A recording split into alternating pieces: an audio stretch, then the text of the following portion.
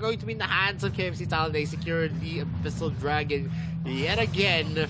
And ADT right now is going to be trailing at 2.5k, and that's already big. It's almost a 6-minute mark. And the Star Sky might hit, but that's going to be a teleport coming in there. He is going to be in the midst of a lot of the members of KFC Talent. He's going to be able to secure that blue buff.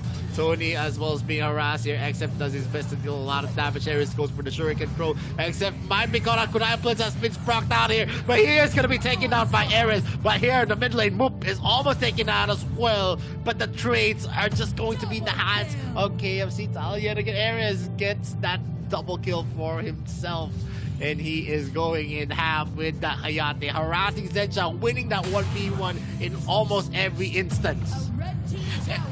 You can see how the level of LCC2 is playing right now. Even for KFC Talent, the mid lane is hard enough to be taken away. ADT need to realize this. The Abyssal lane and the Dark Slayer lane is not on par with LCC2 because of how the defense that LCC2 put with the Crexy pick and also as the Iggy is going to be much of a hard game for the side of Talent. But the harder LCC2 play, the greater Talent had to punish the side lanes. So ADT, they've been trailing a lot right now. They cannot trade much damage because of that iPod Pro onto that Lorien, as well as Ares has the Hayate. The investment made by Talent is working. They are going to have a fundamentally a good game because of a 6-1 differentiate coming in for ADT. Not much of damage could give.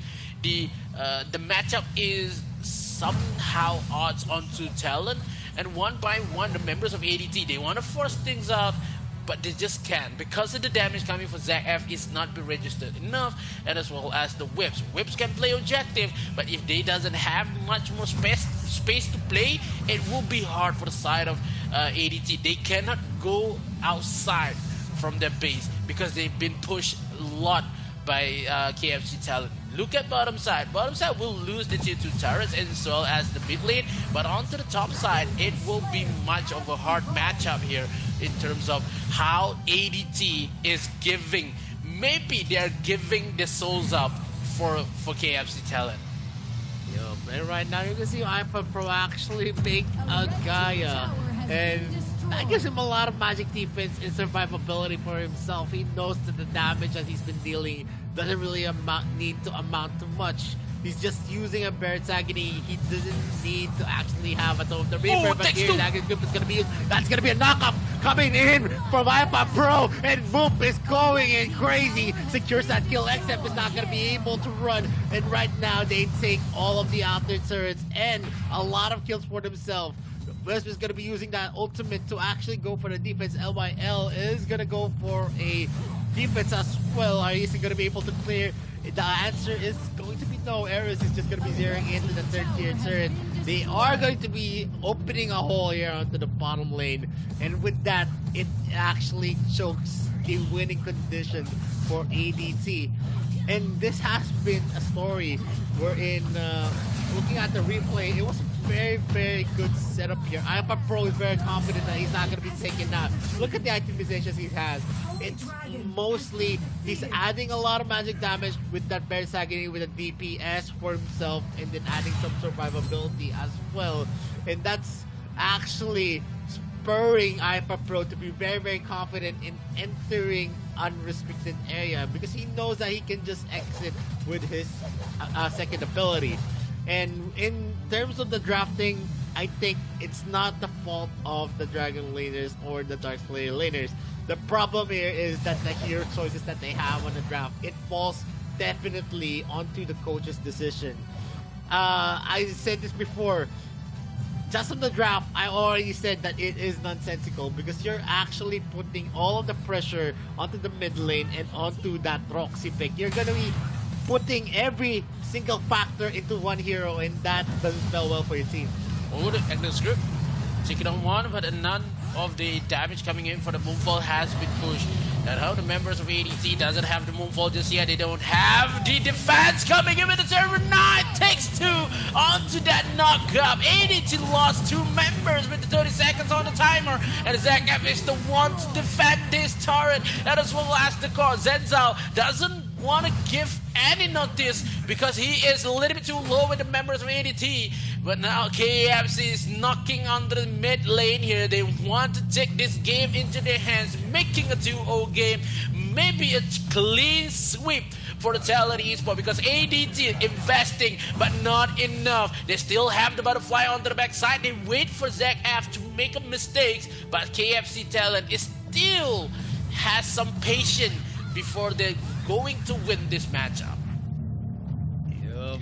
And this is something that's gonna be hurting ADT because there's no chance at all that they're gonna be winning this unless they actually prolong this into an ultra late game wherein they're gonna have a lot of items, a lot of damage in the back line, but that's not gonna be happening soon. We're gonna see Hyperpro adding another utility wherein he's gonna be able to get away from a lot of damage. He actually finished up his orb already. Moop as well, 8.7k, 10.5k into Eris's hands. He already has an Yoga and also the Claim Sancti. He is definitely gonna be dealing a lot of damage, especially in places where there is gonna be a group up for this. Botak is going to be harassed here with the Wheel of Play with the Spectral Ire as well. Pinwheel from NTNZ. They are dealing a lot of damage. Venom is going to be started here. Is there going to be a Star Sky hit here? No one is going to be able to be connected by that ultimate from Hyper Pro, but still it boxed out the members of ADT, enables them to get that. That's an Agnes grip from NTNZ. NTNZ might be taking out the orb has been propped up. That's going to be the Skyfall from Moop. XF is going to be taken out as well. Zen Shell trades it out. Tony is going to be the casualty here. Botak might be in danger. The Kunai Blitz has been brought out here by Aaron, and it is going to be a game set match. Game number 2 is going to be in the hands of KFC Talon. Talon Esports takes the game pretty well to make it a 2-0 win in the best of 5. Only one game away to win this upper bracket matchup versus a dope team. If a dope team lose the game number 3, they will force onto the lower brackets and Talon will proceed into the semifinals. It's going to be some hard matchup for ADT because the investment has been made. It doesn't have a Crixie and a Iggy again in the game number 2. Game number 3, it will be something to be tell to LCC2. They need one more hero to just defend their honor in this current matchup. iPod Pro plays really well with that Lorian. This is what you get if you give iPod Pro the Lorian matchup. That Starry Sky, Starry Night, that is some of a game made by iPod Pro. The position as well as the initiator coming in for iPod Pro is too much to be handled by ADT. That game from the draft itself, we may saw in a one-sided matchup. That draft is too good from Talon Esports. It's not much of a fight coming in for ADT from the early game and as well as the late game. It's just a mow down for Talon Esports. That is too much for ADT. Yeah, you can actually see here in the replay on how big of plays was coming in for KMC Talon. All of their skill shots are actually hitting. And the mobility that we saw coming in from the lineup, Arioma, Azuka, Alorian, Hayate, and of course a Ferris. All of those had gap closers.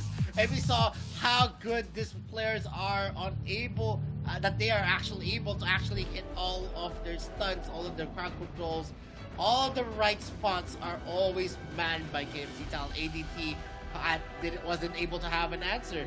It's just that they tried to have a gap close for themselves and they went for a double marksman composition, which is nonsensical in this kind of situation wherein there's a lot of people that's just going to be zeroing in onto the back line. And you can see that nothing that Botak can do, even with the Agnes grip, that could actually equalize the moment for ADT, because yeah, they actually have one hand on one of the heroes, But the problem is, four of the heroes are just gonna come in and massacre everyone because there's not much of crowd control there. You're not gonna be expecting a lot of the silences of the Mark of the Hunter of LYL because he's just gonna be pushed back from the damage. You're not gonna be expecting a lot from the Wiz as well. Yes, he has some stun, but it is a bit stun that is gonna be easily avoidable because of the mobility of the heroes. And then you're gonna have the Metamorphosis coming in from that Elender, which is just gonna be pushing it back. It doesn't matter because there's still a lot of gap close on the skill sets of the heroes of KFC Talent. Only the stun of Crixie is going to be relied on, and that's not enough. A 1 second stun is not enough to give you a wide space of Bert to actually take out a hero from KFC Talent. Yeah, I think that is too much to be handled for ADT because of the drafts with the gap closer, as you mentioned, and the whips is not making a play in terms of how slow whips is. Has been chased a lot, and the ultimate coming, the napalm strike is not working for the side of ADT. The team fight composition is not much of a threat for Talent Esport because of how Talent Esport is everywhere. They can come from a team fight from any direction, and it's kind of surprised to ADT. It currently not much of a fight for given by ADT in terms of how good Talent Draft is, but in game number 3, that can be changed by ADT if they want to bring something that could match up because of how Talent Esport in game 1 and game 2, the investment is there. They doesn't have much more kind of strong heroes, but in terms of ADT, they had a couple that could bring in the matchup because we're not going to see much of Omen and also a Nacross gameplay because they will not go through from the bans.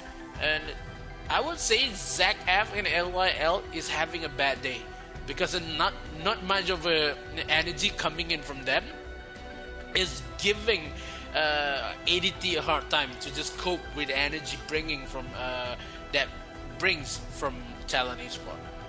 Yeah, I mean the rotations was just punishing, especially on the early take onto that tower on the top lane. Where on the 4 minute mark we saw it actually being closed out by Moop and TNZ and iPad Pro, and Tony and Ares could actually kite XFLCC2 Zenchao and Botak in a 4v2 situation. Usually the numbers actually give you the advantage, but at that moment, because of the mobility of KFC Talent, Ares and Tony was always in a safe place.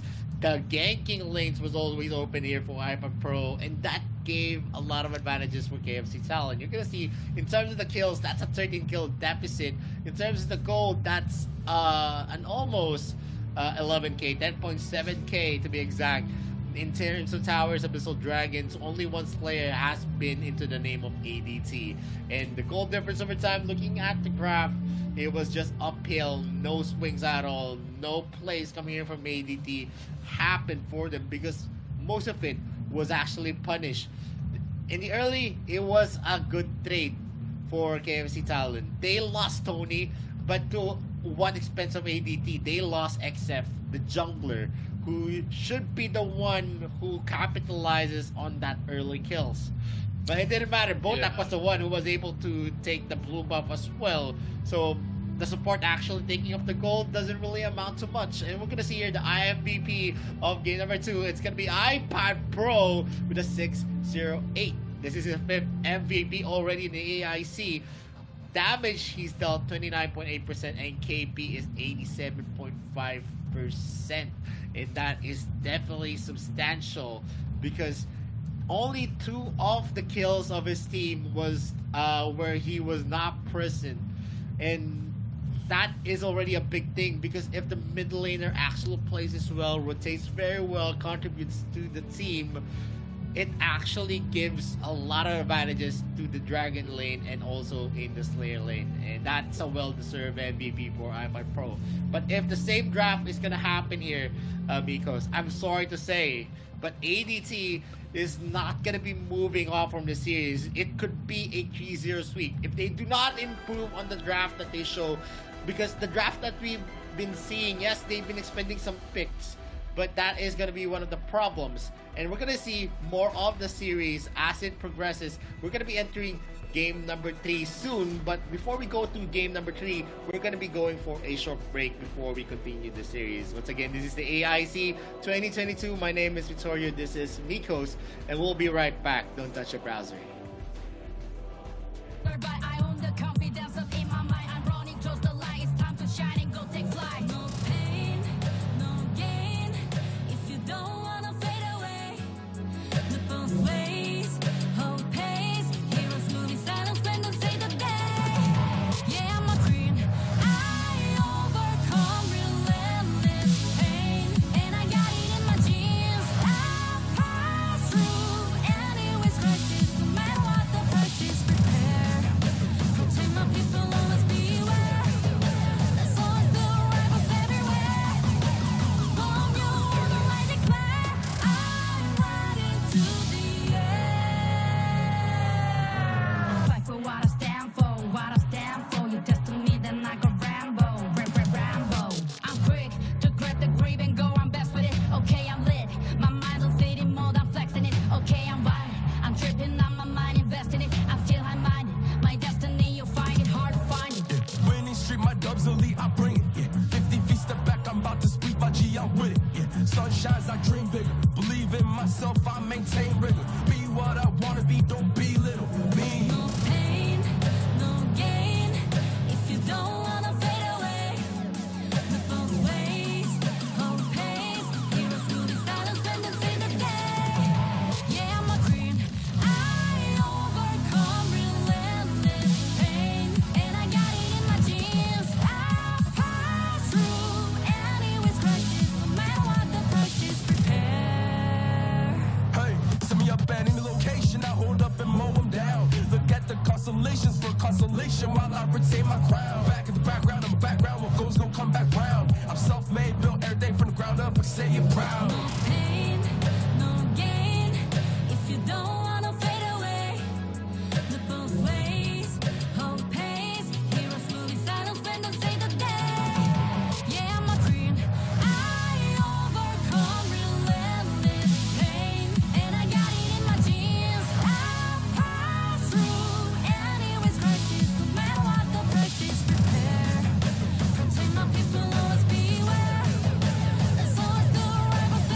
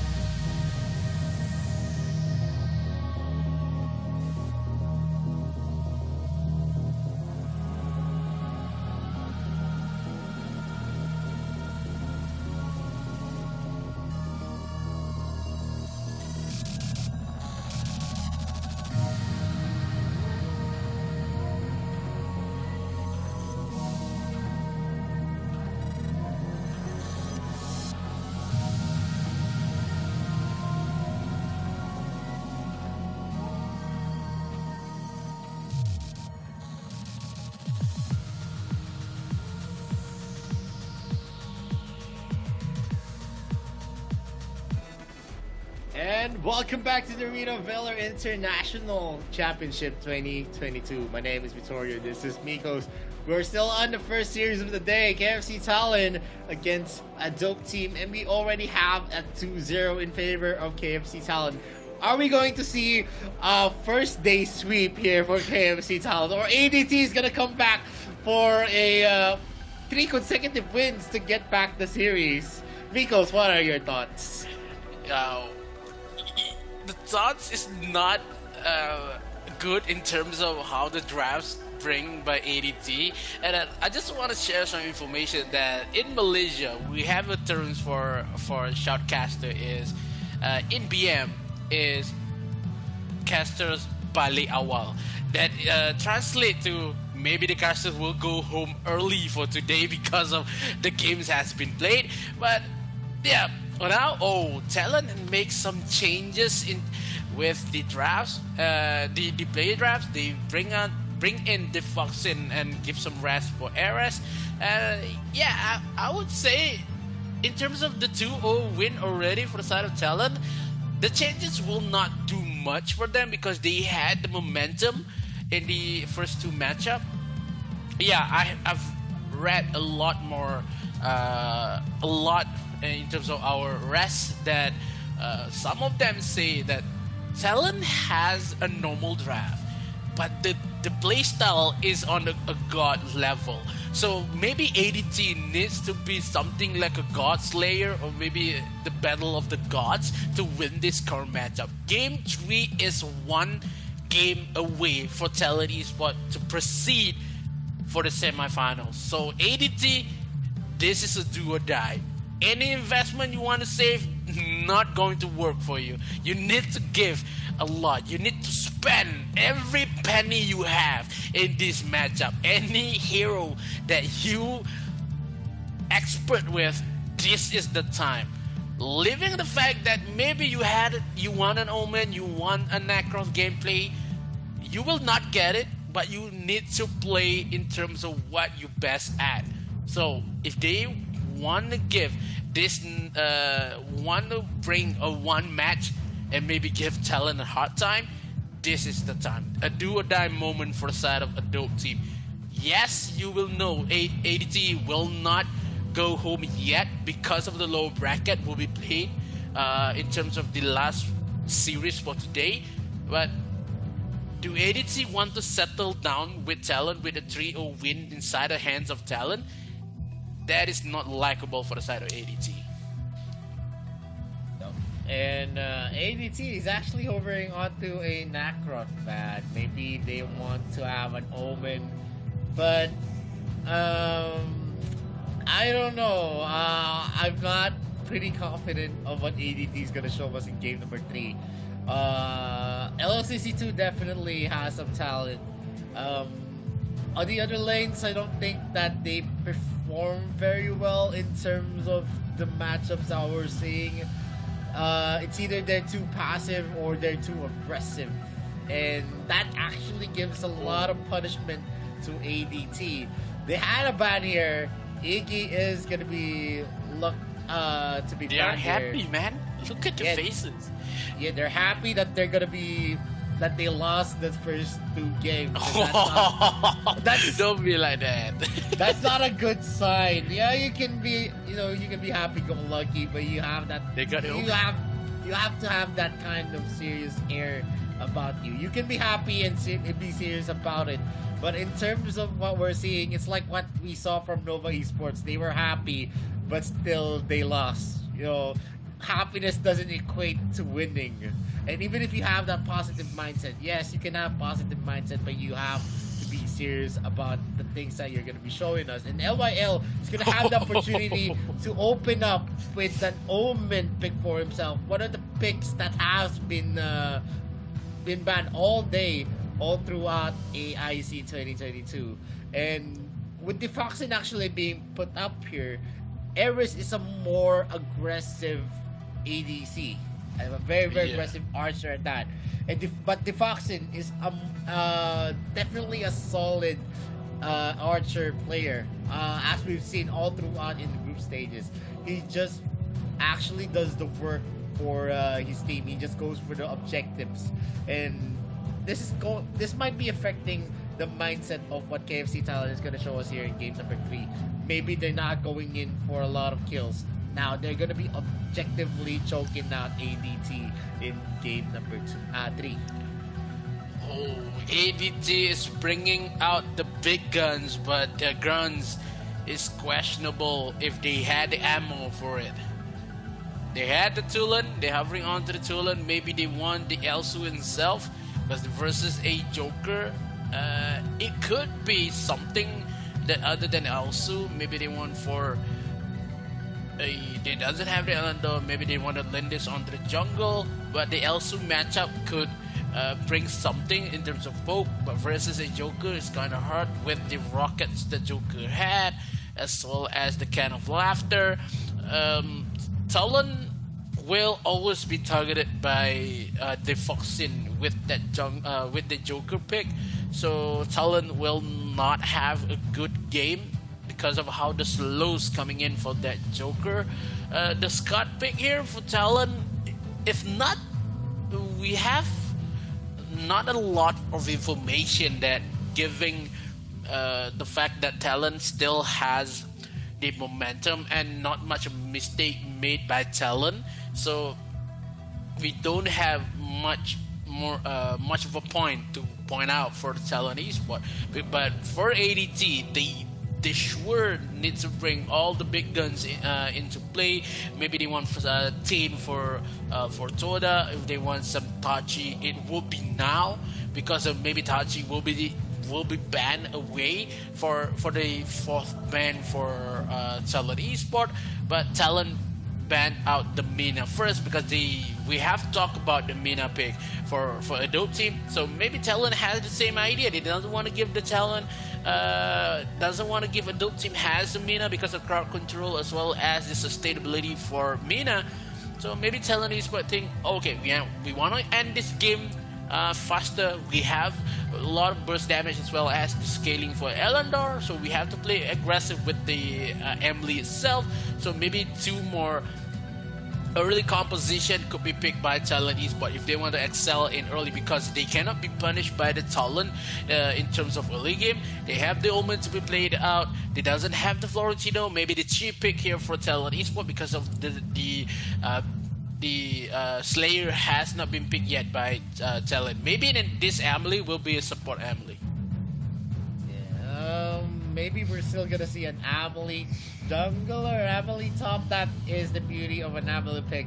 You can actually have a variety wherein you're gonna be able to use Emily in a different sets of positions. But we're gonna cross out the jungle since we already see Elender being picked out. Moop is one of the perennial picks of Moop. Actually, one of his favorite heroes is Elender, and it's a characteristic of the RPL. They love the Elender pick, and definitely Moop with that Elender pick is gonna be trying to go for aggressive plays, and them adding Joker to the mix is definitely gonna be affecting it, because Joker is an early to mid game hero.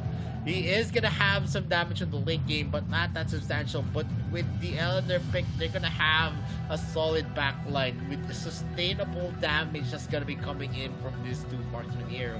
They're gonna be hovering onto that Illumia pick though. In terms of the Illumia pick, maybe still it is gonna be questionable, but it is gonna be Hyper Pro is gonna be using that. So let's maybe give him the benefit of the doubt how he's going to be able to execute that Illumia pick. But in terms of the mobility, Illumia is not that good of a hero. It's questionable, but understandable for iPod Pro. Yeah, definitely. Especially the timings of the stunts are definitely going to be playing it out. And iPod Pro is very, very good at skill shots. And in a dope team, they have an Omen, they have an Elsu, they have a Tulin as well. They're actually going to be compensating the close range of the Tulin with an Elsu long range. I don't know how they're going to make the synergy work. As long as the shots are going to get a hit, definitely there is going to be an opportunity for the Tulin. And they actually went in for 3 heroes that can go for protection, so they're going to have 2 DPS with 3 sustainable heroes in the front. But the problem here is that are they gonna be able to outscale and outsustain the damage that's gonna be dealt by KFC Talon? I'm gonna be curious on the last pick here, KFC Talon. They went in for a tank, and I guess we're gonna see a Dark Slayer Amelie and a support hero, maybe a Lumbor. Baldum is still open for the pickings for KFC Talon as well. Maybe they can go in for a lot more speed with Alice. Let's see what is going to be the last pick here. There's still a lot of things that can actually make sense here for KFC Talon. But they're now hovering and committing to a Roxy pick. Let's see if they're going to be able to utilize the Agnes Grip. And maybe teach ADD how Roxy is going to be used.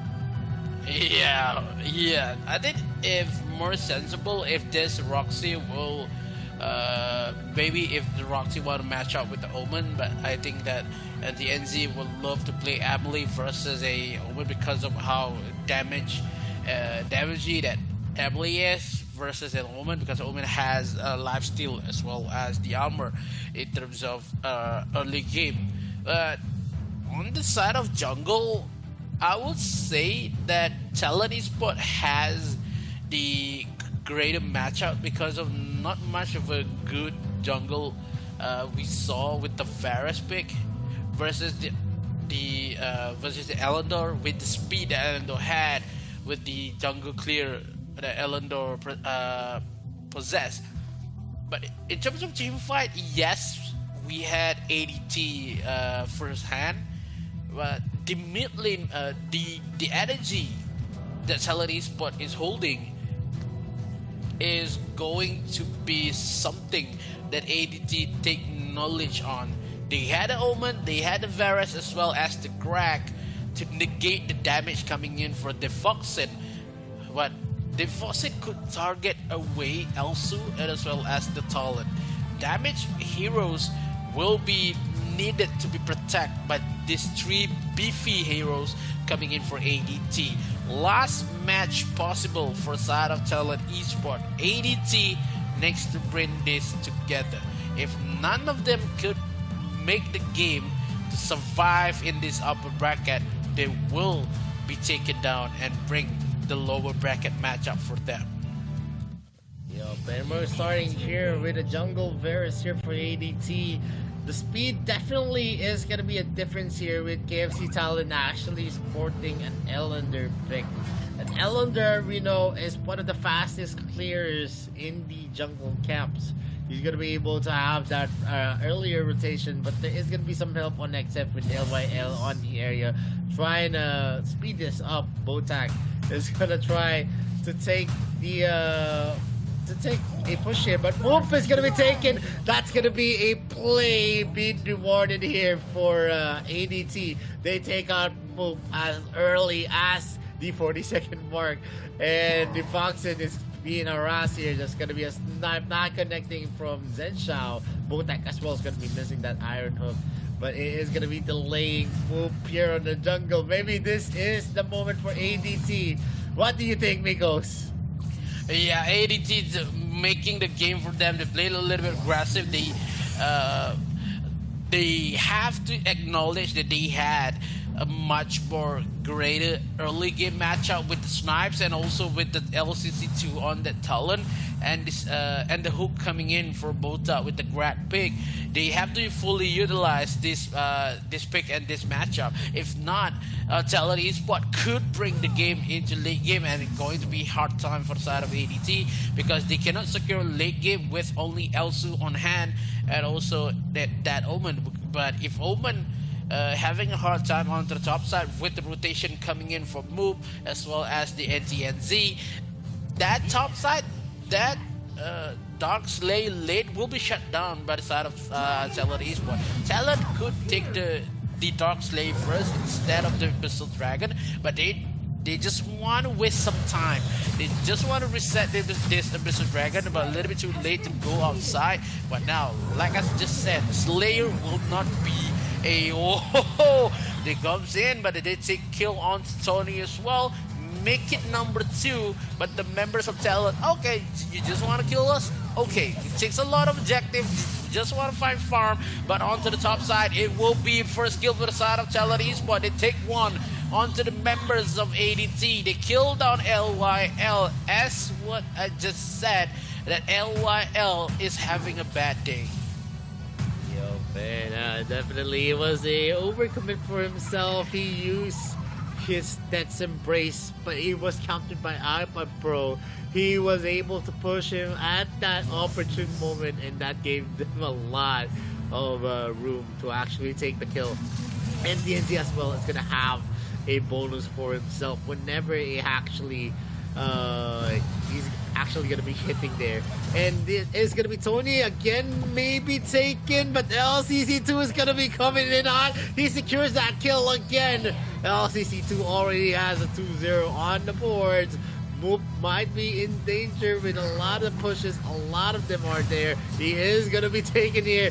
Moop uses the Cataclysm. LCC2 misses that Cataclysm. It's going to finish up LCC2. That's going to be a shutdown kill. And TNT spotting out the ADT members, but a lot of the resources of Moop is going to be taken here without any kind of contest. Ooh, ADT still bring the heat into the game by the side of Talon. This is the moment for them. 4 minutes into account, they still can't bring the goal onto level. But this is the scary part. If Moop has the items and Moop has the ability to just scale away with the members of Talon, then ADT could just finish the game. They just can't. They had one kill ahead, but the goal is not far enough.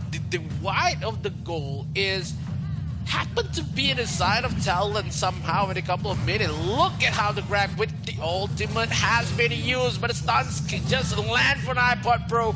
The members is still here, but that Zach F trying to secure the kill, but he just can't. The members of Talon is still alive, and ADT takes the bait and lost 2 members with that trade and make it the 4th kill for the side of Talon Esports. Yo, that was gonna be an unfortunate play here where ADT had the advantage, but it was equalized at that one clash only.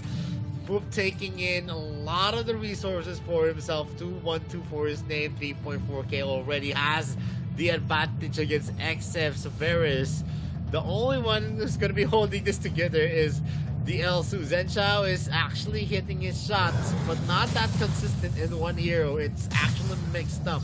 A lot of the shots that he's been taking is actually spread out to the members of KFC Talon, and it also affects on how they're going to be able to take it, except it's going to be against that dragon, but the objective here is going to be taken on the top lane. His Agnes Grip as well is going to be connecting onto Botak. No World's Devour is going to be used. Death's Embrace is going to be used as well. Boop is doing his best to go for the damage. LCC2 is not going to be able to connect his Thunderbird on that low health. Boop is going to be able to safely teleport away. iPad Pro is in the area. And the Cataclysm is still ready. A lot of the ultimates for KMC Talent is still ready here. The Killing Joke is going to be used to clear out and box out some of the members here. XF is going to get a hit maybe, but it's going to be a steal on the blue buff. A lot of the lead that was built by ADT is now onto the scales of KFC Talent. They have a 1k lead for themselves. Oh, ADT is been shaking a lot. Ultimate coming in for Bota. That is trying to maybe check the brush on the mid side. But now, if they want to go engage, they need to wait for the ultimate coming in for Bota itself with the 5-man gank. But the members of Talon, they know this is the time they want to shut down this game. That Emily picked for NTNZ is making the play for them as well. So the position that Emily has with the scaling that Moop is having with the Agnes Grip is not going to make it for ADT. Talon Esports is eating ADT for breakfast. Yeah, man, this is the problem for LCC2. Tony is a very proficient Roxy player, and that's how you should play a Roxy. That's how you use an Agnes Grip. You'll get someone that is easy to kill, and even with one member, they're gonna be able to burst that out with the kind of damage and DPS that we're gonna see. Another Agnes Grip is gonna be used. XF was not able to hit his Venom, and it is another kill here for KFC Talon. They get an objective, they get a kill, and they're just gonna be safely building the lead up onto an unsurmountable amount. This is already a start. We are seeing a 2k gold lead from the 1k gold lead that they had. ADT is still trailing this, trying their best to get some opportunities for themselves, but the problem is there's not much of an opportunity because of the rotation that we're seeing from KFC Talon. First of all, they are the first ones always in the lanes to get the clear, to get the camps, and the resources are just going to be falling onto KFC Talon all throughout this game. Oh, I don't know how ADT could bring maybe a 5-man matchup in terms of team fight, but it will be just too hard because this. Oh no! Again with the Agnes Grip. ADT could not live another day because of how Tony is playing that Roxy. They are really showing how to play the Roxy in terms of they are fighting Buddha itself. So ADT is crumbling into the ground bit by bit. Talon Esports is still has the patience, but no, Bolta, why you're alone into the mid lane? Now the Cataclysm hits, one more attack, it takes away Zenzao onto the mid lane, but this Dawnbringer has been pushed into the mid lane, and the rest of the members of Talon will go onto the Abyssal Dragon, maybe onto the jungle side of ADT. The goal gap has been widened, but ADT still needs to be broadened onto this kind of matchup. A 3-0 will be sent for the fans of Talon Esports. Yeah, it is going to be unfortunate here for ADT. They're now on the receiving end in most of the clashes. And the biggest part here is that Tony is able to zero in onto prime targets. And LYL actually underperforming on using that Omen pick, always goes into areas where he is going to be bursted down. Even if that is an Omen, you have a damage reduction on your skill set. It is not a surefire way. NTNT might be caught out in that spec and is going to be used. He is going to be stuck here. NTNT outlasted him, but it is a trade wherein they're going to be taking an objective that's not going to be replaceable for sure. Heroes can be replaced, but towers can't. Towers can regenerate, and Moop is gonna take XF again. LYL does suspense, but without the ultimate, he's not gonna be able to do anything. Botak might be in danger as well. That's the canned laughter, and he is going to be taken down yet again. ADT is slowly losing steam, and now we're seeing KFC Talon knocking on the door. This is not a steam. This is just a smoke coming in for the damage, maybe the heat bringing for Talon Esports. This is a mistake kind of made by ADT. A little bit much too confident versus Talon Esports in that early matchup. They won a couple fights, but it is not enough to bring down this gigantic team like Talon. Talon knows 4 members for the side of ADT inside of the jungle. 2 members for Talon just back away. They cannot take a fight with only Roxy as well as Joker. They can with the Agnes Grip. They can with the Can of Laughter, but they need move with the finishing act. ADT, if they stall this game, is not going for their side because they only have Omen as well as the Elsu for the late game. But what Tulan could do with the Varus as well. This game might sure only one flicker coming in for Tony with the Anna script could seal this game for Talon to make a 3-0 win. Look at the damage coming in for Snipe for Tony. Does not deal much of a damage, but if he hits it, move, or maybe iPod Pro, we know. But aside of ADT, they need to defend mid lane as well as top one flicker, one Agnes grip could win this matchup for the side of Talent Esports.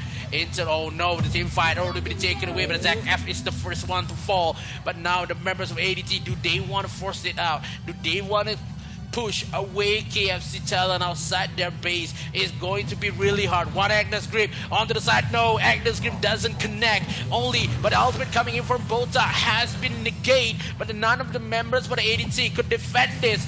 Only one member could stand, but LCC2 is still carrying the members of ADT to defend this matchup. They lost Tony, they lose the Foxin as well, and now KFC needs to back up because they doesn't have enough members to match with ADT. Yeah, but right now, that was a good attempt for LCC2. If he wasn't able to burst down the Foxin, it would have been a different story because a lot of the damage in terms of the long range damage that is being dealt is coming in from the Foxin and also IFA. From Moop can go and zero in if Botak is in the area.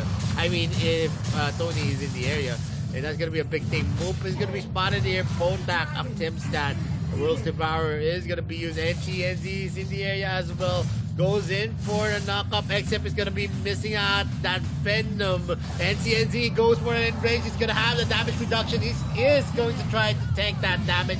But all of the damage is not going to connect. Cataclysm is going to connect as well. But the cleanse coming in from Borak is going to be on time. Tony does his best to pull someone. Moop is going to be teleporting away from the hook of that crack, and it is gonna be a win for ADT. They take one kill, and also, I mean, they take that dragon, but XF is gonna be taken out as well. But NTNZ as well was not able to out-sustain the damage coming in from a dope team, and this is it.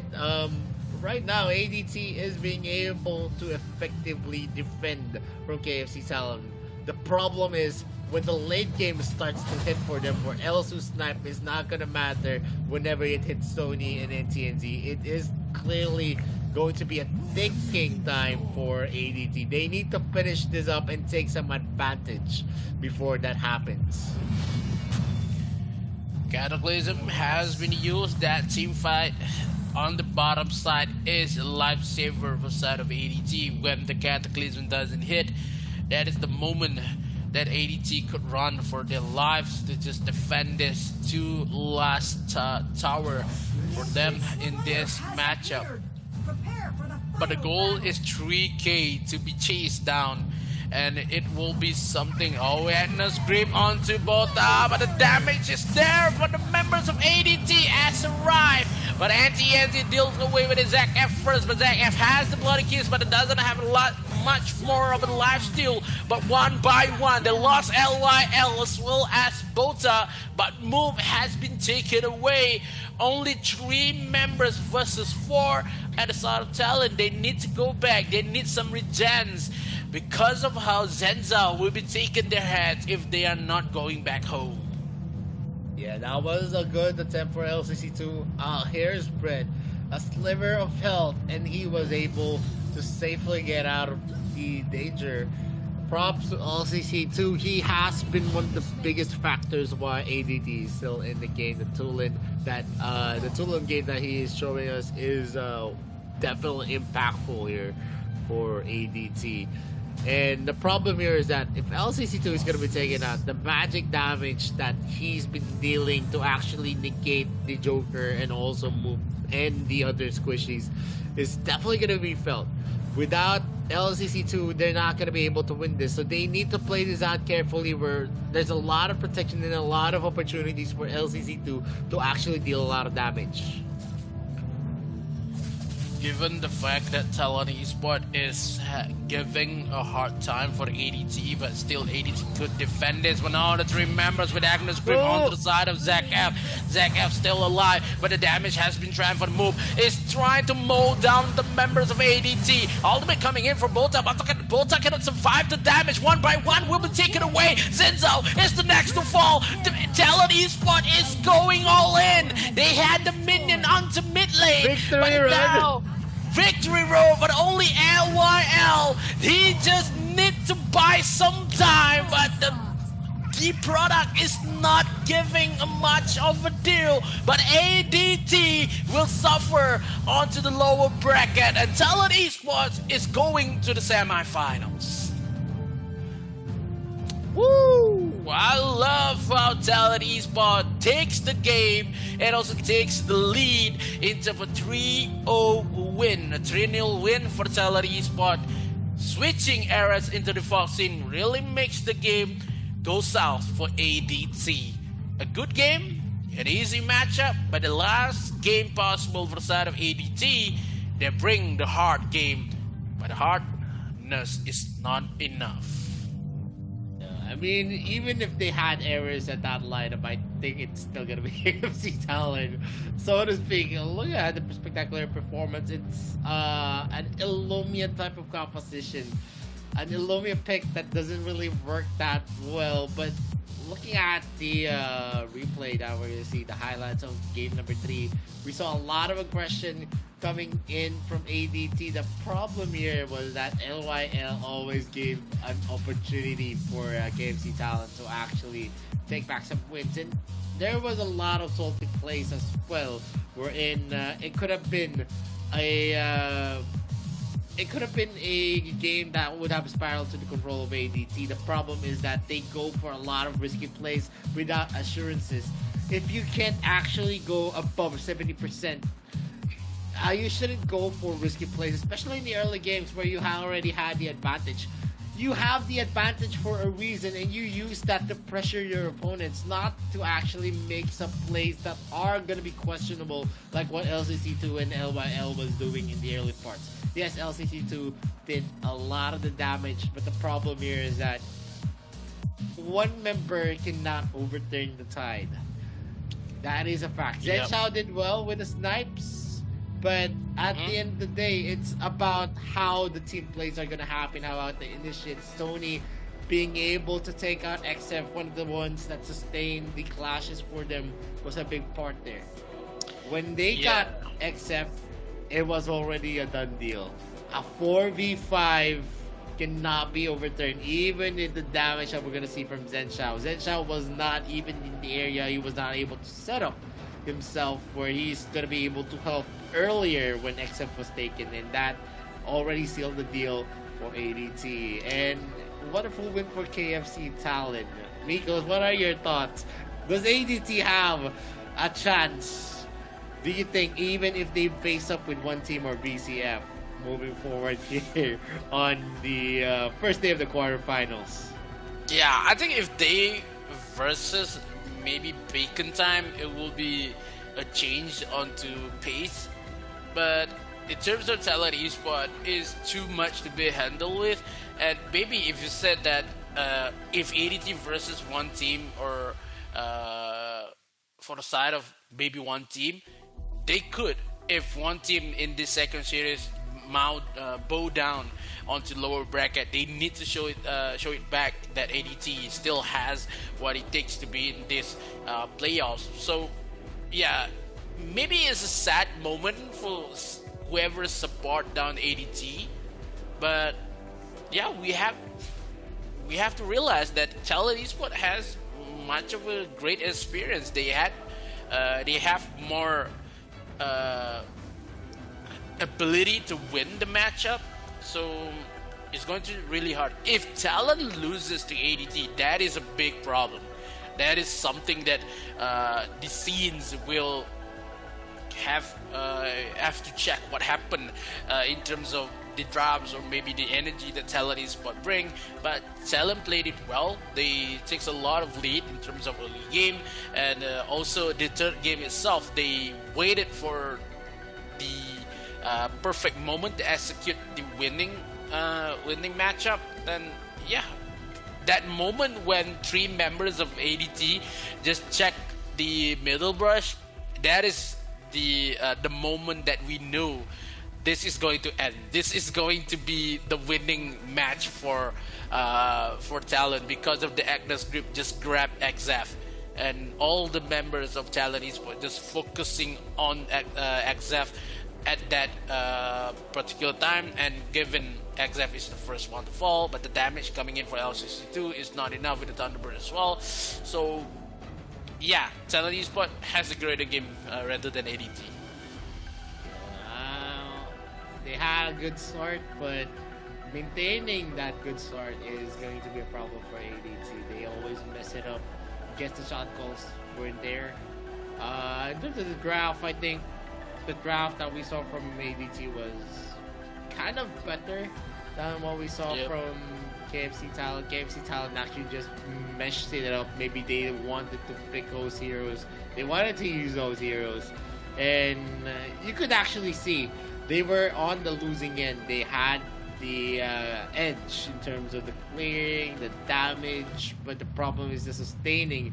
And Tony on that Roxy is definitely a big menace. Anyone who is, he actually uses the Agnes grip whenever another teammate is actually near who can actually deal a lot of damage, like Moop, who actually got a lot of opportunities because of Tony. You're gonna see here in terms of the kills, there is a 12 kill deficit, and ADT actually trailed here. It's a big number. It's also 8 is also a big number when you're actually losing the game. Remember, if you're losing the game, you usually don't have the opportunity to have this, to secure some kills for yourselves.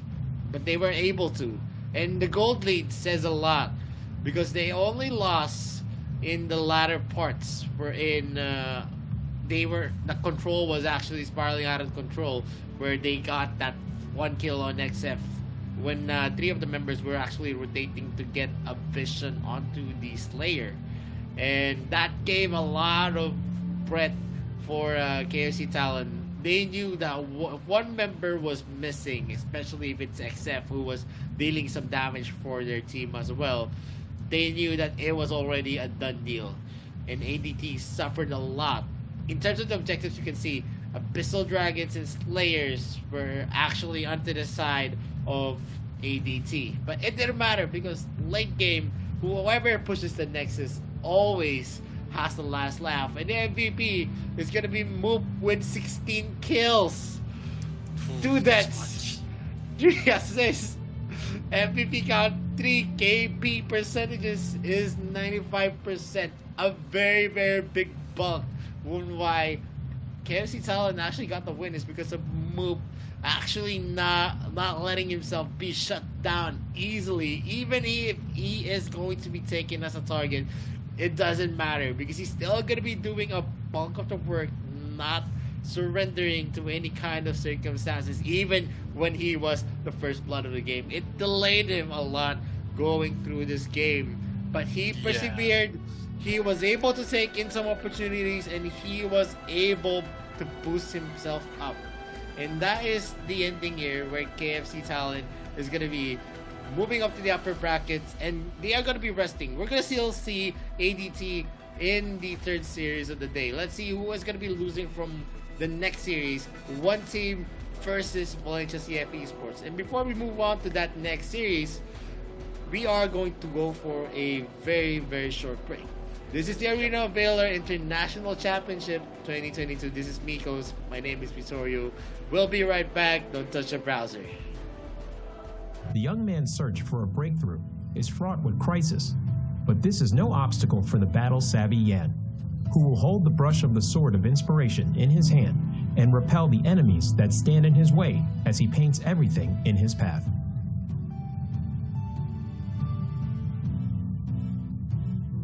Passive, Spiritual Spark.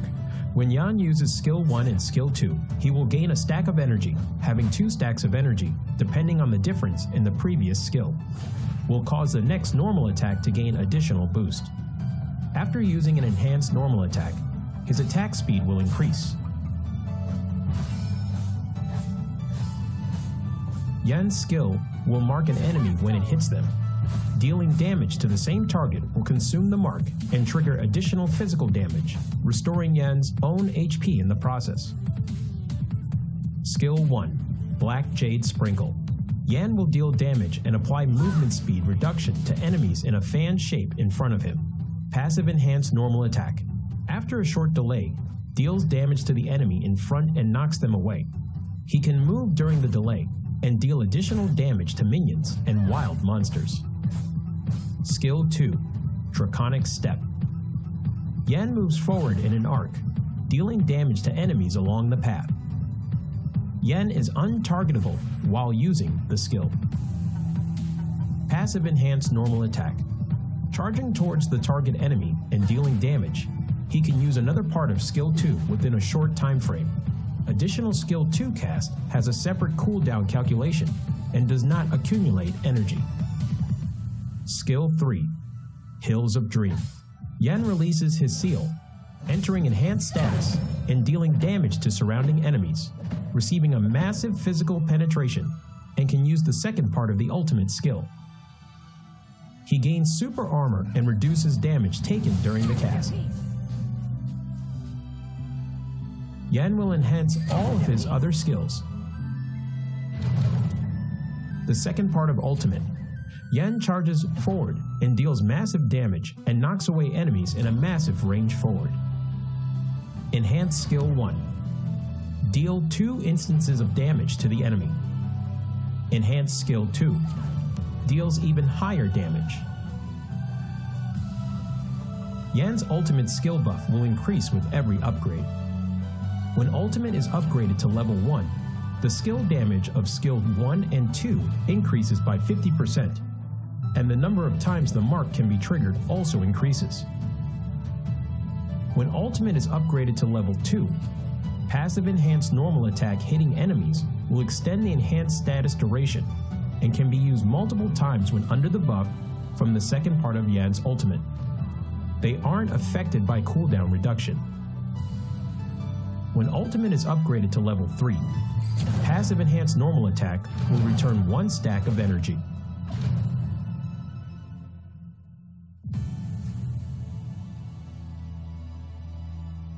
Yan is a highly controllable warrior type assassin.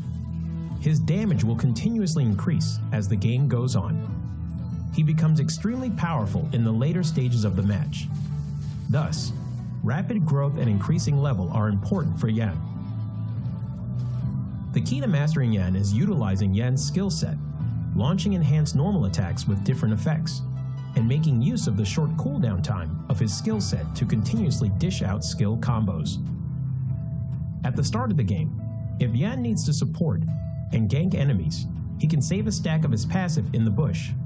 Use Skill 1 to slow down enemies who passes by, and trigger Skill 1's enhanced normal attack to knock away the target, to crowd control them and coordinate with teammates to finish them off. Yan needs to save up 1 stack of his passive while chasing down enemies.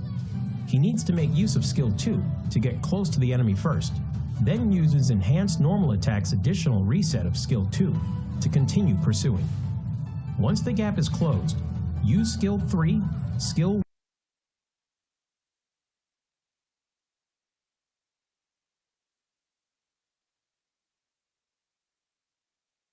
1, use Skill 1, bring forth a good haul. Yan needs to normal attack, the second part of Skill 3, Skill 2, Skill 1 to finish them off. When there are multiple tank-type heroes in the enemy composition, due to Yan's lack of high damage before using his ultimate, he needs to watch his timing when he enters the battle.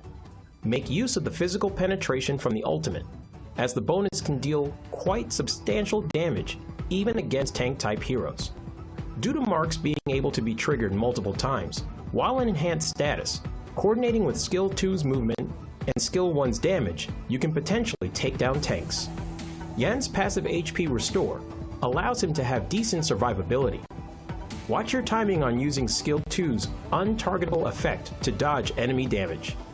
Yan needs to improvise in battle and requires careful observation of the situation on the battlefield to choose the right skill to cast.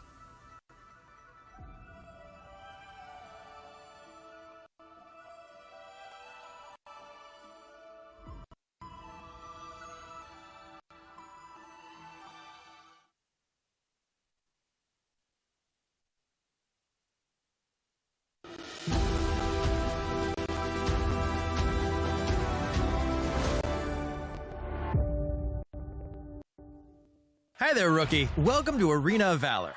This is a multiplayer online battle arena mobile game. This may be your first time with a MOBA game, and you're at a loss about fighting with real players. Fear not. You have Arthur, a trustworthy pal to help you around. He will lead you into this legendary battle and show you the exhilaration of this game. See that crystal over there? Smash it with your divine blade and victory is all yours. Pretty simple, eh? But what about before that? Patience, pal. One step at a time. First, you have to destroy every defense tower in this lane. Of course, your enemies will not let you. They will do anything to stop you. So, do not rush to the tower. Wait! Get back! No! God! Please, no! Well, at least it won't get any worse. You have been defeated. Never mind, pal. We cannot run back time, but you will fully respawn as the countdown ends. See? Dying is no big deal in this game. Don't chicken out. Just go for it like a warrior.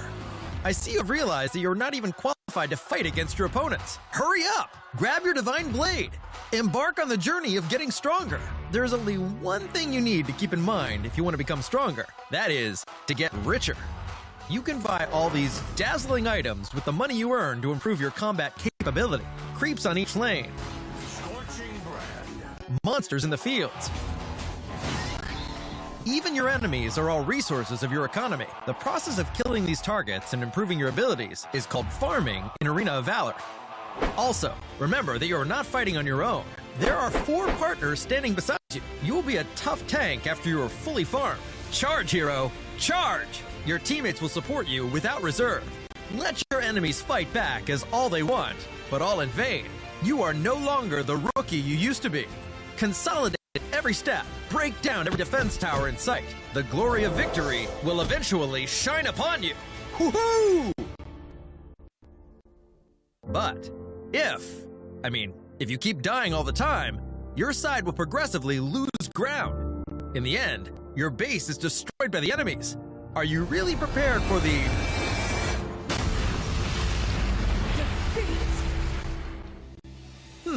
So what?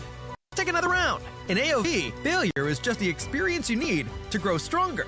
Come on, rookie. What are you waiting for? Let's go!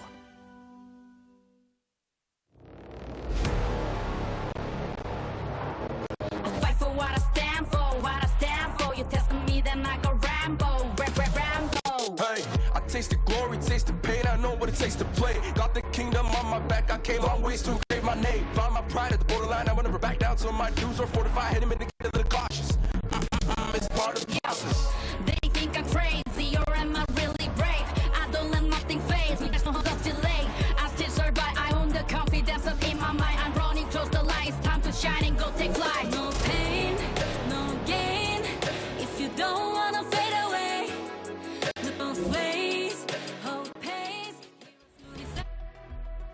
Welcome back to the Arena of Valor International Championship 2022. My name is Visorio. This is Mikos. We're now down to the second series of the day. It is going to be one team against Valencia CFE Sports in the grueling best of 5. After KFC Talon actually won, ADT is going to be waiting in the third series of the day. Whoever's going to be losing here in the second series, they're going to be facing ADT. And if you go into the lower bracket, it is going to be an arduous task to get back into the finals conversation. Yeah, it's going to be really hard for ADT to survive on the lower bracket in terms of what is coming for them. Maybe one team, maybe Valencia, maybe Bacon Time for tomorrow, but for today, maybe Valencia or one team. So it's hard to say who's going to survive the lower bracket, but we are focusing down for this second series here. One team versus Valencia CF. One team has much more particular lineup that they want to bring in this current matchup. They are number 1 in Group B, as same as Talon. Could we see the same result in the series number 2? Yeah, definitely. I'm very excited to see if they're going to be having that same kind of success. Remember, one team is the champion team in the GCS. And definitely, they have that air and caliber that they showed in the group stages. They are number 1, and they are number 1 for a reason. Valencia CFE Sports is going to be needing to throw something against one team to actually convince us and convince the fans and audiences that they're going to be able to beat up one team in this best of 5 series. Whoever takes game number 1 definitely is going to have the momentum. Is Valencia CF Esports ready for that? Because in that kind of scenario, I've seen VCF actually being weak in game number 1. Even in the best of 2 series, wherein a lot of the picks can be expended. Maybe they're still hiding their fangs, we don't know. But one team definitely showed their dominance. So a lot of the expectations, in terms of the power index, I think One Team Esports has the edge on VCF. But VCF can still overturn this if they actually prepared against one team. Yeah, preparation will be tedious to just take down one team for the side of Valencia. That we happen to see a lot mistakes coming in from Valencia before this in the group stage as well as the phase 1. So yeah, one team has the greater edge, as you said, that because of the champions of GCS has whatever it takes to take down Valencia CF. So in terms of mistakes, it will be Valencia make it a lot, but we already has a lot of rest time in terms of before the groups before the playoff. So maybe in these 4 days that Valencia has improved a lot and acknowledge what is the mistake that they made in the group stages, and will trying to just lessen the mistake and trying to take down one team, because the one team is the same kind of power that Talent Esport has. So it takes a lot of guts to take down one team. As for mentioned, what ADT happened, so not met the requirements yet to take down Talent. One of my biggest takeaways in the AIC 2022 is that the RPL still has that air of dominance. Why would I say that? But because all of the teams coming in from the RPL is still in the AIC 2022. You have KFC Talent, you have Valencia CF Esports, and you have It's Bacon Time. Maybe are we going to be seeing a repeat that 2022 could still be in the hands of the RPL like 2021. AWC and AIC, it was all about the RPL teams. And we already said goodbye to Mad Team from the GCS region, the third placers. And we actually said goodbye to the champions of the AOG region, SGP. So a lot of the chip on the shoulder is that the other regions need to prove themselves to be the better teams here in the AIC. They need to eliminate their opponents as early as now. And if they knock down their opponents on the lower bracket, it is going to be a lot of the matches always being played out. Especially if we're coming down from the bottom. And, those kinds of stories actually accelerate me. Usually the teams that are in the bottom are always teams that you want to root for because they're the underdogs. Probably ADT, we could say, is an underdog.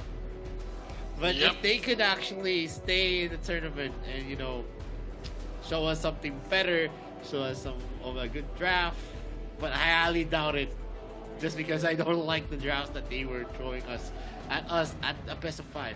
Maybe they were flustered. Maybe they're just flustered because they haven't been in this kind of competition or in the international scene.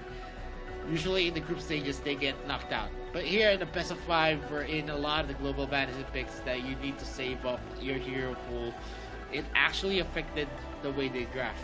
And I'm not expecting that on one team in Valencia CF Esports who has that kind of experience.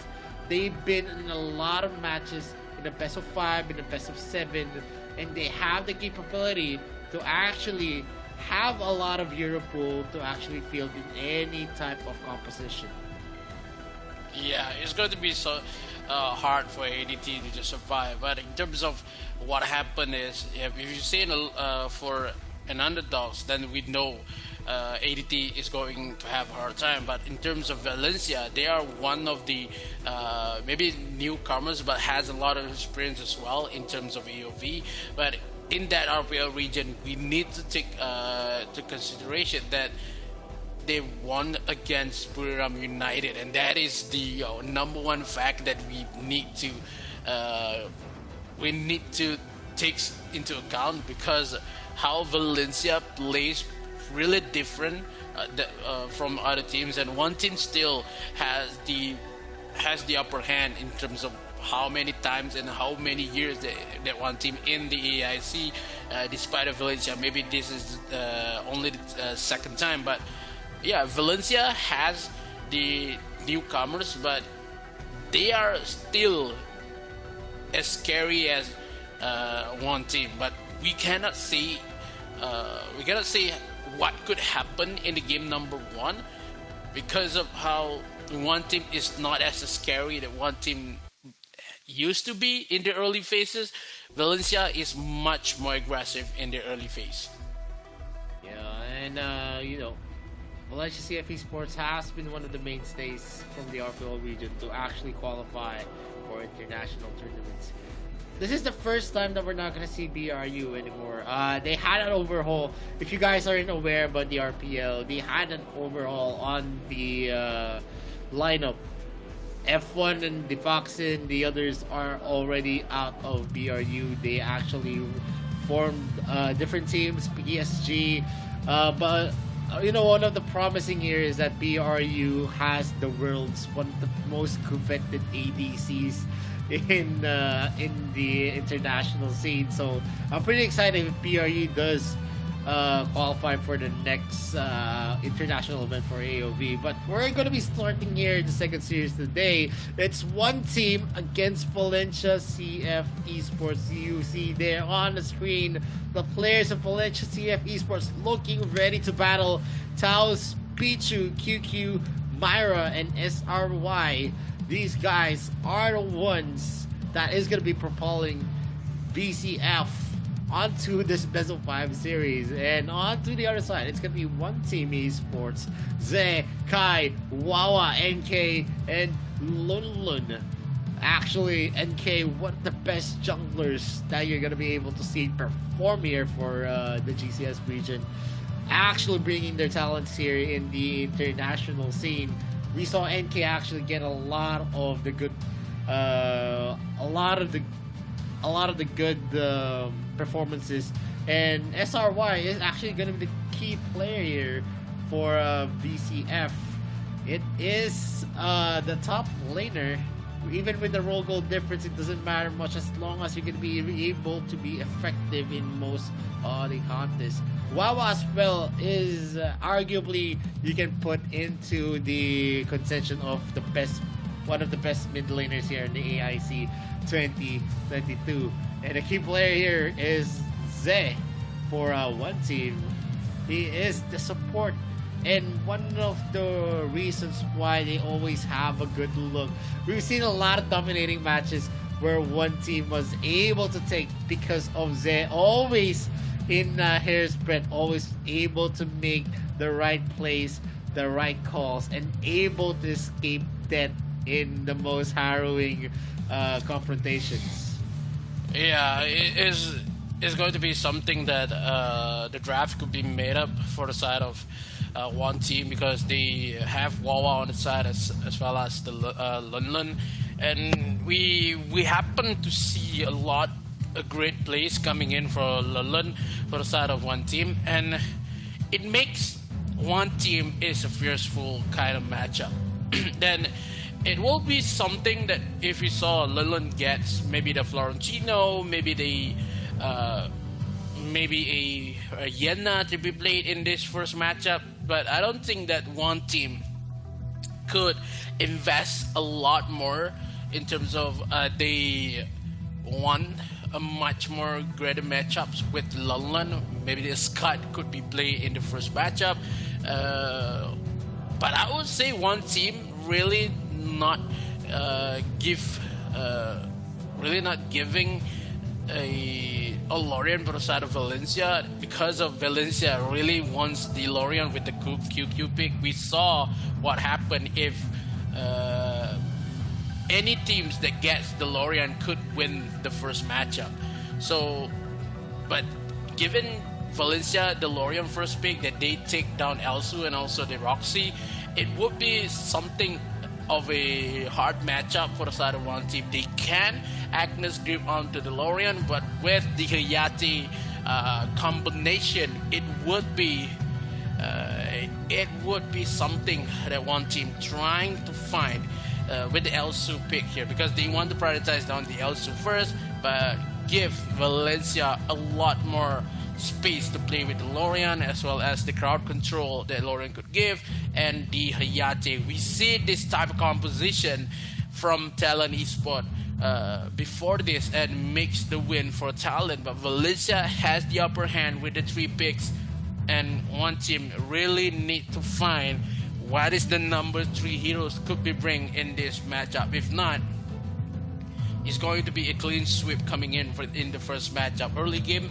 has been secured by the side of Valencia. Mid game as well, they have the Zuka and also the Hayate. So potentially is one team really needs some scaling types of heroes with the Elendor pick here. They have the double ADC. I would say double AD is not famous as it used to be in terms of AIC 2019 and 18, but it will be something for one team. They want to give a lot of damage, as well as they have burst, they have poke, they have DPS with the Elendor. It being something that Valencia could punish. They already have the Zuka, they have the Hayate, and also the Lorian. Team fight capabilities is too much to be handled by one team. They have the shutdown ability, but they need someone, maybe a Mina to be picked here for Zay, maybe a Mina Dark Slayer with the Roxy support. If they take the Mina, it will be a good game for side of one team. Yep, and definitely one team needs a lot more protection. The Roxy is not going to be enough with the gap close that we saw from Lorian, the Zuka, and also the kiting abilities of the Hayate, which is going to be very, very hard. They banned out the Iggy to prevent a lot of the damage and long-range damage to be in the favor of one team, because if they pair that up with the Elsu, it's going to be disastrous for Valencia CF Esports. But, you know, this is reminiscent of what we saw from KFC Talent and ADT. One team actually goes in with the same draft almost as ADT. The difference is that it's not much of a pick wherein they're gonna have to be losing, because it's not a wisp pick. So they're gonna be definitely relying heavily onto the snipes of that Elsu. Valencia CF Esports has the KFC Talent draft from earlier. The first 3 picks, if you actually notice it, it's a Lorian, a Hayate, and a Zuka. It's like they're repeating it from memory. But one team is going to be adding a mage that could probably give them some control, an Ignis or a Liliana. There is a boundary wherein if a Liliana is being picked out, you're going to be scared to actually go into a certain area, because a lot of the damage of the Liliana can be affected because he can go for a gap close to anyone. Hayate could be a target here. The stuns and also the pokes he has is substantial, even without the Fox form. Yeah, I think the Liliana pick is only to just deny the Kuna Blitz coming in for from Pichu, and that is a good thing for the side of one. They had a lot of assassin like what we used to see from Talon, and it made a good fortune for the side of Talon Esports. They have Liliana, they have the Elendor. They need one more champion that could bring any kind of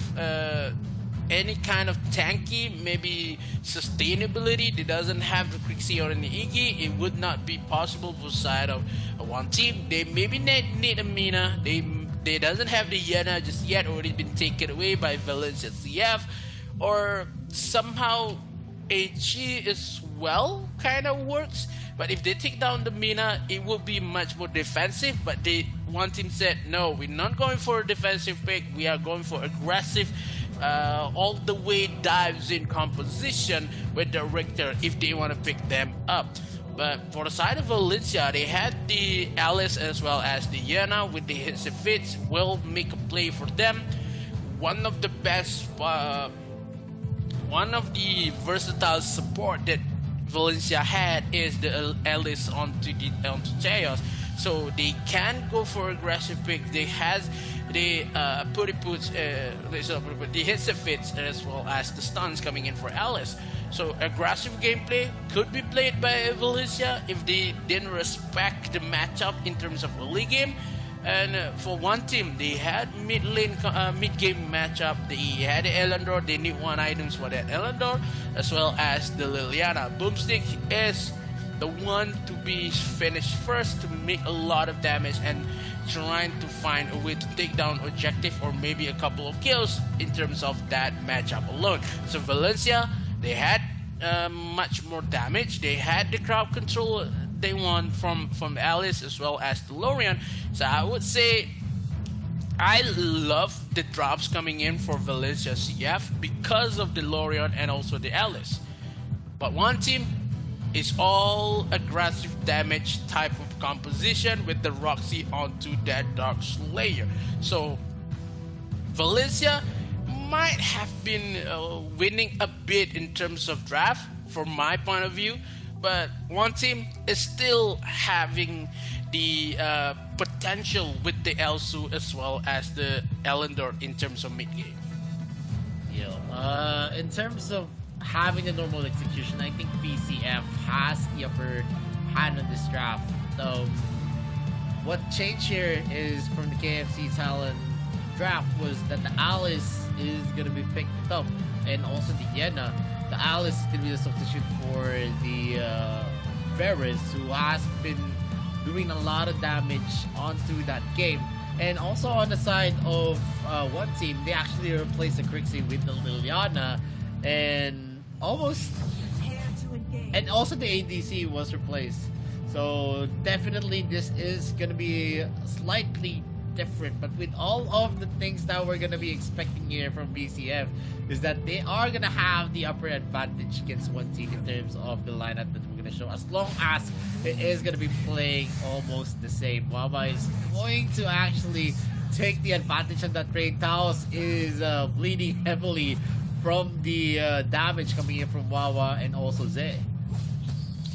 Yeah, given the drafts that have been made by Valencia, they need to play aggressive, but they do in terms of Teos and as well as Pichu on the top side. Lon trying to find a way to just steal one member, but no, this is only level 2 Roxy, doesn't have the active script just yet.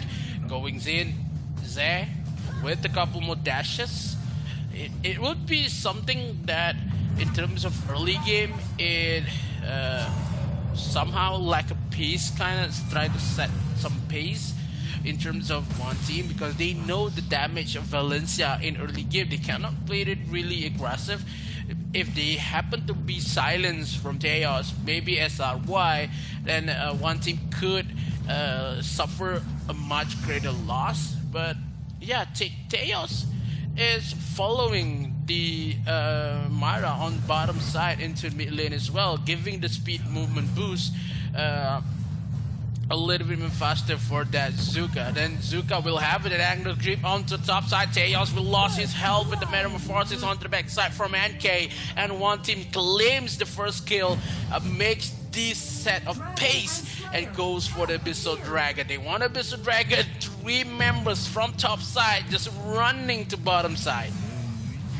Well, they definitely want to actually get that secure dragon, and one team actually left out the top lane.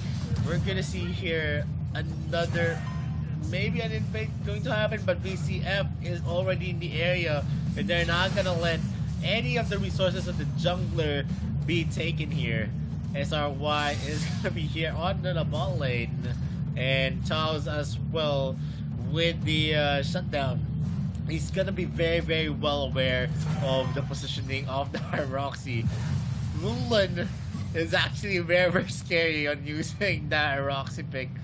He is going to have that kind of presence wherein whenever he's missing, there is going to be some pressure mounting, because they're always going to be thinking, is Linen going to be here pulling us up for the initiation, or is he just on the lane trying to farm? Yeah, I think he needs to farm. He needs to wait for the Agnes Grip to only have the a couple more damage with the Agnes Grip and the follow-ups coming in for NK. If NK on top side, it will be much of a convenient for the side of one team. They can dive a lot with the Agnes Grip coming in for Lulun. And look how Zay is trying to play really well in terms of zoning control, and I'll commend that because of none of the members of Valencia really takes the bait to trying to chase down Zed much of the time. But into the mid lane here, a couple more initiation coming in for one team, leaving London as well as NK bottom side. London is, you can see in Valencia, no one from Valencia wants to fight with London on bottom side. Now Hits and Fits has been pushed down. Zay a little bit too aggressive here, but none of the members coming in for both teams has been taken down, and they could pressure on top side. The Dark Slayer really need to be slain here, but none of the members really needs to go for that matchup, because if Valencia trying to play for objective, they could take the Dark Slayer to just closing the gap in terms of goal, but it's really hard for fighting down the damage that one team has currently. Oh, top side, what happened here? Couple more damage onto Myra, but Myra with the snipes coming in for Kai, a little bit of not the same target as they intended, because if it lands onto Myra, they could take the second kill for the side of Valencia. Right now, we're seeing some advantage here for one team, but it's not an advantage that's, is going to be one-sided. It is still winnable. 500 gold or 800 gold or even 1k gold is still a number wherein you can actually just take an objective and equalize it. The problem here is that if the rotations are going to be the same, one team is definitely going to have the damage that they're hoping for in the mid-game. Myra is going to be harassed here by NK, QQ as well. NK is just taking in all of the advantages that he can. Easy Fit is going to be used. Star Sky as well to deter NK from securing that kill. And on the top lane, we're seeing Kai and Zay actually giving pressure to SRY. Lulun is just slowly clearing out the lanes. He knows that Pichu cannot even take the kill if he's not going to be able to stack, and the mobility of Lulun is going to be there. NK as well is going to be entering. Lulun is going to be boxing out Pichu, scaring him with that attempt to go in. Maybe there is going to be a chance here. The stun is not going to connect. Wawa as well is just mounting pressure into the rotations, and you can see who is at the upper hand of the initiations of the fight. It is always one team. Yeah, one team has to dictate the pace in game number one, because of Valencia really scared a little bit in terms of how they trying to play this really safe. But one team, if Valencia gives one team a lot of space, it will be a game for one team, because we haven't seen when one team is not having a good game in terms of early game, they lost it in the late game, because of if one team grabs the opportunity to win, it will be all day long, because of, I think one team is waiting for that flicker to just happen to under cooldown if they want to take a lot of objective. But now NK on top side, NK takes the kill as well onto Yena. SRY doesn't have to connect the silent just yet, but still Lorian for the side of Valencia is not working for them, because of how the movement and the dashes that one team has is not in the favor of Valencia currently. One team has the double kill. They has 2 kills currently with 1 objective taken, 1 Dark Slayer, 1 tower, and 1 Abyssal Dragon. The bottom tower is the next objective, and it will be falling down. Orb as well, 1 snipe. It doesn't have to kill it yet, but only 1 health left for that Myra, with the Zuka really needs to run away with no item yet for members of Valencia. But this is a difference here. One team is actually using this kind of composition to get the pickoffs, to get the initiation, to get the advantage in every start of the fights. And Lulun has been a big part. when whichever lane he is actually located, it's almost a sure kill because he's able to connect the Agnes grip on anyone who defending the towers, and that gives a lot of space and a lot of opportunities for NK to actually capitalize on. He actually finished up his Fafnir already. He also has a Claim Sanctity, and definitely the damage that he's going to be able to deal even onto the tanks is going to actually hurt a lot, and in a matter of seconds he can burst down the squishy heroes like Florian, the Hayate, Myra as well. SRY is not an exception. We all know Yena can build tank items, but at the end of the day, the defensive capabilities of a Yena is still not going to be enough to tank some damage in, and Myra is going to be taken here with Zay with the Mark of the Hunter. Getting a silence and the skills of Myra is not going to be enough to safely get away from that engagement. Ooh, this is an early matchup. Early matchup on the side of one team. They take the 3-kill lead. One Agnes grip is needed for London. Agnes grip is still not been using just yet, but looks how NK is chugging down with the members of one, trying to find a way to take the kill. It takes one.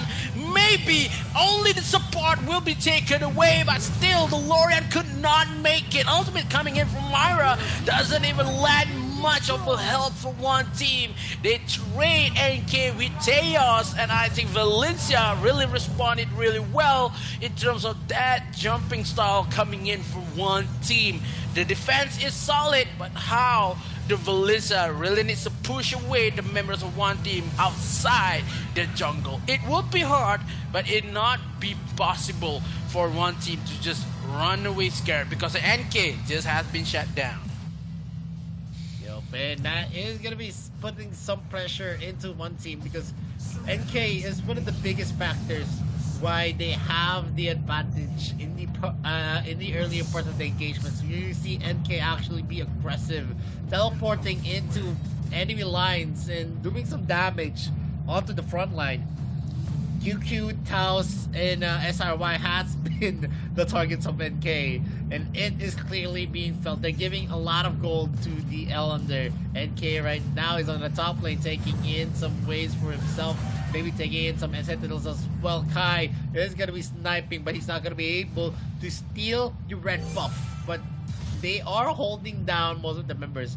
NK right now is in the brushes, and it is already being mediated, and SRY is not going to be able to connect himself. The silence is not going to be there, but on the mid lane, Wawa is doing some hard work with the pushes that he's been doing. A snipe is not going to connect again. QQ is going to be able to successfully clear the wave. Another wave is going to be crashing, but Kai is going to be closing up the mid lane, opening up the third turret. Third tier turret here for VCF, and they are now hard at work on going for a strategy to go for the defense. But till when are they going to be able to hold down? More of the pressure is mounting. They have a lot of range in the side of one team, and that enables them to just get the turrets easily.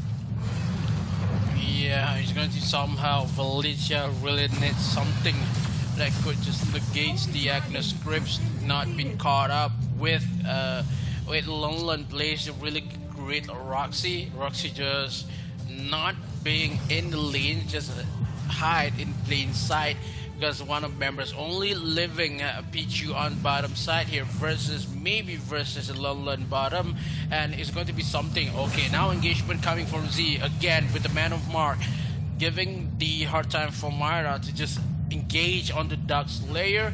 3 kills to be fine for the side of Valencia. So yeah, if they want to. Only non-objective has been taken away.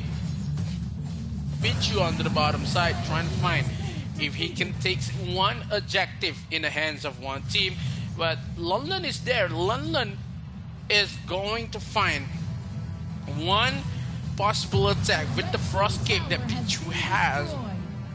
Maybe slows down London a little bit, and I think it's currently one team is trying to find a way to knock down Valencia one by one. In terms of how objective taking there is with the Elsu is happen to saving a lot more space with the Lorian just can't go inside, maybe in the front face of the one team members, and that Elsu is going to be a hard time for Valencia. So yeah, because of Valencia cannot play aggressive with the Alice pick. They can, but they would suffer a lot more damage coming in from Kai. Yep, and now they're knocking into the doors of VCF. They're going for a commit here on the bottom lane. Mara is doing his best. Zay is just going to be deterring some of the damage, but the clear from QQ and Taos as well is going to be amplified with a his effect. But the mid lane wave is going to be crashing yet again. They are maybe in danger. SRY is going to do his best. That's going to be the half press being used up. And they are going to be successfully defending themselves from the push coming in from one team. They're maybe waiting for the next Slayer. And the Dark Lord Slayer is actually going to be spawning in a matter of 45 seconds. In case just going back to farming his items, but he's already at 12.5k. He is going to be locking in most of his itemizations. He still has an orb that he can pop up for maybe a turn around play, and that's going to be crucial. Let's see what is going to happen on the next slash, because definitely it is the one that's going to be dictating who's going to be winning this. VCF is in the last straws of their life. If they're not going to be winning the next clash, definitely one team can actually go for a victory run and just go straight to the Nexus. Yeah, 15 minutes in the game. We have 3k plus gold lead for the side of one team. This Dark Lord has spawned. The damage that NK could give is only possible to just one man kill down this Dark Lord. But the members of VCF, they want to engage, they want to contest this Dark Lord. A little bit too late, but Mira steals the Dark Lord for themselves. For one team make a clear mistake, and Valencia could defend this. They can't push mid lane, but one team fight could dictate one, or VCF could take the game for them. Mid lane Dark Lord, top side will be pushed by London, bottom side here and mid already been taken by Valencia. One team fight, only one mistake is the opening gap for the side of Valencia. Yup, and this is VCF, and if you make a mistake, they're definitely going to be capitalizing on it. They had the opportunity to take objectives for themselves. The towers is definitely an option. Myra is just in the area scaring NK away because he knows that the Skyfall and also the his, if it actually hits, he is going to be in grave danger. The snipe is going to be used by Kai to shave off some of the health of that Dark Lord Slayer. And we're going to see SRY on the top lane just taking in some towers for himself. The second tier turret is going to be difficult. Lulu's going to be missing that anti-script. He is going to be slowed down. He's not going to be able to walk away with a slow coming in from Pichu and the Hizafin coming in from Taos. And it is a 4 versus 5 engagement that is going to be making one team suffer here. And SRY is now knocking on the door here in the third tier with the Dark Lord Slayer in the mid lane. It's going to be difficult. Zay is going to be using the Bark of the Hunter. He's not going to be able to silence anyone. And K is doing his best. The Kunai Blitz, though, from Pichu is going to be finishing off, procting down that Resurrection. He is going to be going back. He is still alive and well. Wawa is going to be taken out here by Kai, though, with a normal attack. Mara is doing his best. That's going to be a snipe connecting, and they go for an exchange. It's a 1-for-1. It's a 3 versus 1 here on the defense. Are they going to be able to go for a victory run, or is it just going to be a successful defense here? With Pichu still having his resurrection, and with the dead timers actually in favor here by VCF, they still can just hold this out. They're not going to be easily taking this, since we still have Pichu with the dead sickle being ready for himself here.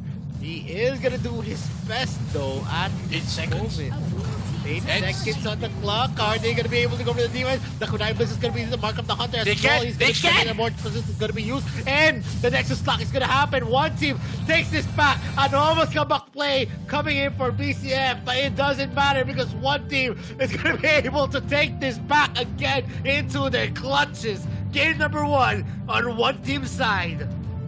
Oh, nearly a win for Valencia. We had it coming. We had one team fight made by London trying to find a way to with the Agnes grip, but one team gets lucky enough to defend their core and makes the win for them. 4 losses of members for the side of Valencia at that point with only Hayate is present. I wouldn't say the defense is going to be something is going to be really hard because of how Valencia CF that still onto Dark Lord. It's nearly a win for Valencia CF. The only moment that we saw Valencia could make this comeback a dream came true. But now sometimes we can't even chase our dream, and the dream has been crushed by other teams. So maybe something that could bring by the members of one team. The dreams has been negated, but one team secures the game number 1 and makes the first point for themselves. But Valencia really has the ability to win this matchup. But in terms of how, the only first losses that Lorient suffered in AIC. Yo, man, at that moment, I think it was a very, very good play coming in from BCF, but it was just not enough.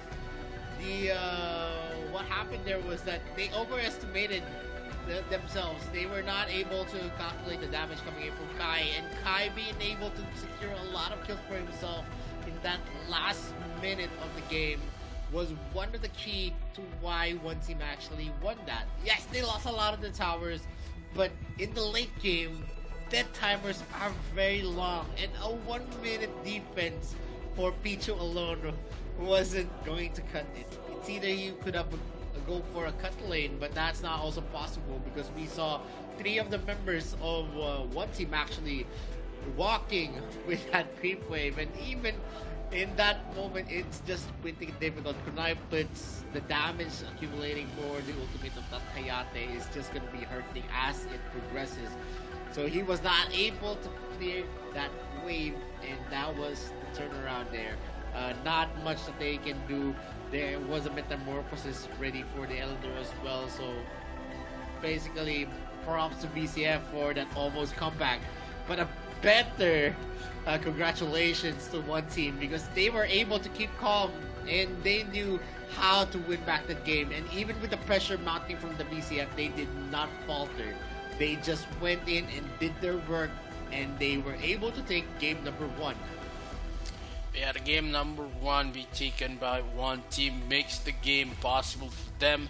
But in terms of how Valencia waiting for the opportunity to take a steal onto Dark Lord Slayer, making they can push mid lane, and they force one team to make a lot of mistake there, and it's possible for one team loses that gap a lot.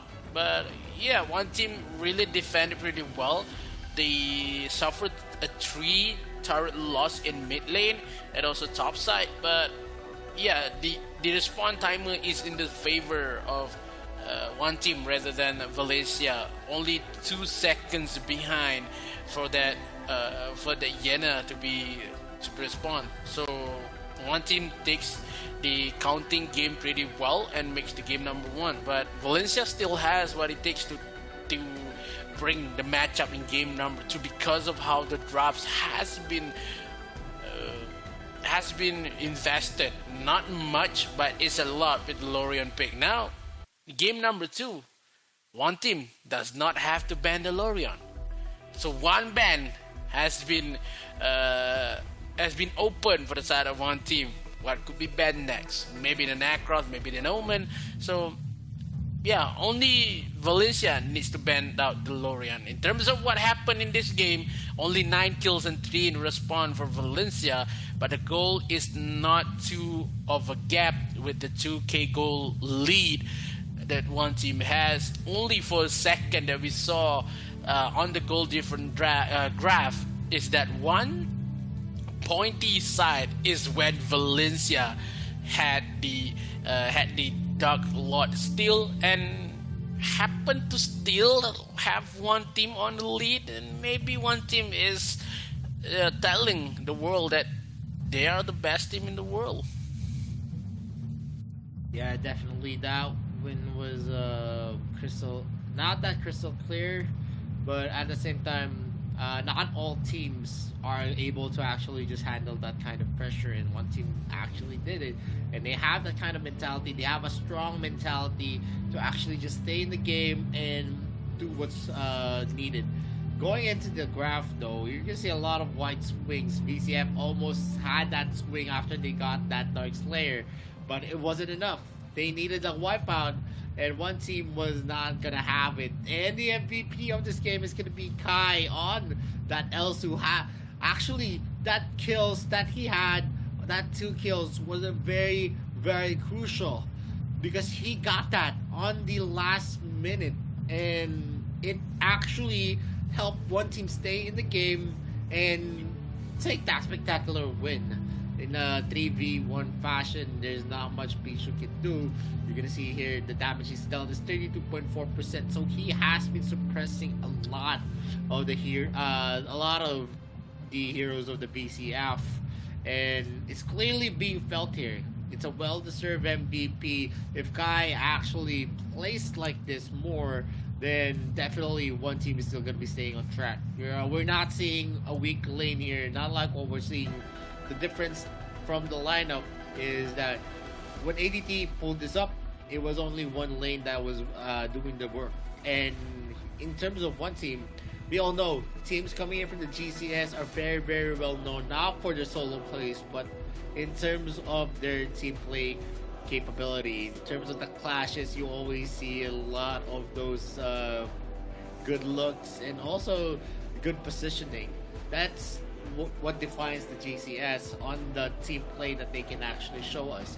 In the BCF, there's a lot of spectacular skills, there's a lot of those strategies as well, but not as evident as we saw one team actually just doing the bulk of the work all throughout game number 1. In game number 2, I'm expecting a lot from BCF. They did have an almost close win. It's an understatement to say that it could have been a game that tilted to them if they did not overestimate Kai. If they were able to actually just take out Kai at the earlier onset in that last clash, it would have ended. But they actually committed to actually proc that resurrection from NK. And that did not bode well for them because there was still another ADC that one thing could rely on, and that was Kai on that Elsu, who just did a lot of the bulk of the damage. You could see the snipes.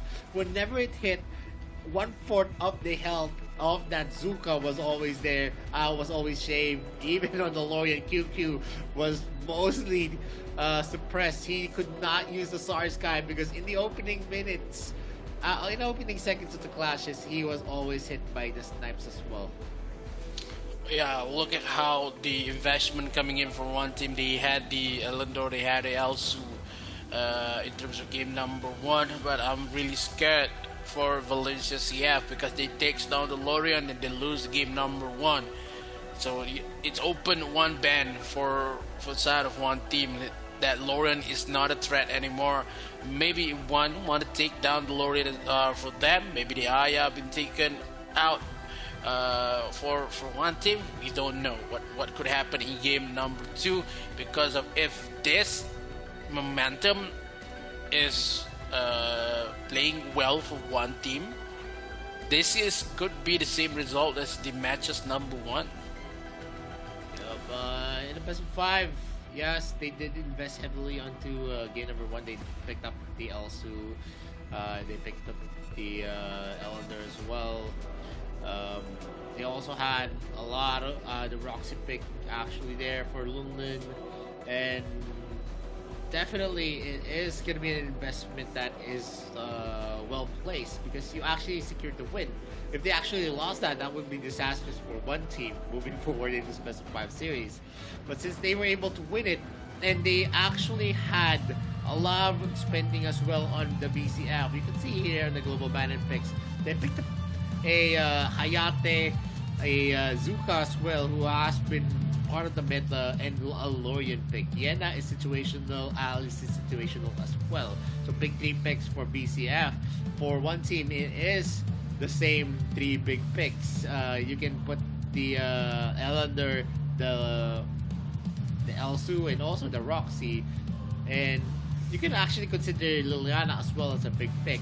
So they did have 4 big picks here on one team, but still, if they win game 2 and game 3, it doesn't really matter if they're gonna be expending these picks on game number 1, because as long as they have that lead advantage, even if they invest in game number 2, as long as they're gonna be able to win it, game number 3 is gonna be a cinch for them. Not like what BCF. They need to trail. They need to think about game number 4 as well, because they are the team that needs to catch up. Yeah, they are the team that need to make something different in game number 2 because of how investment has been made in game number 1. It could be something that Valencia really needs to think about of the drafts that they want to make in game number 2, is that they have a lot more potential with the momentum when the late game itself is the side of Valencia. But one team played it really well in terms of defensive. Now one team trying to end this game pretty early with the Necros pick here, with pick number 1. I would say this is the good pick if they want to open up with the doesn't have the Roxy, maybe a Baldum and a Laville if they want to, but Crixie and Iggy is open for Valencia if they want a Iggy, maybe a Crixie, but Telenas and Crixie, I would say they want to pick Telenas and Baldum first if they want to Telenas, but I think the Caffney, the Baldum will be still away for one team if they didn't pick down the Baldum first. They could get Iggy, they could get the Crixie if they maybe on the third pick, because none of the members of one team can pick the same kind of composition, maybe same type of hero into the mid lane. But now Natalia has been hovered away here for one team. This is maybe something that one team can spend much less in terms of mid lane matchup versus a Crixie with the Natalia hover. Maybe they want to Iggy. I think if the Natalia has been picked by one team, I would rather see an Illumia versus Crixie. But the Illumia pushback is the same. It would not make a lot of difference versus the Moonfall coming in from that Crixie. So if they want to pick Natalia, I would say it is a no. Going in with the Violet for the side of one team, and one more with the UA pick here for Wawa. That's interesting to see. This is the first time we're gonna see a UA pick here on AIC 2022. You know, UA has been nerfed a lot, but still, if you're gonna be able to hit your skill shots at a very long distance, UA is definitely a hero that's gonna be a threat, especially in clashes. If you're actually having a lot of free looks with that hero, you can make the front line of your enemy team, and you're gonna make them pay for sure because of that insane range. And then you add in a Violet as well, so it's a very scary combination for one team, especially in the clashes. If we do reach the late game, they're definitely going to be falling off in terms of the sustainable damage that they can throw. But in terms of the ambush potential, Quixie is still going to be the top tier hero. Once you actually ambush someone, you just need to proc your first skill and then also your ultimate, which is the Moonfall. Yeah, the Moonfall could be something that Valencia really need to think about with the UA presence for the side of one team. It would be hard for the side of Valencia if they did not bring any kind of burst damage kind of jungle. They already have the late game Securance onto the Crixie and the Cafri, but bringing out the Baldum with the Cafri, I would say I understand. But with the Ari hovering, something is they can chase down Violet, but it's hard to kill down Yue, maybe a Necros as well. So the Ari pick here kinda sus to me, to be honest. But versus the only take down the Ari first, it doesn't give a lot more information in terms of what jungle yet for Valencia. Maybe an Ari jungle, but that is so season 4 type of champions. But one team, I nearly saw double Baldum there. I'm maybe tripping, but it's now a lumber for the fact that one team, if they got a lumber, maybe one more. Maybe they want to bring a Lubu though. I think a Lubu or a Zuka. They doesn't have the Zuka yet already, but if they want to bring a Lubu, maybe one more jungle that has sustainability, I would say it's okay because they can go on the back line, but versus a Nakra and also Yena, maybe it's going to be really hard game for Valencia. Yep, right now they're actually hovering onto Lubu pick. There is going to be some kind of boost here at early to mid game, but late game, I did say that Lubu is going to be falling off. And in terms of the capabilities, though, there are a lot of late game heroes for Valencia CF. You have the IME, you have the Kafini as well, and you have the additional damage coming in from Crixie. And what's interesting to see is that Crixie is a hero that you don't need much. You don't need to actually have a lot of skill to use. You just use the move fall, you hit your your knockups, you hit your versatility, and you usually that usually translates to a successful kill. So it's a hero that is full of utilities as well. You have mobility because you have a speed up whenever you use Moonfall as well. So it's a very, very safe hero. Not like on UA, wherein if the user is not going to be that skilled, you're actually just going to be wasting your skill shots as well. But I have confidence that with Wawa using the UA, it is going to be a hero that deals a lot of havoc. In terms of the in terms of the composition, you're gonna see a lot of mobility and of course range on one team. On the other side, it's gonna be a more balanced composition.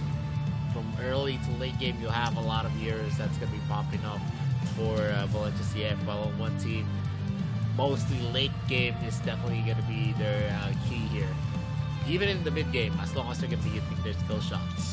Yeah, who's scaling up faster in terms of this game number 2?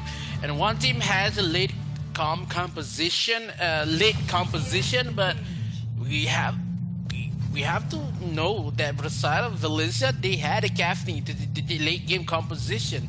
So they only have one Cafney, but if for one team they have the UA, they have the Yena as well as the Violet. So maybe in terms of draft, I would say I like what one team is doing with the UA pick here, with the Nakros as well. But if Valencia trying to make this work, they can play a lot more aggressive with the evades. But yeah, we saw what happened. If everyone picked down Lubu jungle, Lubu is kind of a slow jungle and has been nerfed a couple of times, not having a lot more damage to deal with the Nacro speed and Nacro critical in terms of jungle matchup. But still, Myra has what it takes to be one of the fastest jungle in this AIC. But they need to think it pretty well. One team fight, it could give one team a lot more space to play. But yeah, early game is not so good for one team. If they want to play aggressive, it will be a mistake versus Valencia in this current matchup. Yes, giving Pichu a lot more. If one mistake coming in for one team in this current matchup in early phase, it would give a lot more time and a lot more goal for the side of Pichu, and having one item is enough to scale a lot more in this early matchup with a couple more seconds for the side of both objective. Fusilat is not available just yet. He doesn't have a lot more experience. He just deal, so it's kind of hard for the side of Valencia to steal this Abyssal Dragon. Yup, NK is actually starting here the Abyssal Dragon. Myra is gonna be entering the fray. Are they gonna be able to successfully take this to their hands? They are gonna be starting it, but not much of commitment is gonna happen here, as they know that 4 of the members of VCF is in the area, and the Slayer is gonna be created out as an objective, as they let the other members of Valencia CF to be there. They know that they are actually at a disadvantage against Alubu with the Conqueror ability in the early game. Not much that NK can actually do at that moment though. And Luna is gonna be charged here. He is gonna be knocked over, as he's not gonna be able to connect his first ability. Woo. I would say it's going to be something that one team is making a play. Because of one Abyssal Dragon been taken by Valencia, but if one Dark Slayer for the side of one team, they could trade in this early matchup. But in terms of composition, it would be one team on the late game, and it's hard. But now Judgment as well as the Splitter coming in to take the first blood onto one team. The kills is given for that Lumber in this first matchup. I'm just loving the enchantment that be using by Zé. That is not the normal enchantment using by a Lumber. That is giving a much more damage in terms of early game. Just trying to match up with Valencia. Oh, been caught up here. A couple more dashes, a little bit late, but now Ultimate has been pushed by Myra. That is kind of a waste. Look at the damage from Ryue. That is too much. And this is a retribution coming in from one team. Takes the kill number 2 as well. It kind of looks the same as game number 1.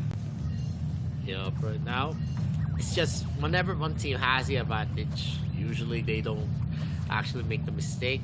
They just use it to pressure the VCF in terms of the rotations. If they are very, very sure, they're 70% sure to actually win the fight, that's when they actually commit. And that wasn't an overextension coming in from Myra, so to speak. He actually went in hard against Wawa without any kind of information from his teammates. And that gave a lot of room for the counterplay to be initiated by NK and Lilin. QQ as well was being beat up on the bottom lane, and that was unfortunate. The damage coming in from Kai is substantial, and the rage as well is just too much for QQ to bear in most of the instances. They're giving a lot of resources to Myra here, but I don't know if that's gonna be a good idea, as we're seeing a lot of the range is here on the bot lane. Talos is doing his best ball charge as well. It's gonna be used. A knockback coming in from Zé is gonna happen. Myra as well spots out NK here. There's gonna be an exchange here. Conqueror is gonna be used, but after that, he's not gonna let Myra get some lifesteal over the exchanges, and that's basically what Necrotis is gonna do. He's just gonna be baiting out the ultimate, and then after that, it's already the end. And Zé and Kai are gonna be securing the first objective of the game. They get that bottom lane turn. And they were able to box out and zone out Pichu in the area. Yeah, I just love seeing how much Archer or ADC played objective gameplay, living the jungle as well as the Dark Slayer to play it really aggressive, and that pick onto that Necroth is really making the play for the side of one team. They take the lead onto 2 kills, and as well as the 2,000 gold lead in terms of how one team is going all over the places. He takes one tower first instead of Valencia, still not giving much damage in terms of one objectives. It's going to be really hard for side Valencia if they're trailing a lot. If they did not give a funneling strat for Pichu, it would be a disaster in the mid-game matchup. That Pichu will not has a lot of damage. We know that Pichu already had the Eclipse of Santi. He needs the bow. He needs one more, maybe Saber 2 to be in the in the damage area. So if Pichu is being a lot more pressure, it will be hell for the side of Valencia. Now coming in onto the backside here with a couple more dashes, but no, the ARP will be saved for the full slot has been pushed, but none of the attacks will make a positive impact. Bottom side, we have an objective gameplay coming in for NK as well as Lulun, but no, it will not be enough. But now the kills comes in with the Crexy. Oh, the Jury Fury takes the kill onto one more member, and that QQ is not going to live long. The death is going to be registered a lot more. 3 kills into the accounts of one team, only 0 in respawn for Valencia. And this is basically a difficult pill to swallow for VCF. It's just that they don't have the capability right now to actually catch out the mobile heroes that we're seeing from one team, and they're doing their best in every situation, but it's just so hard to get the one-up over one team who is currently having a 3k gold advantage.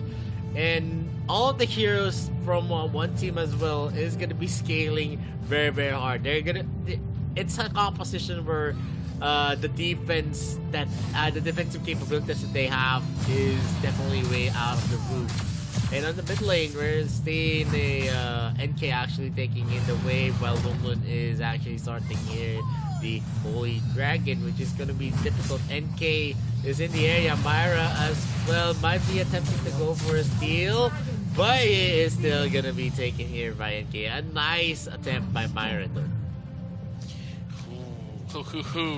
Valencia really needs to pick up the phone. They need to answer. The damage from Yue is a little bit too much.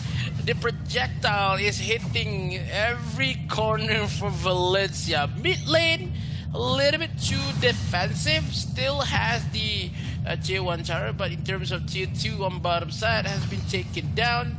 Tier 1 on top is still alive. They're focusing up to give Lulun much more ground to split push. So it's going to be having a gap for Dogs late. Yeah, the Iron pick, I've questioned it before, but another team fight comes in with the damage coming in for Wawa. Takes the kill, and they trade 1-0. It's going to be something that Valencia really thinks about that.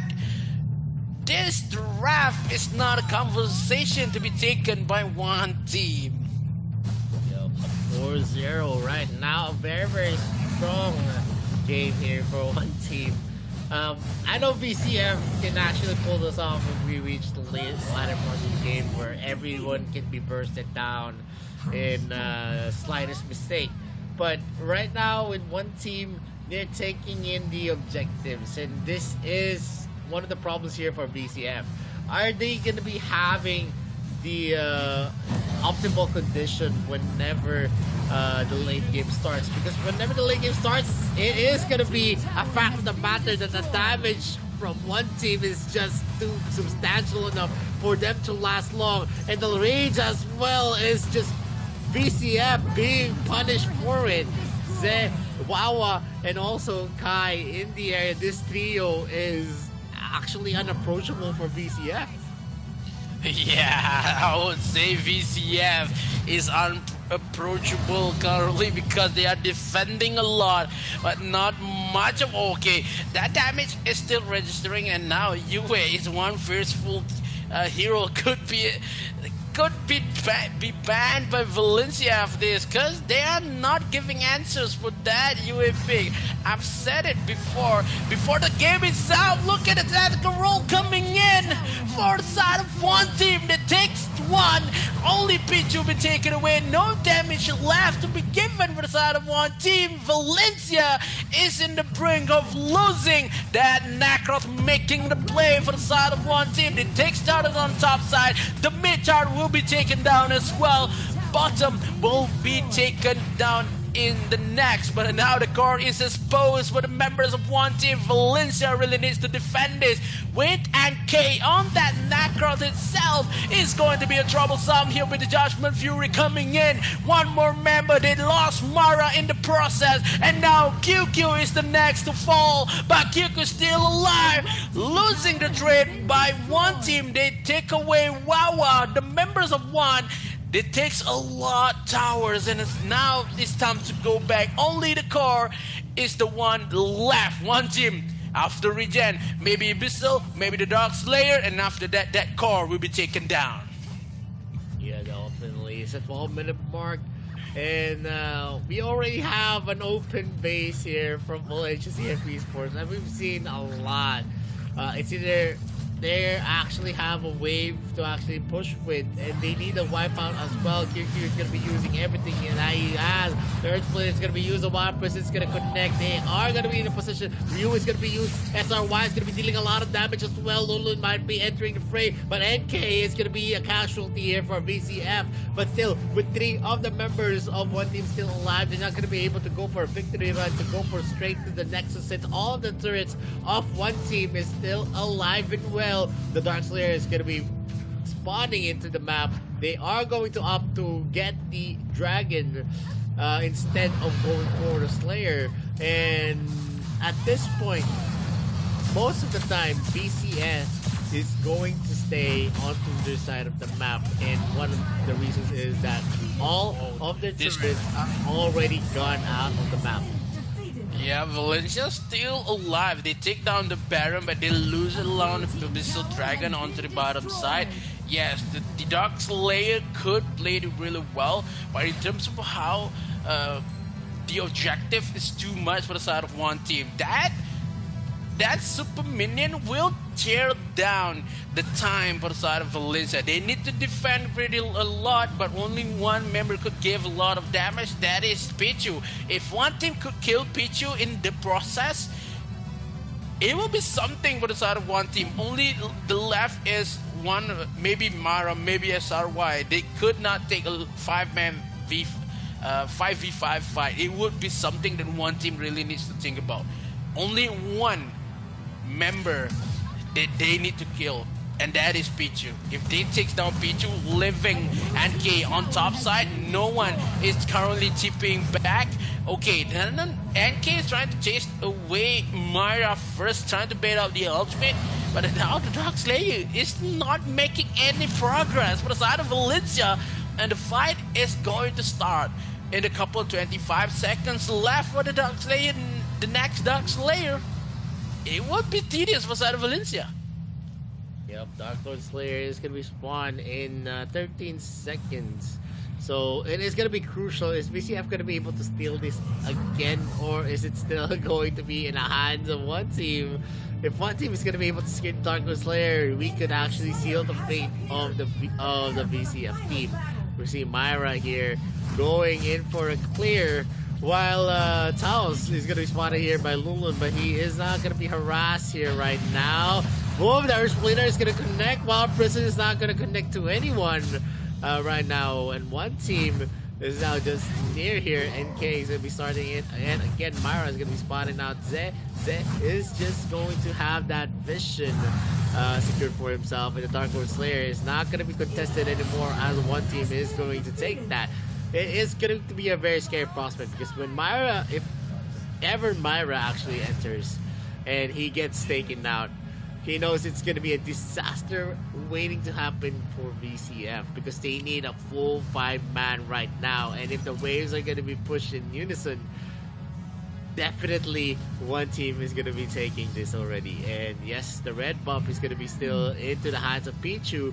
One team now is going to be having the Dark Lord Slayer accompany them here on the mid lane, while NK is going to be clearing up the bot lane to maybe show the lanes for himself. Myra as well as RY is going to go for the shuriken. He's not going to get a hit. NK is just going to be playing as safe as he could and just take in the creep wave. And it's a 4v4 at the moment. 2 of the heroes of BCF are on the top lane with the Kafeni and also the Baldoom. Myra is going to be going out. Earth Splitter is gonna get a Oh, hit. the damage. One more hit, and QQ might be taken out, and that's gonna be a flicker from Lulu. 1% is gonna be used as well. Myra is gonna be in enemy territory. Look at the damage coming in from them, and Irie and SRY doing his best to burst down that Yue. Wawa might be in danger. SRY is gonna be missing that, and he is gonna be taken out. The resurrection is still there. He is gonna be one hit though. NK is coming up with Jury Fury, and he gets down again, and Earth Splitter is gonna be going for a knockup. Myra is doing his best. Conqueror is gonna be used as well. He is gonna be pushed back, and that is going to be a signal for another entry here. Pichu is doing his best. Resurrection has been procced out here. NK is still alive and well. Myra is the only one left, but it's a Nexus lock. One team closes out their first 2 games with a strong 2-0 position. Well, yeah, one team played really well, takes the game number 2 for themselves, make it a 2-0 win in the best of 5. Only one game away to giving Valencia CF to face down ADT on bottom or maybe on lower bracket after this. But one team secures the game pretty much fine with that trade. But look how Valencia really made the comeback when they had the late game for themselves. They funneled it pretty well for that Kafli to has damage, and only one initiate coming in for Wawa takes down QQ health. That Crixie is not a living thing versus that Yue coming in for that Wawa. Only Crixie is not making the game pretty well. But I should tell that Ahri pick here is not working for the side of Valencia CF. It has better days, it has a better game, but it's not crucial to pick the Ahri in this current matchup. Yes, the defense is pretty well, but that combo is not making Valencia wins in game number 2. Definitely you can see how the effectiveness of the violence in the U with the rage is just so insane, and if you don't kill them in the opening seconds, you're not going to be able to have the advantage, because in terms of the rage, it's going to be difficult for Pichu to actually zero in. Myra as well is just going to be punished as he goes in, and that is the fact of the matter why they actually are struggling in game number 2. Much of the fights are always in favor of one team because of the advantage that they have, even at the start of the clash, that they're going to be able to deal a lot of damage to whoever the front line is. And if they do commit for an entry for the Irie, for the Lubu as well, yes, they can approach, but you're still going to be worrying about the Earth Splitter of the Lumber and also the pushback and knockback that the Lumber has in its kit is one of the biggest things why it's so hard to approach the backline of one team. Yeah, because the Lumber is too much of a CC, and as well as the armor that Lumber has, as is making the game for the side of one team. They had a little much of a struggle in terms of late game, but that is a Nacros. We haven't seen a loss of Nacros just yet. But yeah, giving Nacros first pick for one team, that is too much ambitious coming in from Valencia. They drove it pretty well, but in terms of the last 2 picks for Lubu and as well as Irie is not making the game for them. Then that is something that Valencia really needs to change about what heroes could be bringing other than Irie, maybe a Lubu, because of how the energy and also the synergy that they're bringing by one team is too much to be handled with. We came for part that this is the same kind of situation like ADT.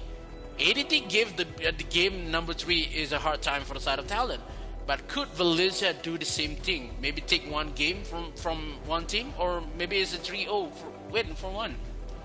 Well, that is something that's going to be difficult.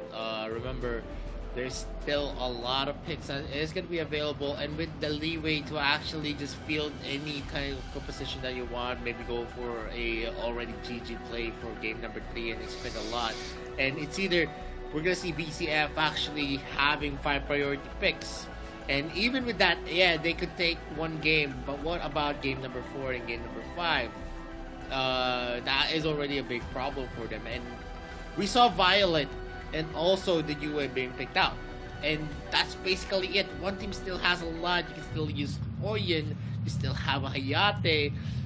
He picks that could actually that could still make a difference, and that's the biggest turnaround here, because this kind of compositions that we saw from one team is more of the compositional advantage that they have during the draft, and they made it work because that's how good the composition that they had, the range that they had, and the assassins that they put into the long range actually sealed the deal for them. Because once the damage coming in from the backline was actually being felt by VCF, you would have NK and Lunlun just finish off the stragglers.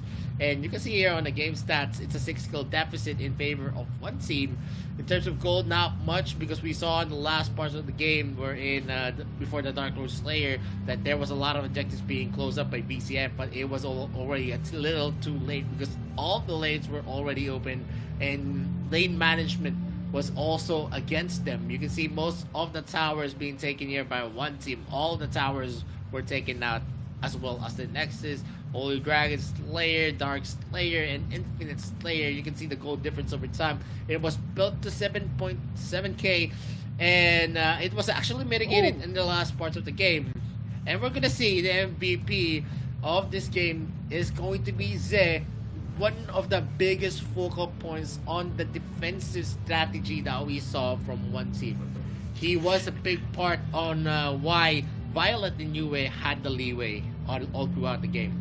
I think that is not a 100% defensive strat. When you have that enchantment, you have a lot of damage, then you are hard to kill for that lumber. So that is one of the we rarely see lumber use that kind of enchantment, because of usually on the green side, not the Avata. But yeah, MVP, I think it's deserved for the side of one team because of how he dictates a lot more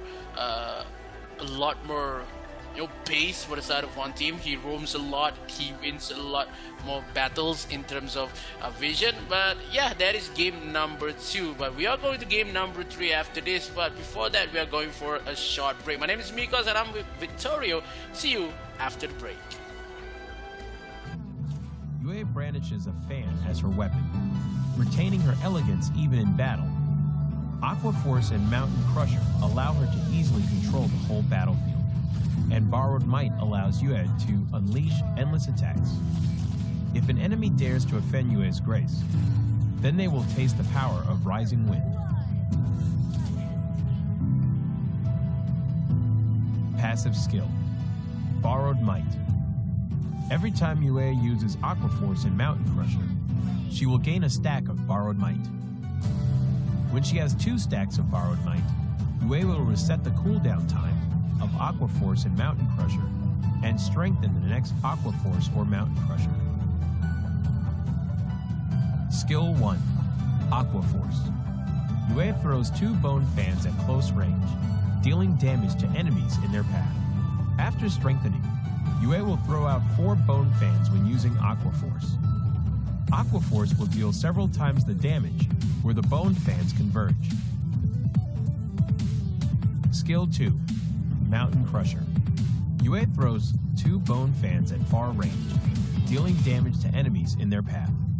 After strengthening, Yue will throw out 4 bone fans when using Mountain Crusher. Mountain Crusher would deal several times the damage where the bone fans converge. Skill 3, Rising Wind. Yue knocks back nearby enemies and deals damage to enemies in its path while pushing them back slightly. Yue will gain additional vision.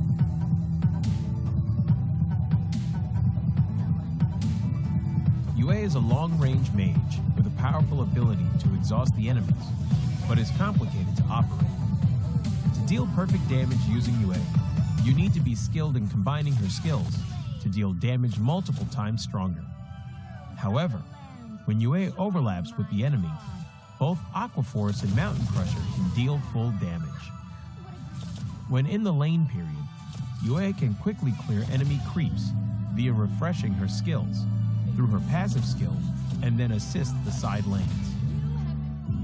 In team fights, Yue needs to use Mountain Crusher multiple times to exhaust the enemies and frequently use Aqua Force to charge up her passive skill to look out for chances to kill or exhaust fragile enemy heroes.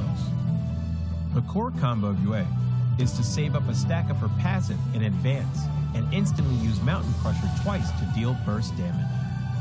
But be cautious. Yu's ultimate is the only life-saving skill, so she needs to save her ultimate to be aware of enemy assassins' heroes in team fights.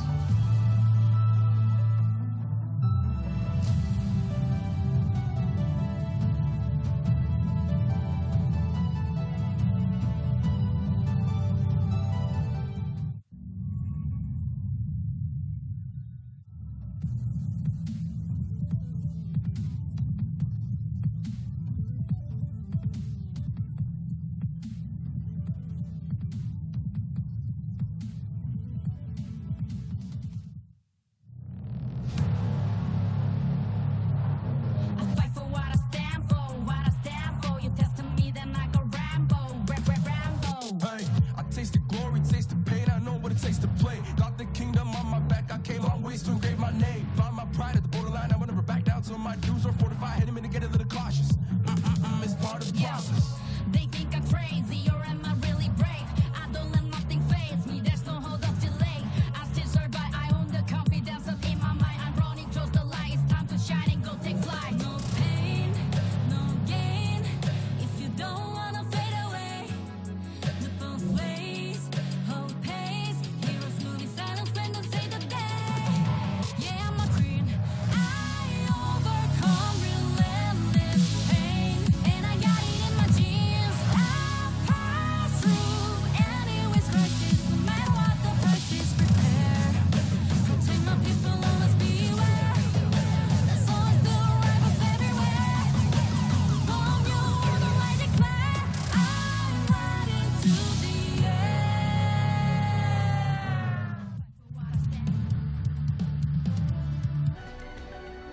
And welcome back to the Arena Valor International Championship 2022. My name is Vittorio, this is Mikos. We're already in the second series of the day, and actually the game number 3, one team already has a 2-0 lead. They need one more to clinch the series and get a sweep for themselves. And you're gonna see in your screens the global ban picks as well. Mikos, what are your thoughts? Is VCF able to go for a comeback, or with the lack of commitment on the heroes of one team, they did not expend a lot of big picks and they still have a lot of firepower on game number 3? Do you think they're gonna be closing this out? The information that I had from game 1 and game 2 is that Valencia still has Laville. Maybe they still has the Elsu to be played in game number 3. But yeah, Iggy in the mid lane. But you know, sometimes when the investment been made by Valencia, none of the games work for them. I would say one team is going to win it all with the 3-0 win because of how. Look at you can see Valencia is picking on the blue side, and they are the one that have to ban out the Lorien. That picked Lorien in first game, and did not win the first matchup. That is biting them so hard because they have to ban the Lorien first, and now open for the Aya to be banned for the side of one team. Necroth could be taken away as well because of one team doesn't need to ban out the Lorien and will already be banned by the side of Valencia. If they want to give the Necroth, sure, but the side of Valencia, they only have the Laville and the Elsu, so maybe Necroth and Elsu could be banned by one team. And if Elsu been picked for P2 here, I would say it would be something that one team is hoping for because they opened out Iggy and also the Elsu. We haven't seen a lot of Elsu plays by Valencia, and it could be something that is not a priority. So they still have the Iggy. Iggy versus who? One team already used down the Elsu. Maybe the Grixie could be picked here as well as the Baldum if they want to, but already picked down the Baldum first. One team, they bring out the Zuka. Tachi is nowhere to be seen from today. It could be hard for the side of Valencia though, because if one team played it really safe in this current matchup, they bring up maybe Ryoma and also the maybe Ryoma of Florentino. It could be hell for the side of Valencia. Yeah, and right now, in this kind of composition, Iggy does have a lot of utilities, has that long range magic damage.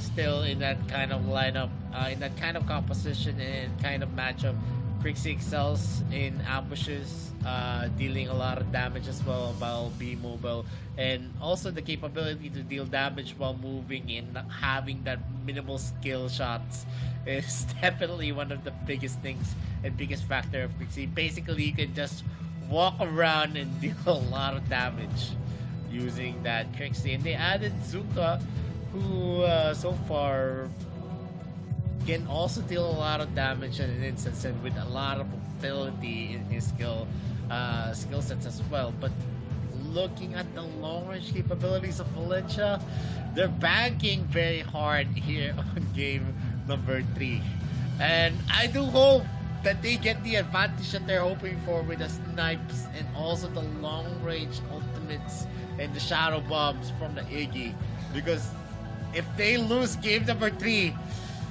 game number 4 is not going to be possible. And even if they do win this with this kind of commitment here on game number 3, I don't think that they have a bigger chance to take the win unless they secure some bright picks like the Lorian or the Omen or the Nakra. Yeah, I think DeLorean, they already used down DeLorean in game 1. So if they win this with all the investment that they made, in terms of game 4, we can talk about, okay, Valencia has talent. Valencia still has the, maybe the Violet, maybe the Whips onto AD carry. But onto this side of support, they already still, maybe in this game they go for Tain. And after that, maybe a Roxy to be played here, Florentino as well, but the gaps from investment is too big for one team. One team is not really invest a lot in terms of the 2 games, and now the game number 3, they're going to invest a lot here. They already have the Zuka, the Baldwin, and also the Crixie. So if they want to bring down maybe on the top side, maybe a Yena or a Chi to be possible to play aggressive versus a Richter, it could be possible. And maybe Kilgroth also can for the side of Valencia if they want to. But the Slims, look at the investment that made by one team. They bring out the Slims. Look on the faces, man. They are laughing Slims. Oh no, oh no. Valencia is not believing this. That Slims is the one first to be picked by the side of one team. And Yan, as well as the Zenil, has been picked by Valencia. It's actually being over there. They're going to be committing to a Yan pick. On the recent patch it got buffed. I don't know if the patch was applied here, but I think not. But in terms of the Slims pick, it's a pick wherein you can substitute this as a Laville pick as well. Laville excels in almost close range, so it's gonna be different with a Slims. Usually when you pick up a Laville to counter a Elsu, you actually rely on the double trouble.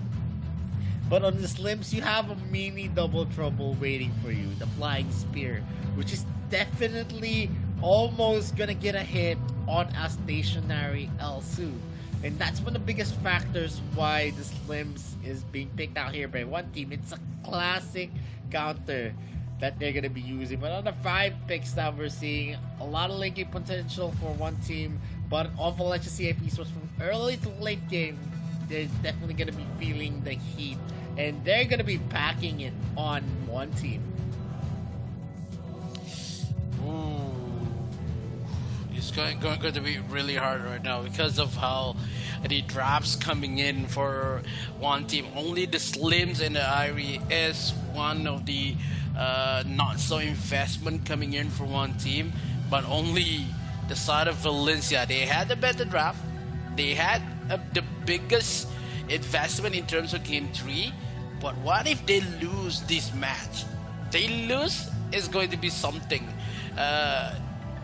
It's a 3-0 win for side of one. But if they win it, it would be a loss of investment in game number 4 because it will be resetted in game number 7, not game 5.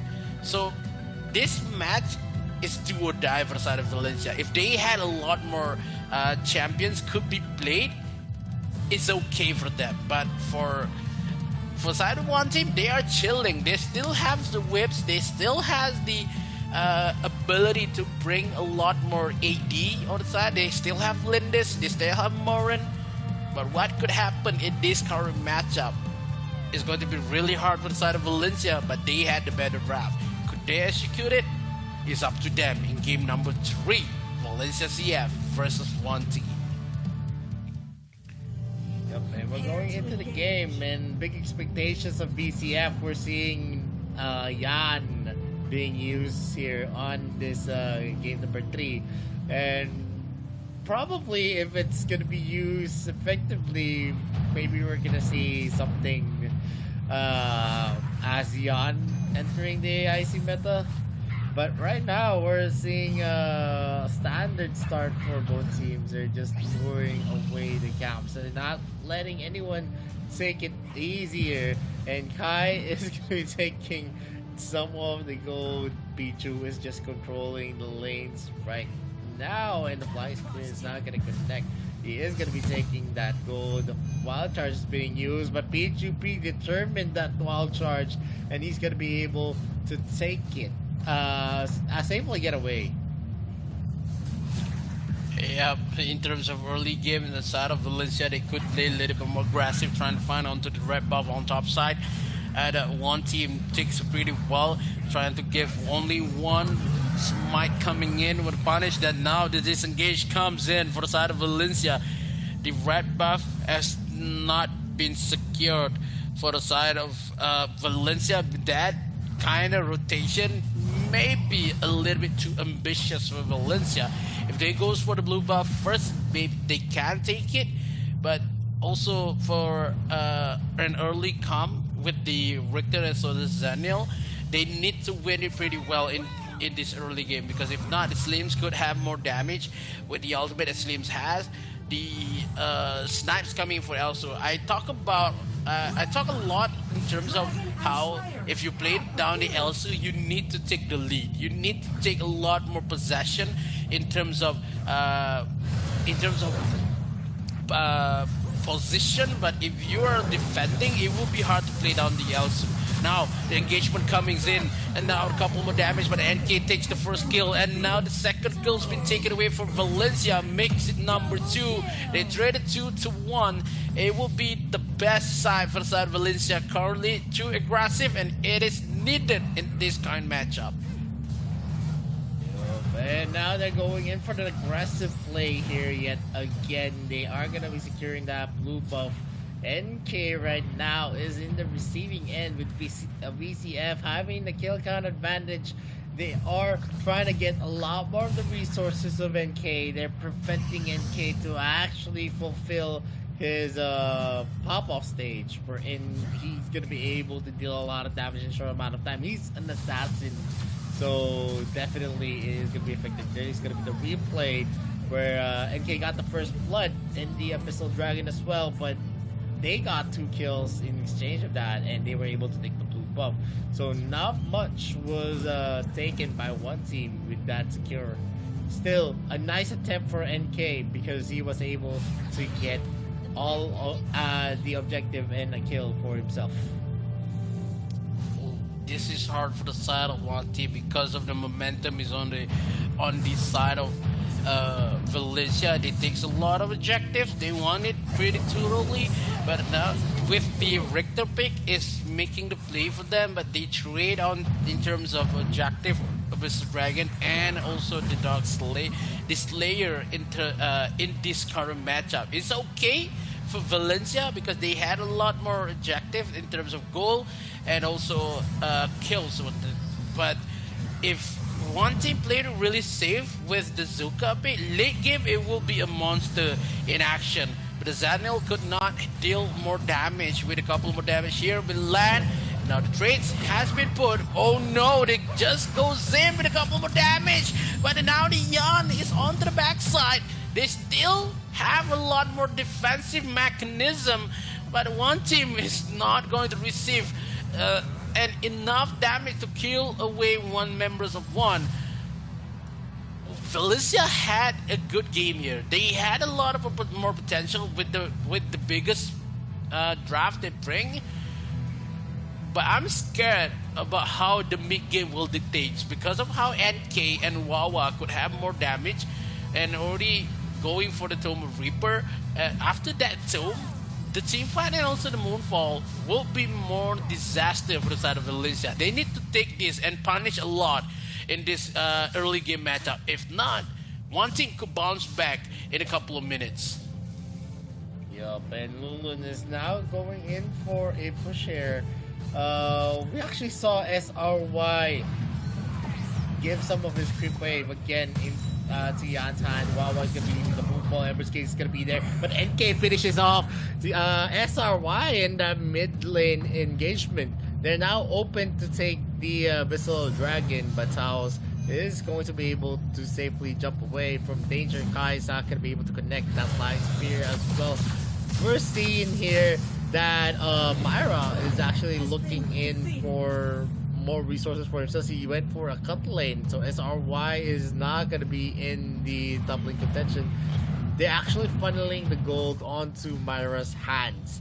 Is this going to be a good idea?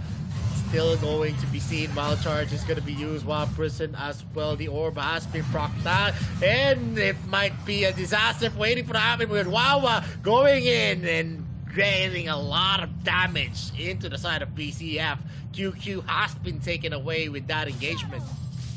Yeah, with QQ death, that one team already won ahead of kills and also in terms of goal, and one team again in game number 3 they takes the lead. They punish a lot in terms of objective. They still have no trade just yet, but none of the towers have been taken away from Valencia as well. But now look at Lun played really well in terms of these 3 games, and as we can see, SRY has a lot more space to improve versus Lun, and we saw how one team, if they get the lead they want, it will be punished a lot. Look at how aggressive Wawa is on bottom side. The boomstick is arrived for the side of Wawa. That Moonfall is one of a hell damage coming in. One team, they want to find one objective, and which is the one? Do they want to go for the Dark Slayer? Maybe for the Abyssal Dragon on bottom side? It's still pressing on mid and also bottom with 2 members. No, oh no, the mid lane will engage first on under the turret, but now the ultimate has been refused by that Baldum. They secures the kill onto the side of Valencia. They trade 1, but now it takes 2 for the side of Valencia. Make it QQ 1 kill as well. One team lose 2 members with that trade, bottom and mid. Yep, and now VCF again is going to equalize the advantage that one team had in the early engagements. And still, with this kind of leeway for themselves, they still have the capability to deal a lot of damage mid-game. You're going to see a lot more damage coming from the AG, from the Elsu as well. If this actually spirals into the control of VCF, they're going to be able to suppress one team. One team needs to have some kind of advantage to actually equalize the moments, because if they're not going to be able to, they are always going to be in the receiving end before the flashes starts. Taos is going to actually go into the area. Every case by QQ is going to hit Wawa as well. The snipe coming in from Peachy is going to be forcing Wawa to get back again. The suppression is definitely going to be felt here. Knockup coming from SRY. The Flying Spear not going to get a hit coming in from Kai as well. Not much of any luck on the skill shots of Kai at the moment. Maya is going to be starting here. The Slayer, Lunlun is going to be spotting him out. SRY and the others are going to be boxing out Lunlun, so it is definitely going to be into the hands of VCF. One team is trailing in terms of goal and kills. Mid lane will be taken away with a couple more damage once Snipes comes in with P2 on the backside, but the Wild Praiser will secure spawn.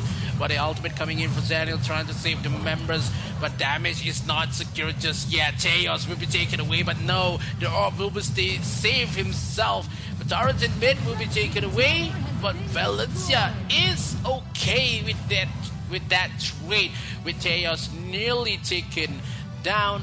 But one team, what is the answer for the question being asked for Valencia?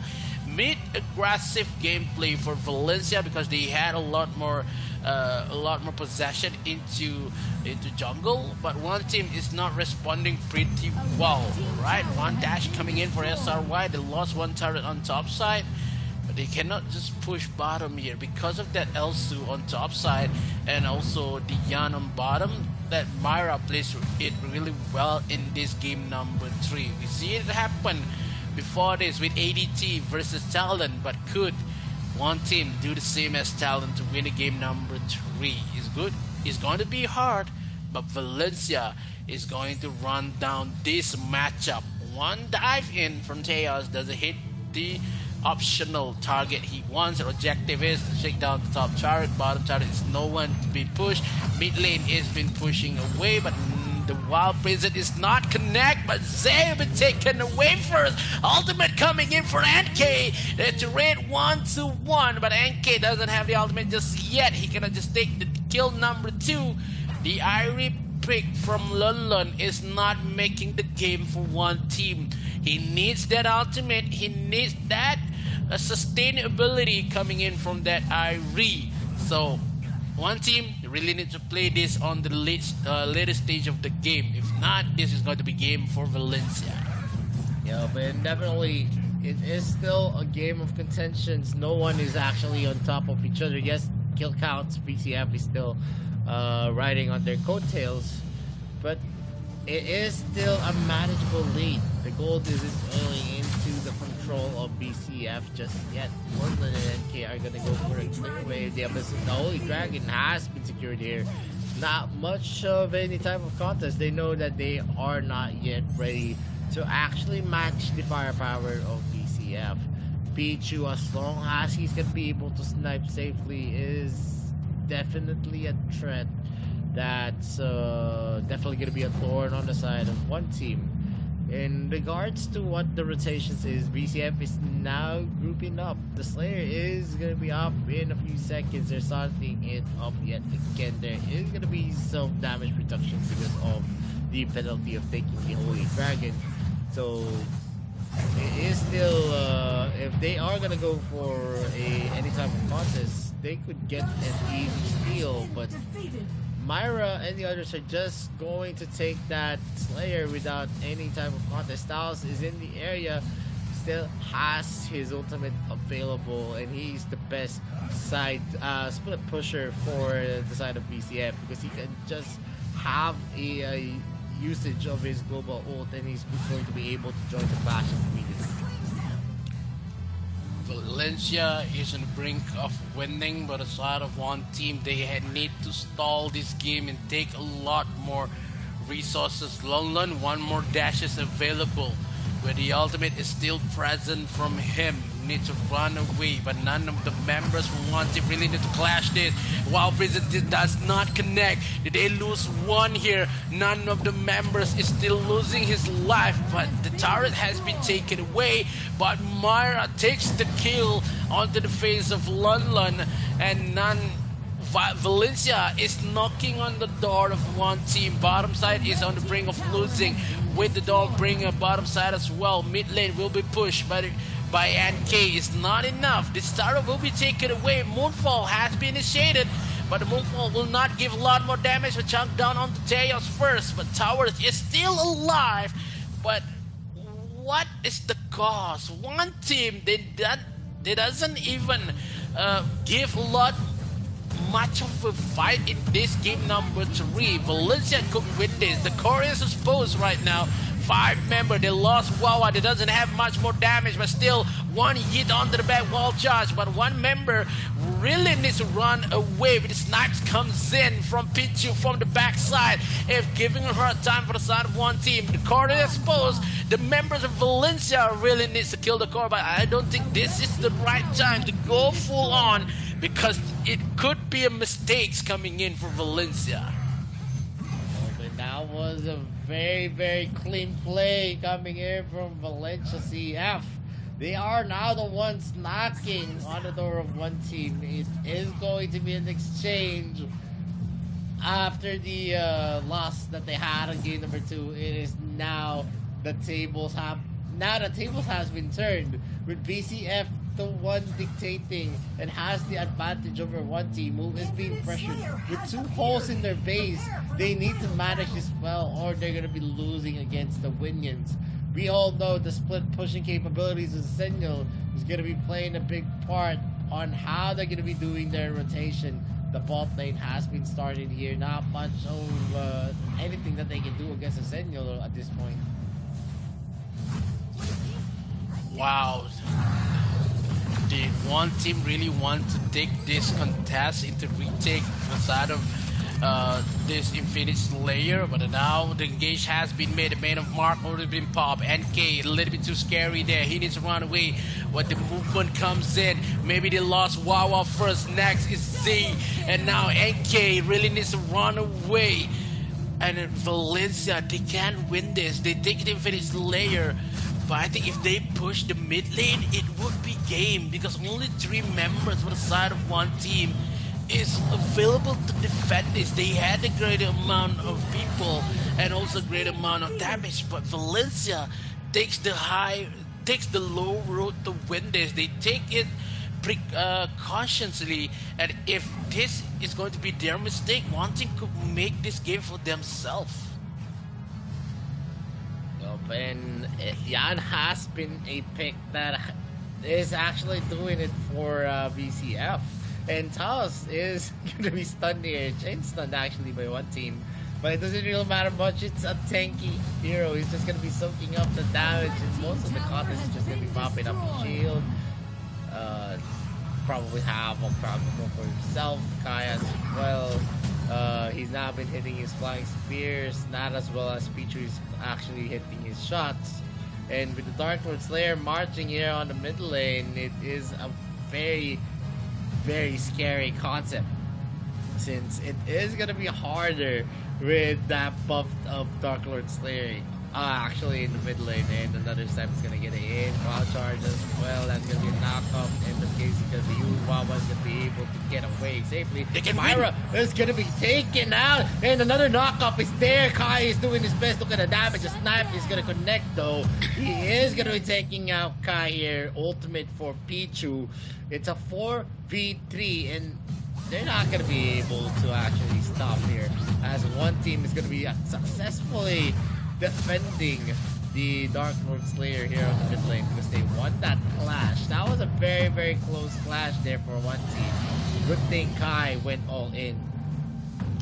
Yeah, because they really need Kai to be connect here because of how the damage been traced out with the spear coming in. And they need to wait for the Wild Prison coming in for Z. If Z can land a Wild Prison like it used to be on top side, it will be a win for one team because we saw a lot misplaced Wild Prison on bottom and mid, and that makes the win for the side of Valencia. They win the trade because of that Wild Prison. Only one Wild Prison connect, it will be the win for one team, and they need to treat this carefully because of how damaging it is. And our ultimate has been pushed onto the top side. Now London really needs to run away because the members of Valencia has restored their position on the top side.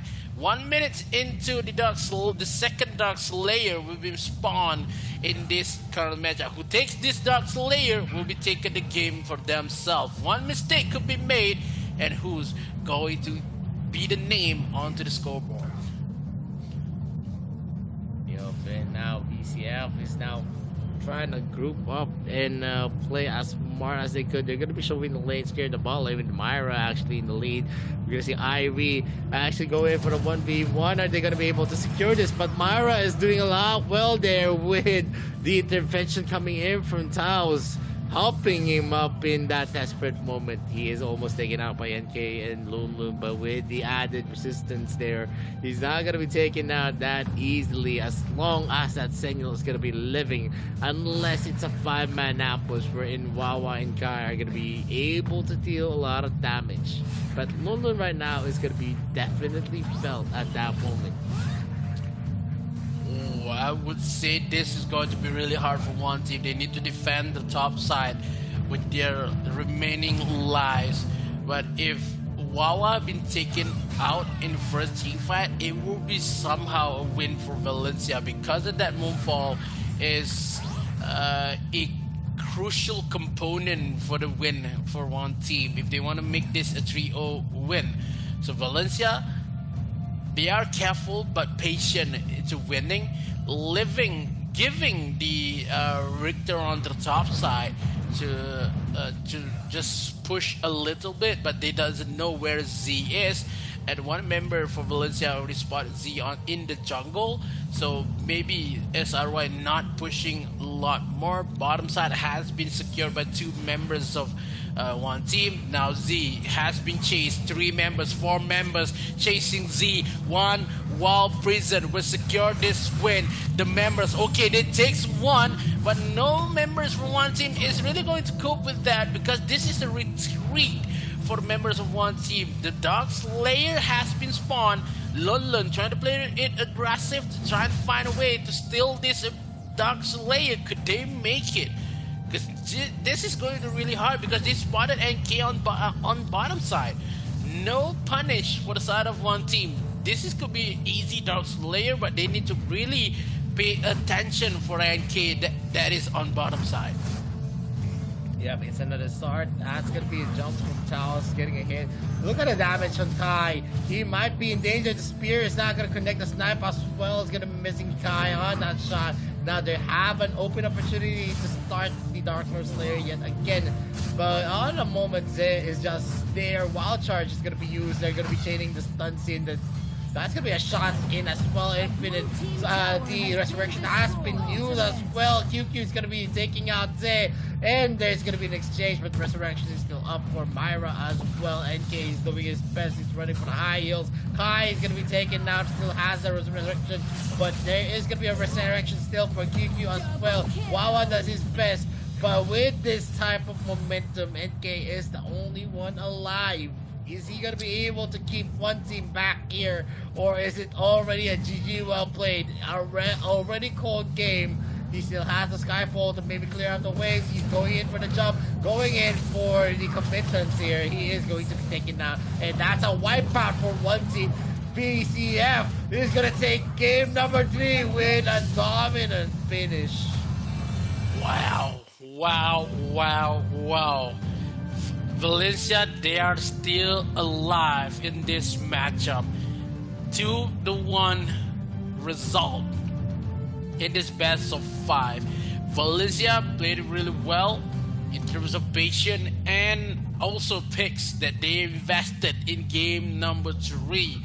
They make it possible for them. Only one game left they want to play. If they can give a 2-2 draw in the game number 4 is the question, because it's going to be really hard for them because of the investment made in game number 1 until game number 3.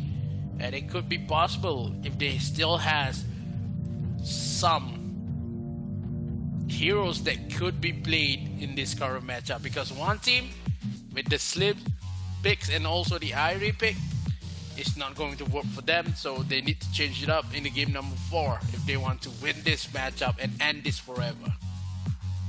Yeah, but I mean, I think this is the strongest lineup that we've seen VCF so far. But after this, it's gonna be interesting to see what they're gonna be showing us, as there's still a lot of things available for one team in this regard. They haven't used the Iggy pick yet as well, so the Yan pick as well is also going to be the option, as we saw that it is a pick that is very, very strong. Yeah, the stronger that is, the powerful that is, the couple of more heroes could be invested for game number 4.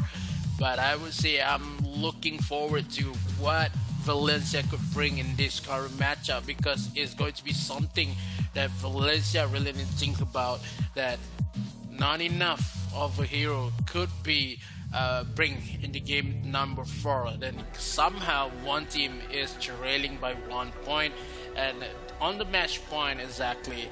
So if Valencia wins the game number 4, we are going to see game number 5, and could be really hard for both of them. But yeah, still Valencia has stayed, has the whips if they want to, but the Lind is on the jungle as well. Yeah, they already invested on the Sinistrea maybe in their arsenal if they want to bring it. But on to the DS, the Dark Slayer Lane, who could be played. Maybe Roxy could be banned as well. But yeah, one team still have the Lorian though. That is still one hero could be played by one team. And looking forward. Game 3 was a roller coaster for one team. They did not. They did have a lead, but at the end of the day, it's the counterplays coming from VCF, which was a very, very strong composition. They were just ready to show, and always with Yan coming in, they were not able to secure the kills just because of the help coming in from the Sentinel. The boost of the magic resist, the defense, the physical defense as well, and also the heal was a big part on why they were not able to close anything. And they already always commit themselves in those moments, but they were not able to close out. And that says a lot on how sustainable Yan is, on especially on that jungler who has been initiating left and right, and one of the biggest factors why they actually won game number 3. Game number 4, that's not going to be an available hero, but a lot of heroes are still available for BCF. We still see Nakprod as well on the jungle. Elender is definitely going to be out of the question for one team. BCF still has the Elender for themselves, and a lot more picks are going to be available. We're now in a stage wherein this picks can actually go well, since there's a lot of picks that you can build up with the composition. A lot of the heroes that are out, especially the long range capabilities of VCF, is already down and out of the window. Yeah, because somehow we saw that one team has the better draft that they can win, and that mid game they had a couple of lead. But when we talk about Slims in the matchup, it would not give you much more of a punishment for the side of Valencia. So the damage that would been dealt by Slims is not much. It's only 99,000 only, and it much of a difference coming in for Elsu that be played by Pichu itself. So yeah, one team had a bad game in game number 3, but I think they will bounce back with the Iggy pick coming in for QQ. 209,000 damage. That is much. That is so much to be handled. And the Zuka coming for NK, it was a little bit too ambitious. I guess saw the goal difference over time. That is when we see one team has the goal lead in terms of maybe 7 minutes into the game. But yeah, it been taken back from Valencia throughout the whole series, and it's going to be something that one team really needs to think about. The initiate and also the draft they could be made in game number 4, because game number 4 will be harder than any other matches, because only if they win it will be okay, but if they lose it's going to be forced to game number 5. And definitely BCF has the bulk of the damage here. You can see the damage dealt. And the MVP here for VCF is going to be QQ with a 200k damage on that Iggy. 39.6% on the damage dealt. The heroes on this team was carried here by QQ. And with a 5-2-10 KDA and a roll goal difference of 1,100, the kill participation he has, it's at 93.8%. Only one kill that he did not actually participate in. And that's a big thing. QQ on that Iggy is definitely a monster being unleashed against one team. And this is the momentum change that they're actually looking for. BCF gravely needs this, but it is still going to be an arduous path. Getting another 2 wins in a row is a daunting task for any team. Counter sweep, so to speak, is definitely difficult. You need to expend a lot of energy to go there.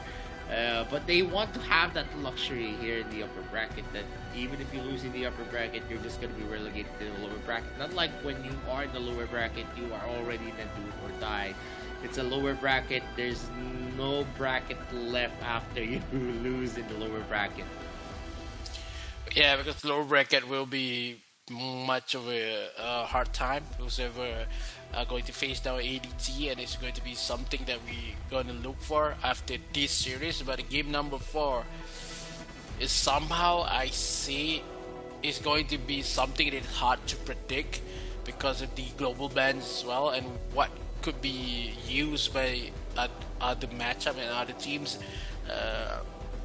is something to look for. But yeah, I just want to point out something. That did you see from our stage that when the little details is one of the banners has Valencia CF logo, the details that is, because I already a couple of days and just saw it, because I'm just looking into the details that one of the banners at my back is they have one Valencia logo though. That is kind of cool.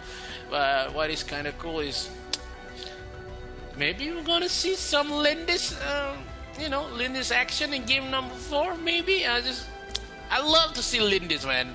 It just somehow, for a couple of seasons, Lindis has been a monster inside of jungle, but now maybe it's not the time for Lindis to be shine.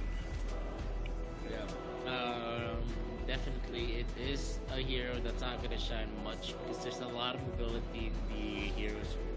A lot of the counters are as well.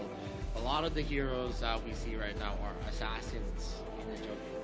So if you do use a Lindis, you have fast clear, but in terms of capability, you do have your dashes when you go for when you have your ultimate up. But that's basically it. And after that, you're just gonna be running in the bushes. But when you're not in the jungle area, you're not in the river area, it's actually hard to maneuver the Lindis, and that's a big factor. Right. Now Valencia still has Tain, still has a lot more supports they want to bring to. Maybe they still has the Roxy to be playing in support, but in terms of one team, they doesn't have the Roxy. They still have Tain. Maybe Tain is one of the heroes that could be worth of stealing for both sides. Roxy will not be played by one team, and a couple more. Maybe Itachi will be one of the heroes that is still in the arsenal to be played. And Aya will not be banned, but Valencia really needs to ban out DeLorean. If they give DeLorean Brasan of one team, it could be done for them. Aya, DeLorean be taken away. Omen might as well taken out by side of Valencia, as one team will ban down the Necros. And first pick, who it will be? Maybe a Lumber pick here from side of Valencia, because they still has a lot more champions. Maybe Raz, maybe a Tulan to be first pick. And I would say it's hard to predict. Or maybe Sinistra, maybe last pick possible for the side of Valencia to be in support role. Liliana, yes, I think this is possible because of we still don't know what is the composition that Valencia want to bring in this current matchup. But open side, two picks coming in for the side of one team. Do they want to bring a support out earlier or mid lane matchup? Do they want to bring maybe a Varus mid or a Talon pick here? Maybe onto Talon jungle, maybe Talon mid. But Ryoma early matchup kind of good versus Liliana. So if they want to pick something like a Raz mid, it will be something to be paid if they want to take a lot of lead in this matchup. And they're actually hovering here on the Ryoma and the Joker on one team. In terms of range, Joker is actually a good hero. In terms of being able to burst, it's one of the heroes that can deal sustainable damage as well as damage that is characteristically for assassins. So for me, Joker has been a perennial pick against the same archer pick, because one of the biggest reasons there is that Joker is actually immune to physical damage whenever you use the second ability, and usually you see that as a trump card against other archers, but they actually are going to hover onto a Valheim that is going to be dealing some magic damage, but they're maybe opting into a level pick, because the double trouble is one of the biggest factors why you actually pick that level. But if the double trouble actually does not work for you, it is going to be detrimental. The double trouble with the Agnes grip is definitely a combination that you don't want to work against you. Yeah, something, because they have the double trouble, they have the Agnes grip coming in for Valencia. I would say this, we have seen this composition wins a lot and makes the game possible for the side of Valencia. But when we saw a couple more, we have to see what is the pick coming in for one team, and they bring out the L'Oreal. Here, I see the L'Oreal is good versus a Roxy because of how Roxy really negates the Agnes grip, and also the dash that L'Oreal has could negate the Agnes grips, and also with the Purify if L'Oreal takes it, so it's okay for the side of one team. They really invested a lot with the Wonder Woman and also the Joker, but L'Oreal maybe 5 DC members could be played here with the Flash and Batman. I don't think that they're going to do so, because somehow Wonder Woman is still on the meta as well as the Joker. But in terms of Batman and the Superman, maybe Superman could be big here.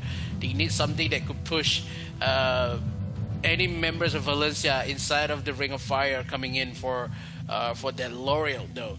And somehow the third pick that we saw after this, the third ban for a side of one team, they banned the Chi because of the L'Oreal pick. They doesn't want any crowd control and maybe burst damage coming for Chi that could disrupt the ultimate coming in for that L'Oreal itself. So banning is good. Florentino will be taken away as well from Valencia. So one more left, which could be the jungle for the side of Valencia. They could ban out the Kira if they want to. Maybe a Elendor before this, that hasn't using the Elendor just yet. And yeah, I think the banning on the Elendor is pretty much understandable. And for Valencia, they could ban Kreknak maybe onto the side of jungle. Maybe when the woman will go jungle, they still have support. Maybe a Tain to be banned versus a Roxy. It would be hard for Tain itself. I think if they pick down the Alice, it could be something for one team. If they want to bring out Alice, a early matchup and also early aggressive play for the side of one team. Yeah, we've seen Wawa use the L'Oreal before, and he was the MVP on the last time he used the L'Oreal. So I'm pretty excited to see on how they're going to be able to make this work. One of the biggest things and one of the disadvantages that I'm seeing here in the mid lane is the range of the poking potential of a Liliana against a L'Oreal. L'Oreal, yes, can actually negate some of the damage as long as he's going to be able to time his dashes right, but that's a harder thing to do. It's easier said than done in most cases, But I do have confidence on the skill of Wawa, since I do acknowledge Wawa as one of the perennial mid laners that you need to look out for next to iPad Pro. Yeah, one of the best mid laners currently in this era. If they want to, that the Tain could be a trouble for the side of that L'Oreal itself. Early matchup for one team. They doesn't have any. They only have the L'Oreal for late game, but they still need one more that could defend this matchup into the late game. Maybe a tank that could take a lot of skirmishes in terms of zoning.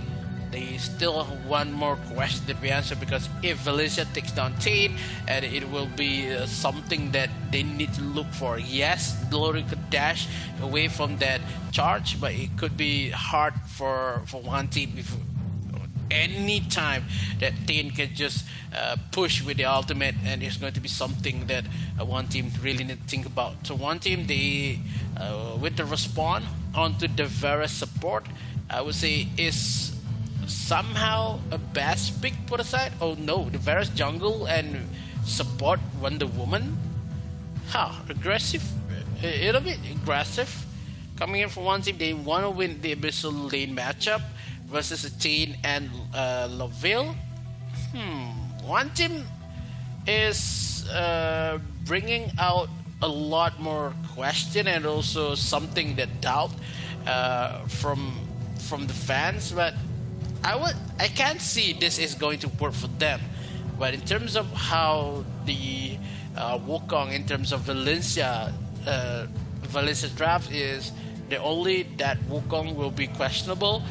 They have the Liliana as well as Laville and the Tain, and the Roxy is hardcore matchup for the side of Valencia. Valencia maybe wins with four picks, but only that Wukong could be questioned, a little bit sus. But now, game number 4, Valencia and one team who's going to take this matchup into their accounts and take the lead here is going to be something that we need to look for. Who's going to win this matchup? Yeah, man. A big question is how are we gonna see the synergy of one team? Because I don't doubt these guys. I've seen this kind of composition before. The only thing new that I've seen here from one team is the Wonder Woman pick, and I've seen NK use the various jungle before, and at this moment it's about how they're gonna be connecting it to each other. That's how that's the best thing that you can actually say. They're going in for an invade and they have something strong here. Taos is going in for the push as well. There is going to be hit here. There's going to be a crit already. And SRY as well. London and the others are just slowly going here. And that is going to be a secure for NK. He does not let the steal happen from Myra. And the blue buff is actually taken by the Joker on their side. So that's preventing any kind of advantage to the side of BCF. Yeah, that is advantage for the side of one team as well, because of that blue buff, and it takes a lot more chances to just stay on lanes, because he can just spam away the rockets with the time left for that blue buff. So it's going to be something that one team has in early advantage. But Roxy versus Ryoma on top lane, we saw a lot of Roxy wins and also damage. Ryoma does not connect onto Roxy. We've seen this kind of matchup in matchup number 1. One team versus Valencia itself, the Roxy onto the Dark Slayer lane. I think it's going to be something that really need to think about, that one team is trying to be much more aggressive than it used to be in the game number 3, and trying to find with the lasso as well as the ultimate coming from Joker. One hit left, really needs to run away. Kai, bit too ambitious there. If give one first blood for the side of Valencia, it could be scary in terms of early game. They have the early composition. If they lost this, it will be somehow a big win for the side of Valencia. Yep, Myra is going to be trading up his objective with the Abyssal Dragon. They take the Slayer. Their Railing Blade is not going to get a hit from Lundlund, but that was a nice attempt. He's trying to harass the Myra to actually, pressure him up, deal some damage, prevent any type of rotations to happen. Kai is in the area. They're going in for a juggling blade here. The red buff, that's his racist submission being used. Avalon Sword as well is going to be used here. Zay is going to be missing that. It's going to be a Cat Laughter being used. There's going to be the Brilliance being used as well here by Wawa, and they get that kill. 2 kills for themselves. A 2-0 already up in the board for one team.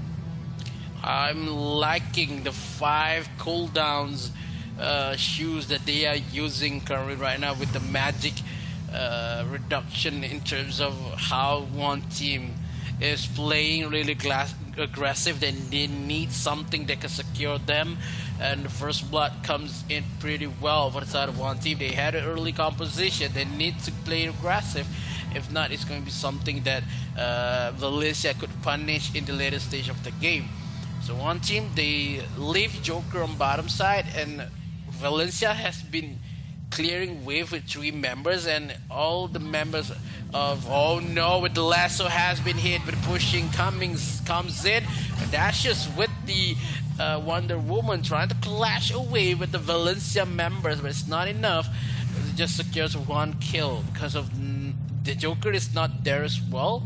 So as you can see, Valencia, they farm on bottom side with 2 or 3 members, and it will make something. Oh no, it has been pushed away.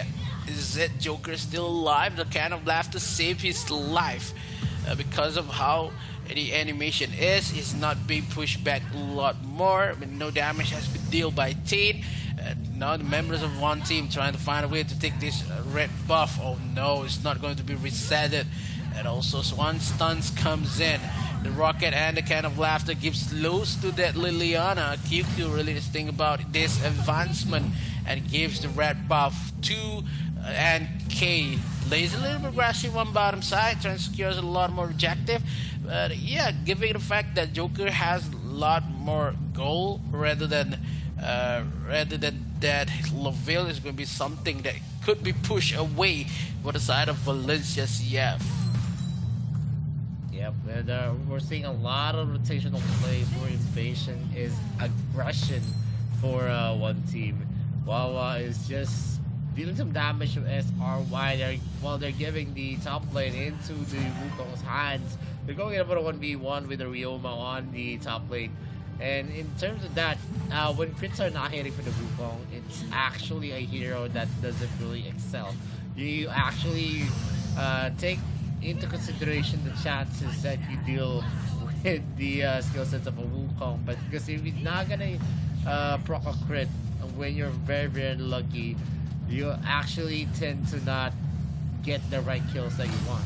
And Avalon's Sword again is gonna be used. SRY is going to be harassed here with a pinwheel. Lon Lon might be in danger. That's going to be an ultimate coming in from Myra as well. The double trouble is not going to get a hit, and he safely gets away. There is going to be a rotation here coming in from Wawa. They're not going to let an easy push happen on the top lane, while NK is going to be taking the bulk of the creep waves here in the mid lane, and top lane is going to be Wawa. Apple's Sword being used there, doing his best basis submission, but there is going to be a cleanse being used by Taos.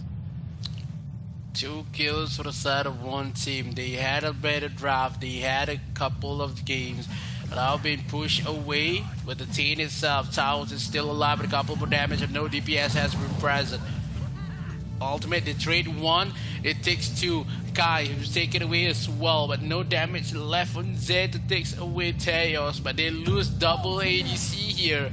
They lose Pichu as well as Kai. The trade has been made, but onto the top side, they kill onto the mid, they kill 1.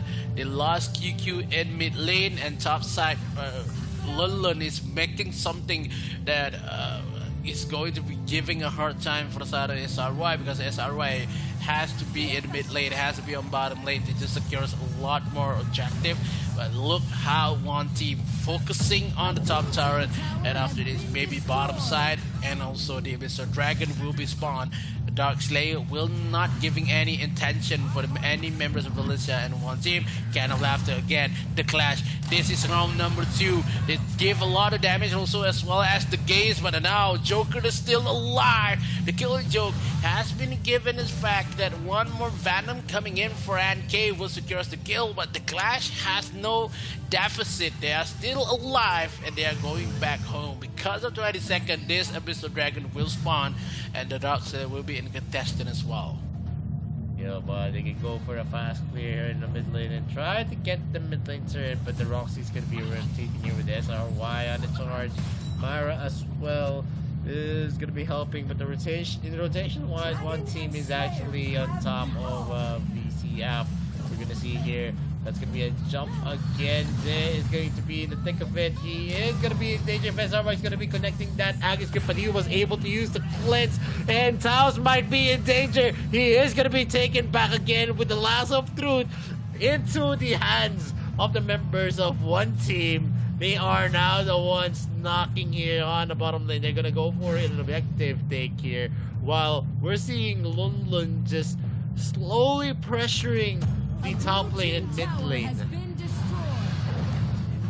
It would be hard for the side of Valencia because of this draft is making the play for them, and this is going to be something that one team is going to teach away Valencia. This kind of matchup, the L'Oreal is making the play as well with the 3 assists that he has currently, with 3 kills for the side of NK.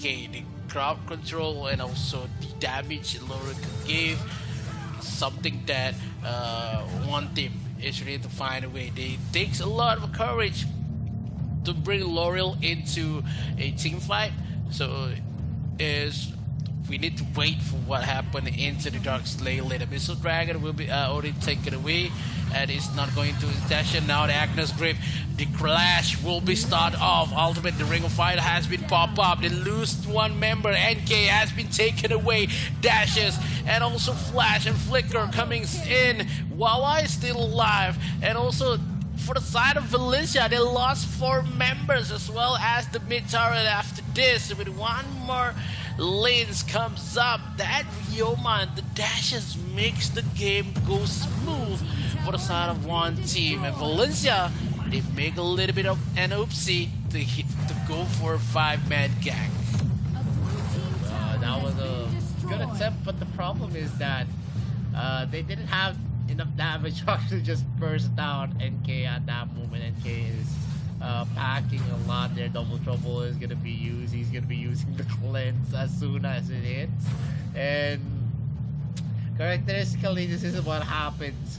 VCF did use it into the right moment. They got the NK with the Double Trouble with Agnes Grip as well. But with the orb still ready for NK, it was just too much. They were not able to just zero in, and they had to wait for the orb's effect to dissipate. Wow.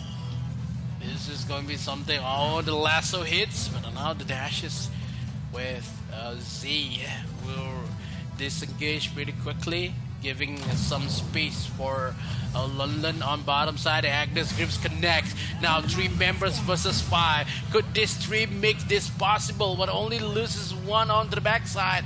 With the killing jokes comes in for the guy with the can of laughter as well.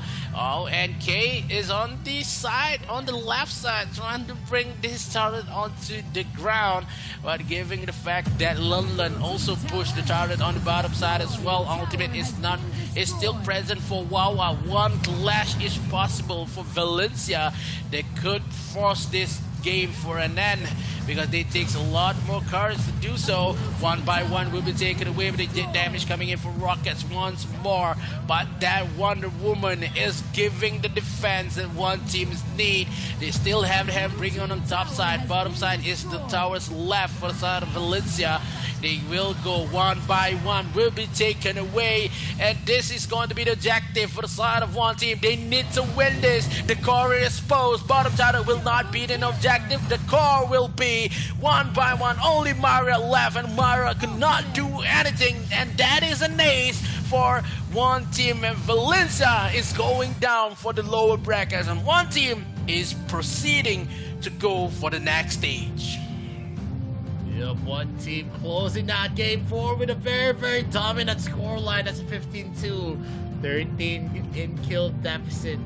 And that's an advantage that one team is showing the other teams that they are one of the perennial teams to look out for here in the AIC 2022. A very, very convincing win in this series. They close it out to a 3-1, not a 3-0 sweep, but still, it is a win that shows dominance on how they play. Yeah, dominance, but with one game loss. After this, they are going to face with Talon Esport. Can they do it? The question, the $1 million question. Oh, 700,000 question. Could they do it versus Talon Esport? They take down Valencia, and Valencia will go on the low bracket and waiting to fight down. They will fight away with a dope team on the low bracket, and we will see Valencia or a dope team will be taken away from this AIC, because one of them will stop their journey first rather than the one team. And also Talon Esport, they are wait for a couple more days to go for the semifinals. Yeah, I mean, that's a question that's going to be answered as soon as it's going to happen. But in terms of how fluid it is, I think KFC Talon is way up beyond Valencia CF Esports. And it's great to see this kind of matchup that it is very, very hard for VCF to actually execute some of their matches. I felt like they were too, I don't know, what is that term? They were just saving themselves for, they weren't too aggressive. Respect the other team. No, it's not respect. It was a conservative approach for VCF. I didn't see a lot of the rotations being marked up here. Although we saw the combination that they did. They tried to connect the double trouble with the Agnes grip. But I guess if you're not going to be rotating into that top lane, the Roxy isn't really the best pick to actually field. And we've seen some Roxys being used on top. KFC Talon was able to use it at TNT. Tony was able to use it very, very well. In terms of the matchup as well, Lunlun was able to actually use it in a better light. He was very aggressive whenever he used the Roxy pick, not like what we saw coming in from the Dark Slayer later on VCF. He was very, very passive in the usage. And one of the reasons there is that he is not the lane that was prioritized in the rotations of the mid lane. And if you want to actually have a Roxy shine, it's where you actually are going to be able to use the Agnes grip. And it was a Ryoma being faced off with the Roxy, and that gave a lot of threat, because in the Ryoma versus Roxy, Ryoma is just going to be using his range to harass Roxy from afar, which Roxy can only deal damage when she's actually near, where she's going to be able to use the skill set to burn any units that are in close proximity. Yeah, that is the problem when we saw Roxy is not winning against Ryoma on top side. That is making it in early game, yes, we saw Ryoma going to win, but the rotation coming in for Anki just secures a lot more a lot more possession for that Ryoma to wins, and we saw a lot of Roxy great gameplay coming in the AIC, but that moment itself, not everyone could play Roxy at a top level with the Agnes grip. We saw a lot more sadness coming in, but as we said before this, a lot has been invested by Valencia CF in game 1 and game 2. In game 3 they invested more. In game 4 they had a lot of a kind of late game composition. They had a lot more team fights,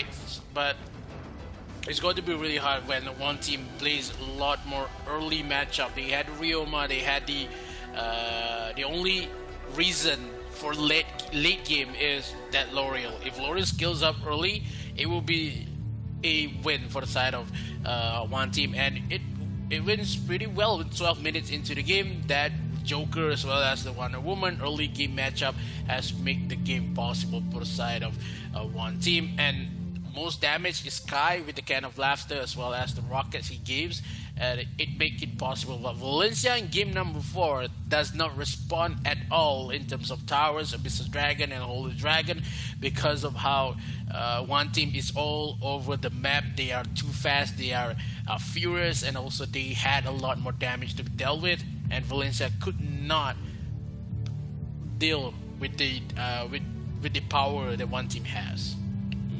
Been looking at the stats over the graph, it's just too one-sided here for one team in game number 4. Not much that you can expect from VCF's kind of rotations, the kind of the plays that they're showing us. They weren't too aggressive, and I got the term right, they were too conservative on the early game that they had. Once a Roxy goes for a level 4, you want to actually create the play with the active script, because that's the only thing that a Roxy can bring into the table. She can soak up some damage, but you have one job. Yeah, that's the only job that you can be expecting from a Roxy.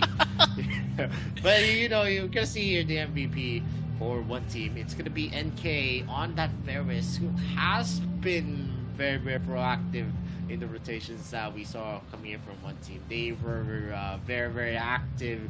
He was very, very calm and collected in taking the invade strategy that we saw from one team.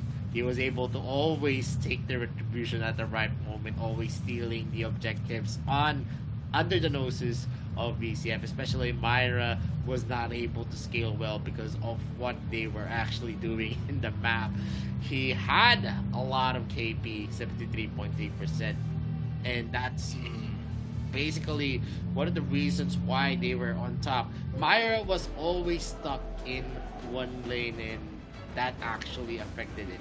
But anyway, that concludes the series. We're going to see more of one team in KFC Talon as they move up in the other bracket. But we're actually going to see in the lower bracket, ADT is going to be facing against Valencia CF Esports in a best of 5 series. Let's see who's going to be knocked out in the quarterfinals. But before that, we're going to go for a very, very short break. This is the AIC 2022. My name is Vittorio. This is Mikos. We'll be right back. Don't touch your browser. Them in the preparation slot to create an Arcana combination best suited for their hero. The appropriate combination of Arcana can give players a clear advantage when the battle is begun. Arcana is split into 3 categories based on its functionality. Red Arcana focuses on increasing the hero's ability to attack. Purple Arcana focuses on increasing the hero's ability to self-recover. And Blue Arcana focuses on increasing the hero's defensive abilities. Arcana of each color is further split into 8 categories based on their bonuses: attack, life, defense, function, lifesteal, attack speed, critical hit, and pierce.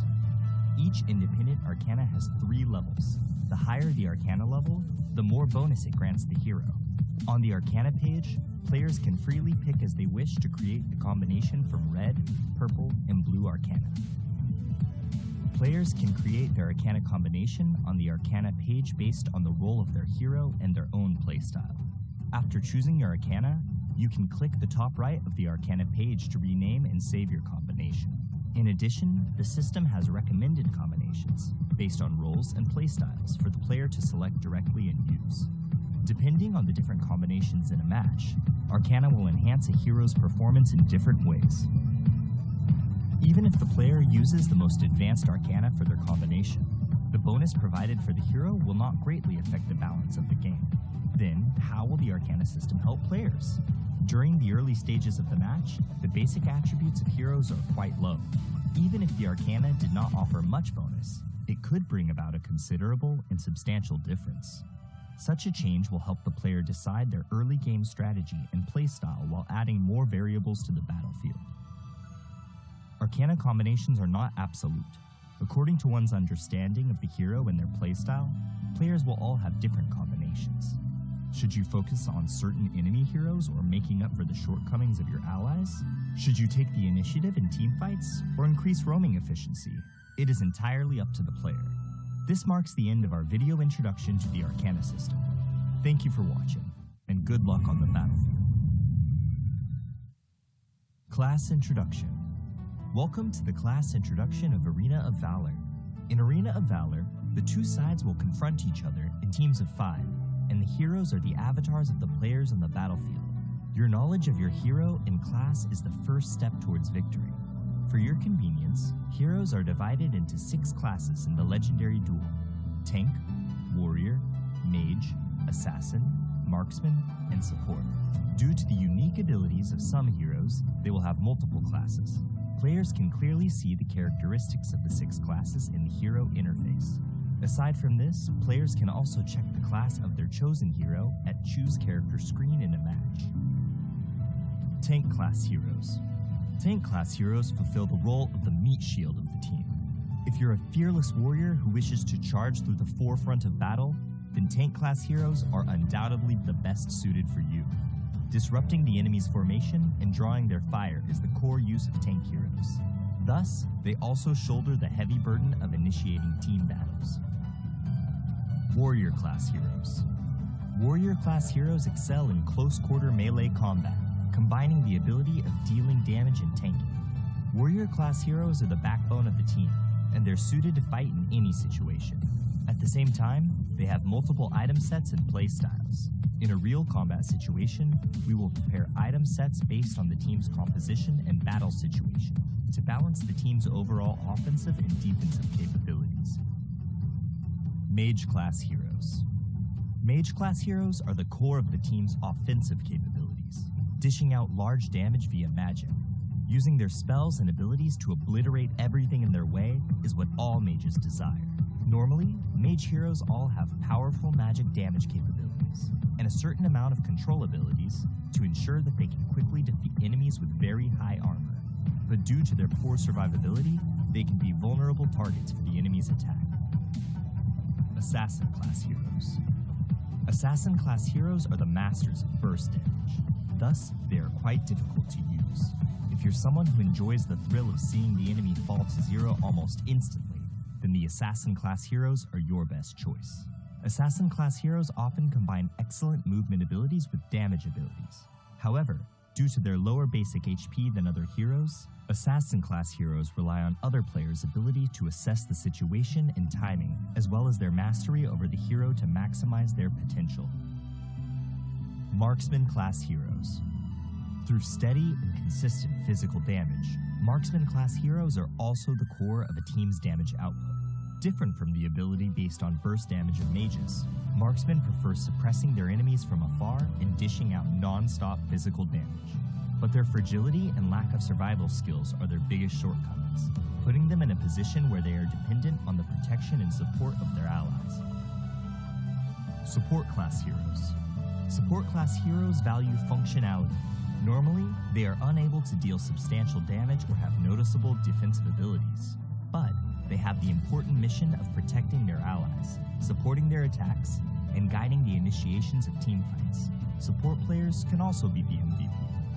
According to the different styles of the team, some teams require a tanker support hero who can share the burden of the tank with higher offensive capabilities, whilst other teams require a functionality-based support hero who can protect teammates in dire situations and provide buffs to control and enhance magical damage.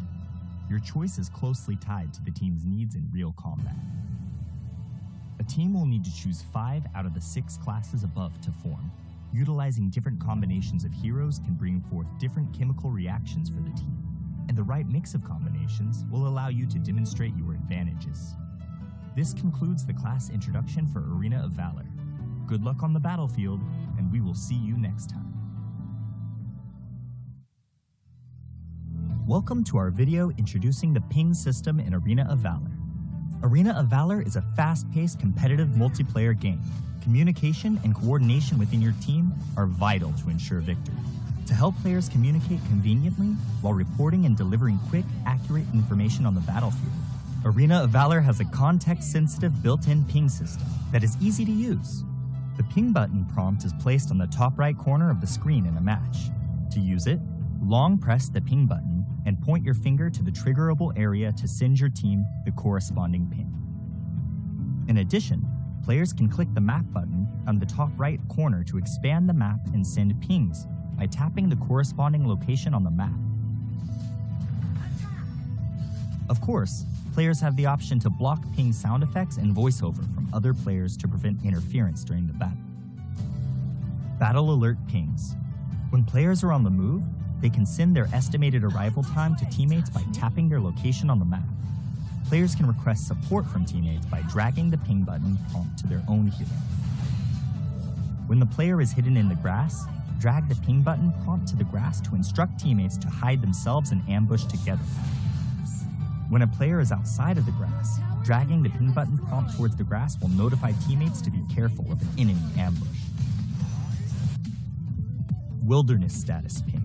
When Abyssal Dragon, Dark Slayer, or your own buff exists on the map, players can give corresponding attack commands to their teammates by tapping the corresponding monster directly on the map or by dragging the ping button prompt to the relevant monster. If a monster has yet to respawn, dragging the ping button prompt will notify the players of the corresponding monster's respawn time. Personal Status Ping. Players can notify teammates their skills are ready by dragging the ping button prompt onto their hero's skills. Dragging the ping button onto a skill in cooldown will alert teammates of the cooldown timer. When a hero dies, the player can drag the ping button prompt onto the death countdown to inform their teammates how long it will take to revive. In addition, players can inform teammates that they're returning to base by dragging the ping button prompt onto the recalling button while in recall. Enemy Status Ping. When the enemy has disappeared from a lane, the players can send an enemy missing ping by tapping on the lane.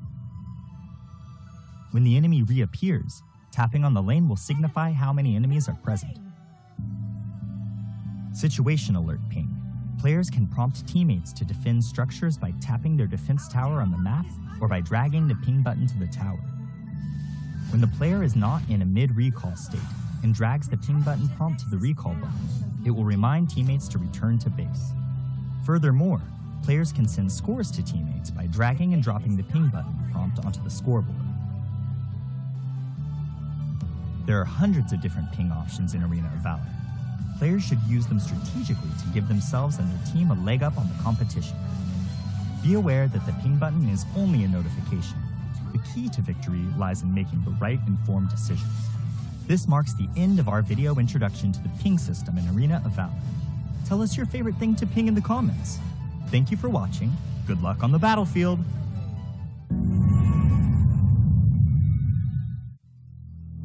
Welcome to our video introducing the team communication systems in Arena of Valor. Arena of Valor is a fast-paced, competitive multiplayer game. Communication and coordination within your team are vital to ensure victory. To help players communicate quickly and clearly in-game, Arena of Valor has introduced team communication systems, such as pinging, quick messaging, built-in real-time voice chat, and emojis. Players can press the context-sensitive ping button prompt on the top right corner of the screen to instantly notify teammates of their status on the battlefield. Players can also drag and hold the ping button to various elements in-game for different alerts. Depending on the context, pings can be divided into types such as battle alerts, wilderness status,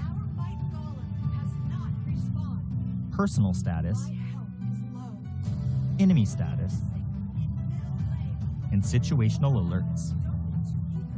check out our ping system introduction video to learn more about how you can use the ping system in Arena of Valor. Players can use the in-game quick message system to plan and communicate. Quick messages first appear as part of the pre-battle strategy screen. Rally for a team fight. Before the match, the player can set selections and adjustments within settings. These pre-made messages can be split into 3 major categories: defense, offense, and communication. Players can select 8 messages from these 3 categories to use as quick messages within Arena of Valor. Some quick messages even have voice lines that play when being used. Let me get the buff. In the event you want to communicate in more details with your teammates, you can also tap the box beneath the quick message window to enter text. Keep it clean. Aside from quick messages, voice chat will always be the most accessible and concise way to communicate on the battlefield. Players can use the game's built-in real-time voice chat system to speak and converse with their teammates directly. To use voice chat, tap the microphone button on the left side of the screen. When the player is queuing with friends in a pre-made party, they can choose the voice chat to be party only. Emojis are a fun and expressive way to communicate within Arena of Valor. Before the start of the match, players can equip emojis with their customization suite. Make an emoji selection while in a match to use the corresponding emojis. When triggering certain scenarios, heroes will automatically release their preset quick emojis. If there are teammates nearby that use an interactive emoji, and the player responds with an interactive emoji of their own, a new effect will be created for both emojis. One last thing to note, emoji displays can be seen by your enemies. Use your smileys wisely.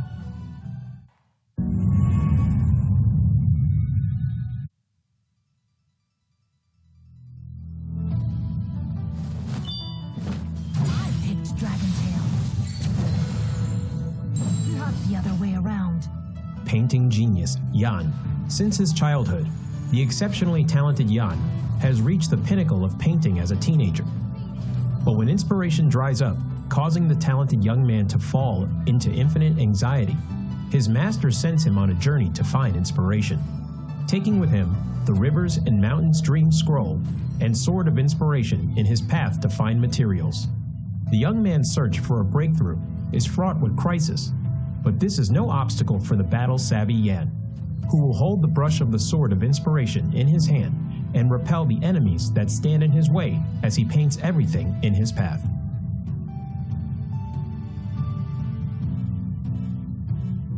Passive, Spiritual Spark. When Yan uses Skill 1 and Skill 2, he will gain a stack of energy, having 2 stacks of energy, depending on the difference in the previous skill. Will cause the next normal attack to gain additional boost. After using an enhanced normal attack, his attack speed will increase. Yan's skill will mark an enemy when it hits them. Dealing damage to the same target will consume the mark and trigger additional physical damage, restoring Yan's own HP in the process. Skill 1, Black Jade Sprinkle. Yan will deal damage and apply movement speed reduction to enemies in a fan shape in front of him. Passive enhanced normal attack. After a short delay, deals damage to the enemy in front and knocks them away. He can move during the delay and deal additional damage to minions and wild monsters. Skill 2, Draconic Step. Yan moves forward in an arc, dealing damage to enemies along the path. Yan is untargetable while using the skill. Passive enhanced normal attack. Charging towards the target enemy and dealing damage, he can use another part of Skill 2 within a short time frame. Additional Skill 2 cast has a separate cooldown calculation and does not accumulate energy. Skill 3, Hills of Dream. Yan releases his seal, entering enhanced status and dealing damage to surrounding enemies, receiving a massive physical penetration, and can use the second part of the ultimate skill.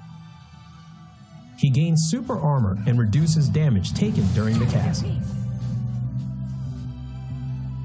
Yan will enhance all of his other skills. the second part of Ultimate. Yan charges forward and deals massive damage and knocks away enemies in a massive range forward. Enhanced Skill 1. Deal 2 instances of damage to the enemy. Enhanced Skill 2. Deals even higher damage. Yan's ultimate skill buff will increase with every upgrade. When ultimate is upgraded to level 1, the skill damage of skill 1 and 2 increases by 50%, and the number of times the mark can be triggered also increases.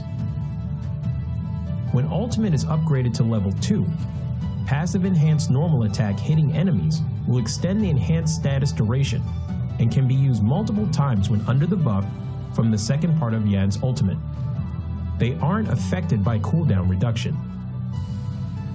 When ultimate is upgraded to level 3, passive enhanced normal attack will return 1 stack of energy.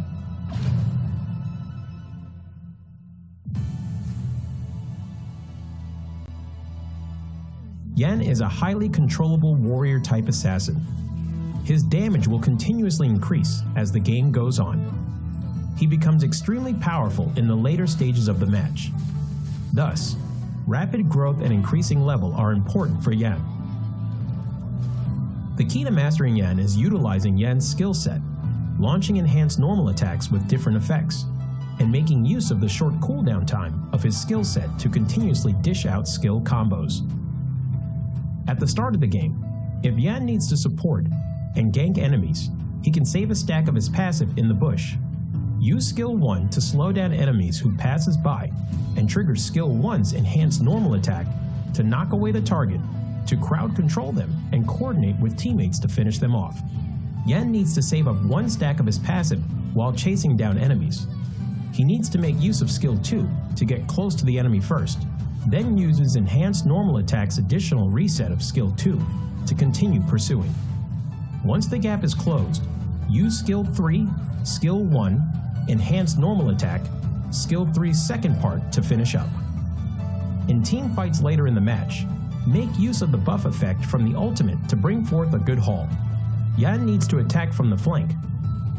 Use Skill 2 first to close in on the back row, followed by Skill 3, normal attack, Skill 1, normal attack, the second part of Skill 3, Skill 2, Skill 1 to finish them off.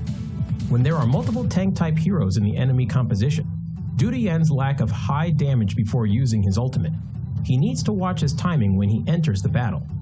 Make use of the physical penetration from the ultimate, as the bonus can deal quite substantial damage even against tank-type heroes. Due to marks being able to be triggered multiple times, while in enhanced status, coordinating with Skill 2's movement and Skill 1's damage, you can potentially take down tanks. Yan's passive HP Restore allows him to have decent survivability. Watch your timing on using Skill 2's untargetable effect to dodge enemy damage. Yan needs to improvise in battle and requires careful observation of the situation on the battlefield to choose the right skill to cast.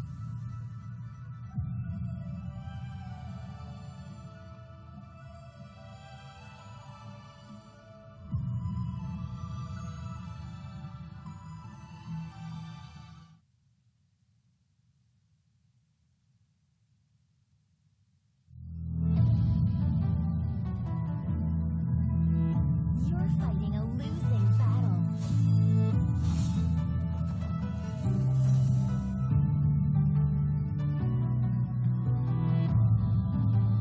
Jade Fan Beauty Yue. As the princess of the Dragon Kingdom, Yue brandishes a fan as her weapon, retaining her elegance even in battle. Aqua Force and Mountain Crusher allow her to easily control the whole battlefield, and Borrowed Might allows Yue to unleash endless attacks. If an enemy dares to offend Yue's grace, then they will taste the power of Rising Wind. Passive skill, Borrowed Might. Every time Yue uses Aqua Force and Mountain Crusher, she will gain a stack of Borrowed Might. When she has 2 stacks of Borrowed Might, Yue will reset the cooldown time of Aqua Force and Mountain Crusher and strengthen the next Aqua Force or Mountain Crusher. Skill 1, Aqua Force. Yue throws 2 bone fans at close range, dealing damage to enemies in their path. After strengthening, Yue will throw out 4 bone fans when using Aqua Force. Aqua Force will deal several times the damage where the bone fans converge. Skill 2, Mountain Crusher. Yue throws 2 bone fans at far range, dealing damage to enemies in their path. After strengthening, Yue will throw out 4 bone fans when using Mountain Crusher. Mountain Crusher would deal several times the damage where the bone fans converge. Skill 3, Rising Wind.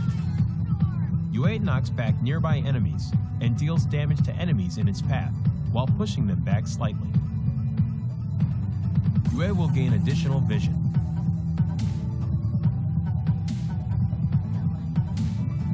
Yue is a long-range mage with a powerful ability to exhaust the enemies, but is complicated to operate.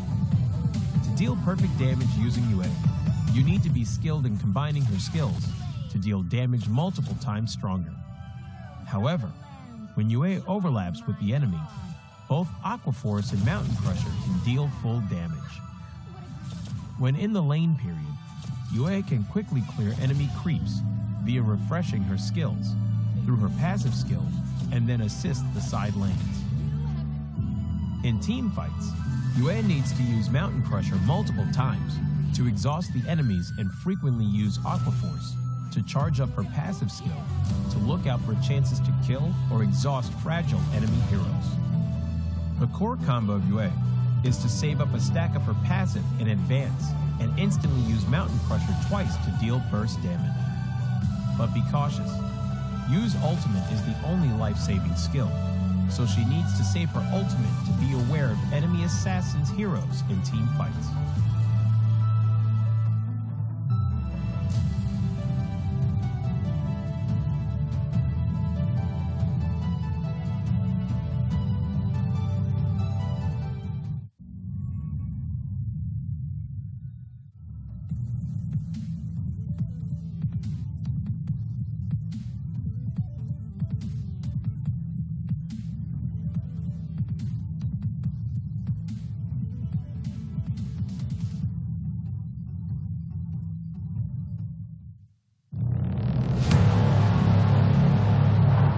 I fight for what I stand for, what I stand for. You testing me, then I go Rambo, Rambo. Hey, I taste the glory, taste the pain. I know what it takes to play. Got the kingdom on my back. I came long ways to engrave my name. Found my pride at the borderline. I will never back down till my dues are fortified. Hit him in to get a little cautious. It's part of the process. They think I'm crazy, or am I really brave? I don't let nothing faze me. There's no hold up delay. I still survive. I own the confidence up in my mind. I'm running towards the light. It's time to shine and go take flight. No pain, no gain. If you don't wanna fade away, the both ways, whole pace. Heroes moving silence when they say the day. Yeah, I'm a queen. I overcome relentless pain, and I got it in my genes. I pass through anyways crisis, no matter what the price is. Prepare, protect my people, always beware. There's always new rivals everywhere. Bomb you on the light declare. I'm riding to the air. Fight for what I stand for, what I stand for. You test me, then I go Rambo, Rambo. I'm quick to grab the grip and go. I'm best with it. Okay, I'm lit. My mind's on fading mode. I'm flexing it. Okay, I'm violent. I'm tripping on my mind, investing it. I'm still high-minded. My destiny, you'll find it hard to find it. Winning street, my dubs elite, I bring it. Yeah. 50 feet step back, I'm about to split my G, I'm with it. Yeah. Sun shines, I dream bigger. Believe in myself, I maintain rigor. Be what I wanna be, don't belittle me. No pain, no gain. If you don't wanna fade away, the both ways, whole pace. Heroes moving silence when they say the day. Yeah, I'm a queen. I overcome relentless pain, and I got it in my genes. I pass through anyways crisis, no matter what the price is. Prepare. Hey, send me up at any location, I hold up and mow them down. Look at the constellations for consolation while I retain my crown. Back in the background, I'm a background, what goes gon' come back round. I'm self-made, built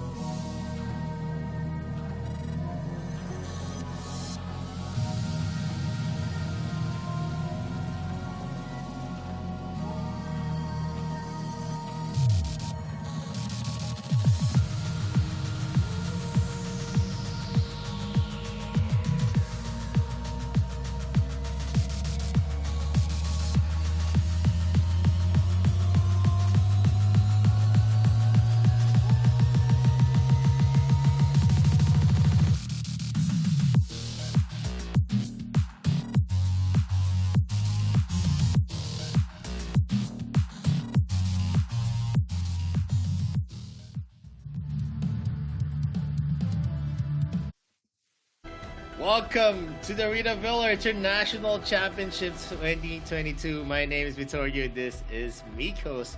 And we are down to the last series of the day. We are at the lower bracket. It is going to be Valencia CFE Sports against a dope team in the grueling best of 5. Whoever loses is going to be saying goodbye to the AIC 2022.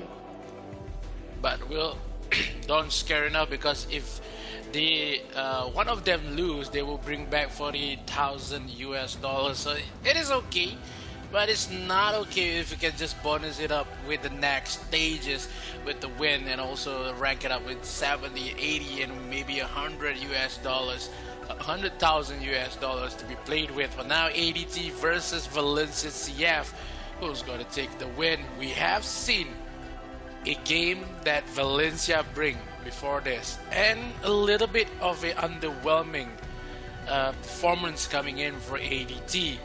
It could be a grueling and hard game for ADT, but can they do it is the question to be asked for them. Yeah, I mean, that is a question, definitely, if ADT can actually be on par with the big teams right now. Although we've seen a lot of improvements on ADT. They actually beat up one of the competitors that they had in the AWC, which is Dewa. They eliminated them in the group stages, so that's already a big step, because a lot of the people, a lot of the fans, a lot of the analysts say that Dewa would have won against ADT, but ADT proved them wrong. And Same that's as already you, a bro. big, yeah. I thought it was going to be Dewa, because ADT, I don't know, they don't really have the flexibility of using the heroes that they draft.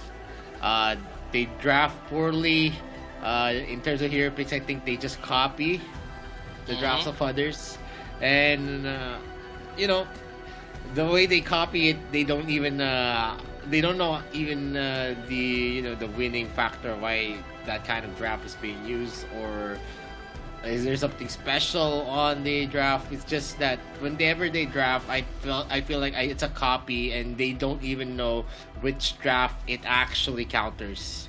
And in the drafting, you always have to think about, what kind of composition are we going? Are we going for a strong composition in the late game, in the early game, the mid game? Are we going to draft this kind of composition because we want to counter their composition?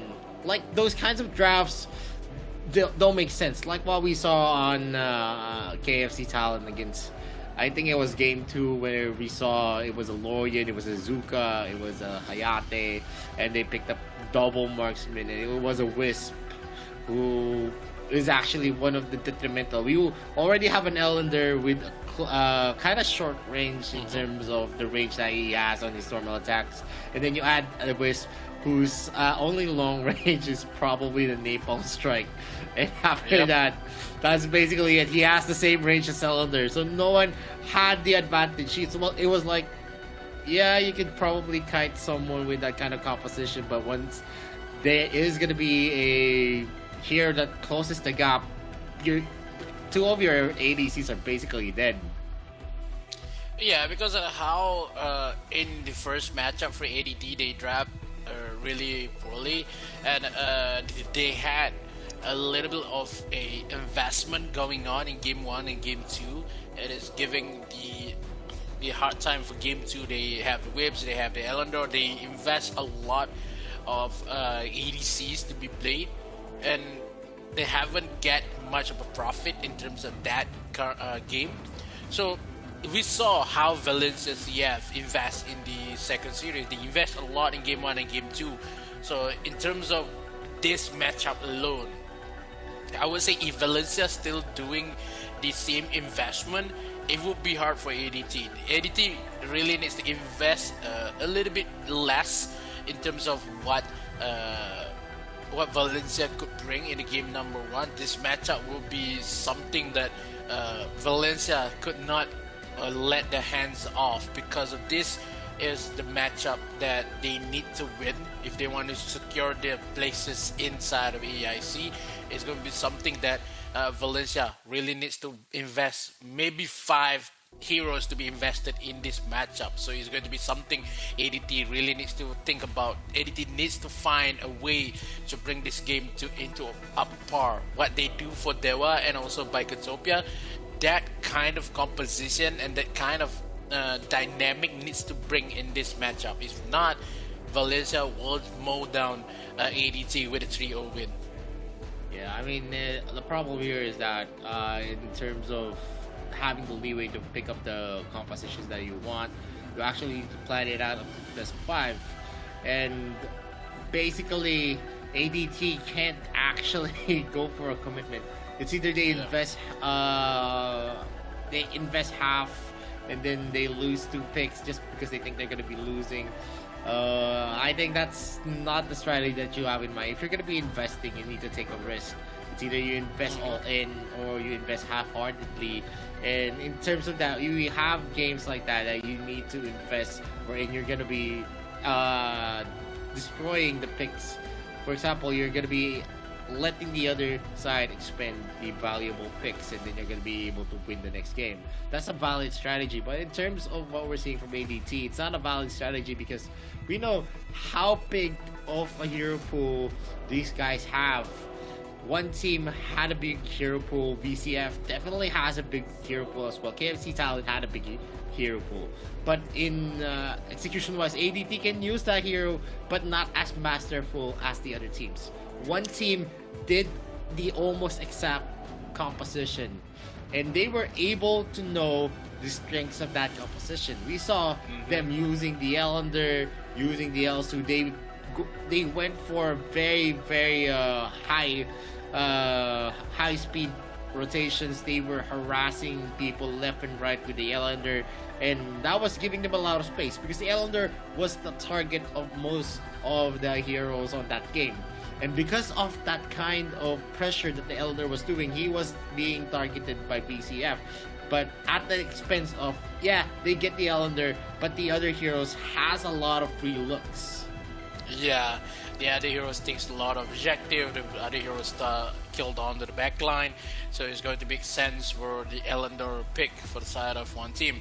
Now, in terms of ADT, we saw a lot of misplays and also not enough energy to be played in this kind of matchup versus Talon. So maybe after a little bit of rest, because that early matchup versus Talon, we can see LYL is a little bit sleepy. Maybe he just get some sleep and maybe going to be refreshed a little bit. In terms of ADT powers versus Valencia, I would say that Valencia is in good hands versus ADT, and the odds is for ADT to win is a little bit low. But you can see if Valencia do a lot of mistakes that can be punished by the side of ADT, it could be something that ADT have good chances to win that matchup. But all in all, is in terms of drafts, what could ADT bring? And also Valencia, we saw a lot more capable of drafting other than ADT has. Like you just said, that copying a lot more drafts rather than fully understand what the draft could possibly do and what draft could be defended with, because it's a lot more counters had to be played rather than plays. Oh, this is the draft that we want, and maybe we have to force this kind of heroes to go out. Maybe force the hero to be first pick. And the only draft that I think that ADT could win, either that they get a Nakroth or maybe onto that Zuka pick for Zach F. If not, it's going to be something that Valencia, if they want to ban it, it's okay, because we see Omen being picked by LYL is not going to make it as after all. Then Valencia has no ability or obligated to ban out the Omen, and they just have to ban out the Nakroth. Yeah, I mean, LYL being able to secure Omen and not being able to utilize that hero with his team was detrimental to their chances there. Omen is very, very effective. Yep. But you actually want the effectiveness to happen when you can actually lock in. It's like a Roxy pick. The only difference is that Omen is a very, very good hero for split pushing. But in terms of team fights, the only thing that he can actually do is to try to lock down a priority pick. And LYL was not able to do that. One of the reasons is that he always goes in with a 1 versus 3. He doesn't have Vish. Whenever there is no information on the heroes on the opposing side, he still goes and goes into the bushes, tries to actually take some vision for his team, and it always ends up to LYL being picked up.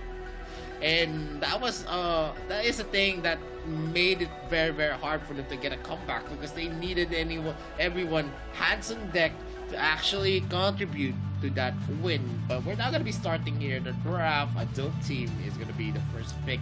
Second pick is definitely going to be Valencia CF Esports. Let's see if Adobe Team actually has what it takes to take down Valencia CF Esports and knock them out of the AIC 2022.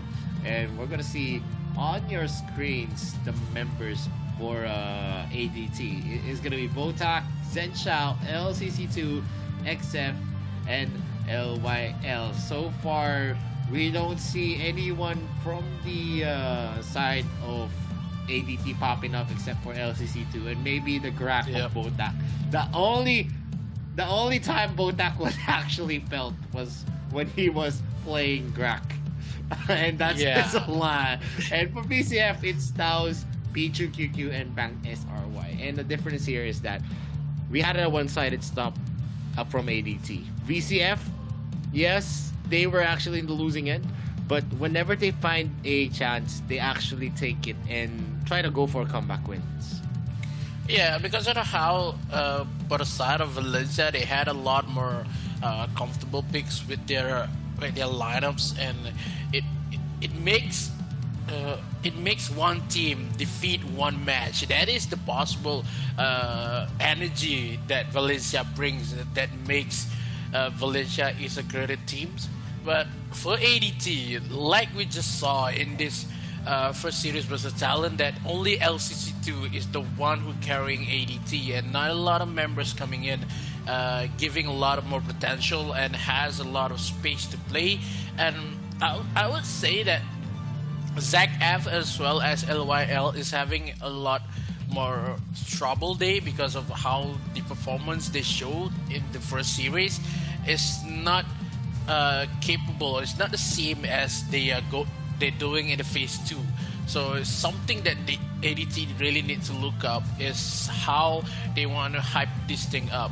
Because of Valencia, we can see Teos versus versus a Zenzao has a lot more KD, but this is a support, it's the key player introduction. So if Teos has the key player on side of Valencia with the Roxy and also the Tain play, it will be something that ADT really needs to think about with the bans and as well as the picks. You need to just don't give the Roxy and as well as the Tate.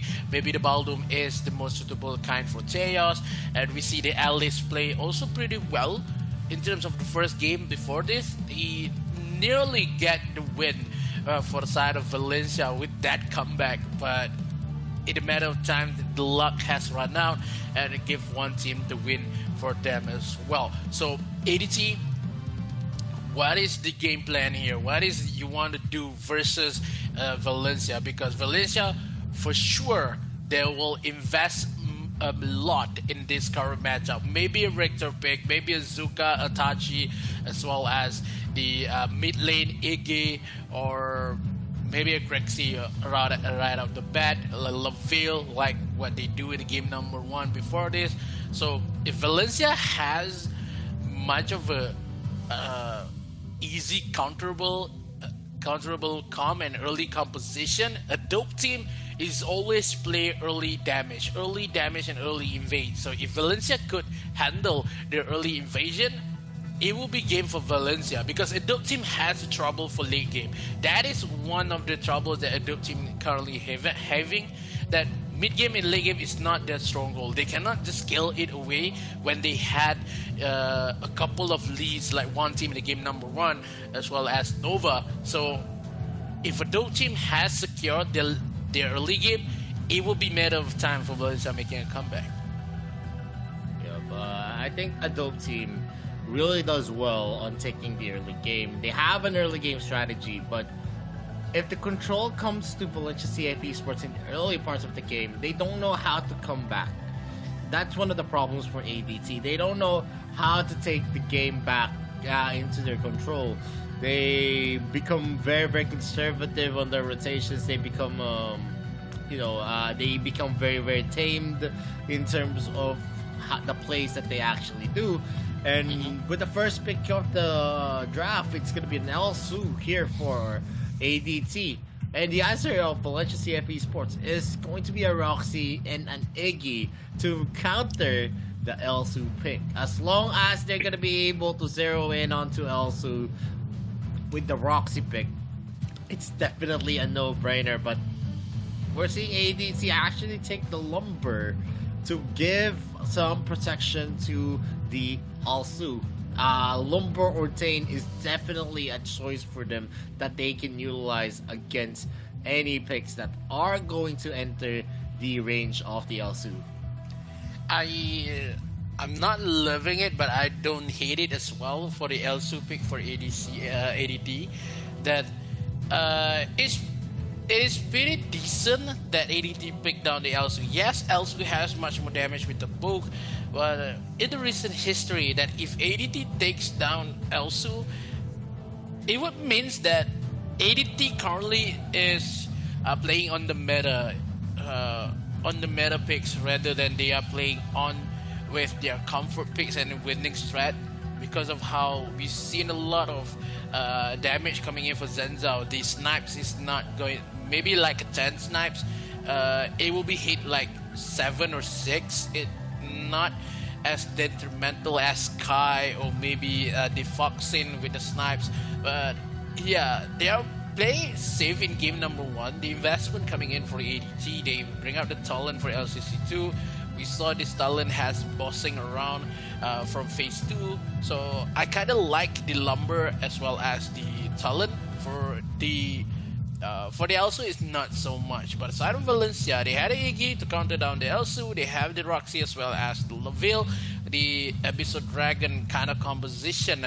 I like it with the Double Trouble and the Endless Grips. So it is something that Valencia bringing with a Wombo combo instead of a dope team still has a combo that is not 100% reliable because of snipes, and also the splitter coming in for Lumber, and also Thunderbird coming in for that talent.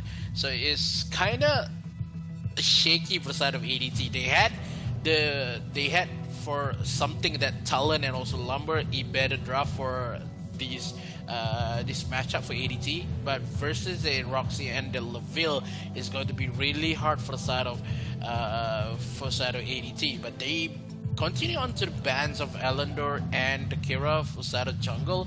Superman as well as the Florentino will be taken out by Valencia. Pena on the maybe been picked by Valencia, but I think if they want to pick up Pena, Roxy will be on to the Dark Slay lane, and I like it for Valencia because they have done it and they make it happen. But it would be something that is hard to deal with because they doesn't know what Dark Slay yet for the side of ADT versus a Roxy. Maybe they want to force out Chi, and maybe they want to force out maybe a Yedna for the side of ADT. But yeah, the last 2 picks here, maybe a Chi and also the jungle. It's hard to say currently. I think the Emily is better for ADT, but who's going for the jungle? A Talon jungle might be if the Kali been picked. That is I think it is going to be a Talon jungle if they do pick on the Kali. Kali is kind of good in terms of the range. She's definitely going to have the upper hand against the Iggy if she has his ultimate ready. But that is still a what if, since it's more one-dimensional. You're just going to be using your ultimate in one direction. And sometimes that is something that makes it hard to maneuver that hero. But there is gonna be a Raz being over there by Valencia CFE Sports. I hope they don't pick that up. But anyway, you're still missing up a jungler for Valencia CF. It's impossible that we're gonna see a level jungle since it's a very slow starter. Whenever we see, it used to be a meta wherein we're gonna see a level being used in the jungle, but everyone found out that it was just too slow.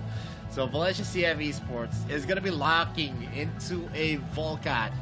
You have 3 heroes that definitely is gonna be your setter for Valencia CF Esports. Someone that can actually make some boundaries as well with the Nature's Rally coming in from the Pena, the damage coming in from the Iggy in a certain area, and then you have the Roxy that can just use Agnes Grip, and also someone that can wreck the backline whenever the ultimate from the Volcan is ready. On the side of a dope team, it's a mismatch. It's a mishmash of long-range heroes. You have someone that can actually go close range with the Tulin, but definitely not someone that can tank damage. The only sustainable heroes on ADT is going to be Amelie and the Lumber. I'm pretty curious on how they're going to be able to execute this. They're going to be relying heavily again onto Zhen Shao's El Su. Oh, this is going to be something for ADT. The game number 1 versus Valencia CF. Better draft? Maybe. Mismatch? Maybe. But in terms of how they have range and also has damage, it's going to be something for something to be punished for the side of Valencia in terms of this game number 1. The Volcath is already a couple of days. We haven't seen the Volcath in action, but now being placed by Valencia CF. They want to just give a little bit of investment onto the jungle role. They put much more of maybe a damage and late game kind of Volkov in this matchup. So ADT, they bring up the Tolan, but not in the hands of LCC2. It's gonna be something for the side of this early game. If game number 1 wins, whoever wins this is going to take the momentum and dictates a little more of the game plan. But now a couple of trades in the mid lane. Kali trying to clear the wave, but a little bit too early for the Pena as well as the Iggy. Too much aggressive.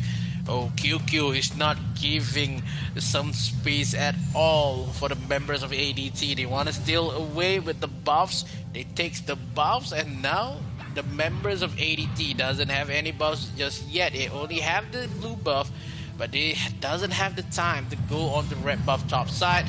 One stuns comes in, maybe a first blood, but no, the healings comes in for Teo. Teo is still alive in that matchup.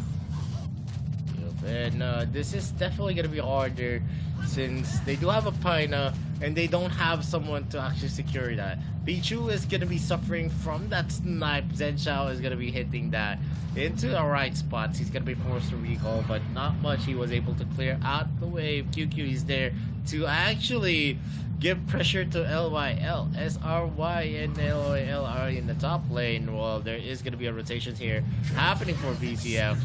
They are going to get a miss on the second ability of N-Bank, and it's not going to be connecting as well. For Sentry, is going to be used to get that mini stun in. Taos is just relishing himself in that AoE field of effect coming in from the Kali. A snipe might be connecting again, and the answer is no. Yeah, it's going to be something because of how ADT currently been watched. Every movement comes for Valencia CF. They take a lot of Mr. Dragon currently, and if Adbang has the potential to be much more aggressive on bot side, as if on the top side here, members of Valencia, they sure know that the ultimate has been pushed a little bit too early. With the healing comes up for Teos here. The ultimate has been pushed. I don't think that is necessary for the members of for LCC2. Maybe trying to kill away the monster camps, but I don't think that is much more needed with the ultimate with Stargazing as well. So Valencia still has the upper hand in terms of goal. Really make it slow and onto bottom side. Also, with the range he doesn't have, now ultimate has been pushed away by Bolta, trying to dash in, but not damage, and also the health comes in for Zenza a little bit too low, and as well as Bolta with a couple of seconds left. If Bolta really made it alive, but too much of a damage coming in for Valencia. The goal gap and as well as the DPS coming in for Laville is making the play for Valencia CF. ADT doesn't have enough more information to just deal with, but Tulen has none. Tulen has none red buff currently because I have been camp wave coming in for the players for Valencia CF. They cannot do anything, but the ultimate has been pushed here by Bota. But now the disengage is really needed for the side of ADT. Yeah, but right now that's gonna be a contest here again. And back is entering the area, but XF is now gonna be able to secure it. And this is a problem of having the Kali. You don't have much of crowd control. You have some slows as well, but most of the time, if someone flickers right out of the area of effect, it's an easy skill to dodge. Just like this, he needs to adjust himself just to hit that ethereal pulse, and it's not a skill that's gonna be flexible enough to actually fight it out. But in the late game, definitely when you're in a defensive setup, it is gonna be felt. The ethereal pulse is gonna be an effective way to go for the defensive strategies, but that's basically it. Yeah, it's gonna be something that ADT really needs to think about.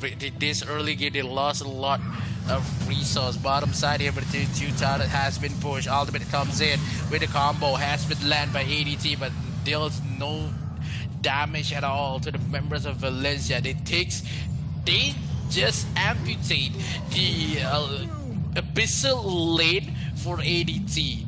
That Zenzao doesn't have enough space to just deal and also farm, and not enough speed to just chase away the members of Valencia. Look at the ultimate coming for Kali. That is a desperate move coming in for ADT, because of how not enough damage, not enough steals coming in. ADT is playing like they are still waiting for something, but I don't know what are they waiting for, because Valencia is all over the map. Valencia is happily invade. But the ultimate from Lumber and also Kali has been placed a lot, but not enough casualty just yet. And still, we haven't had any first blood.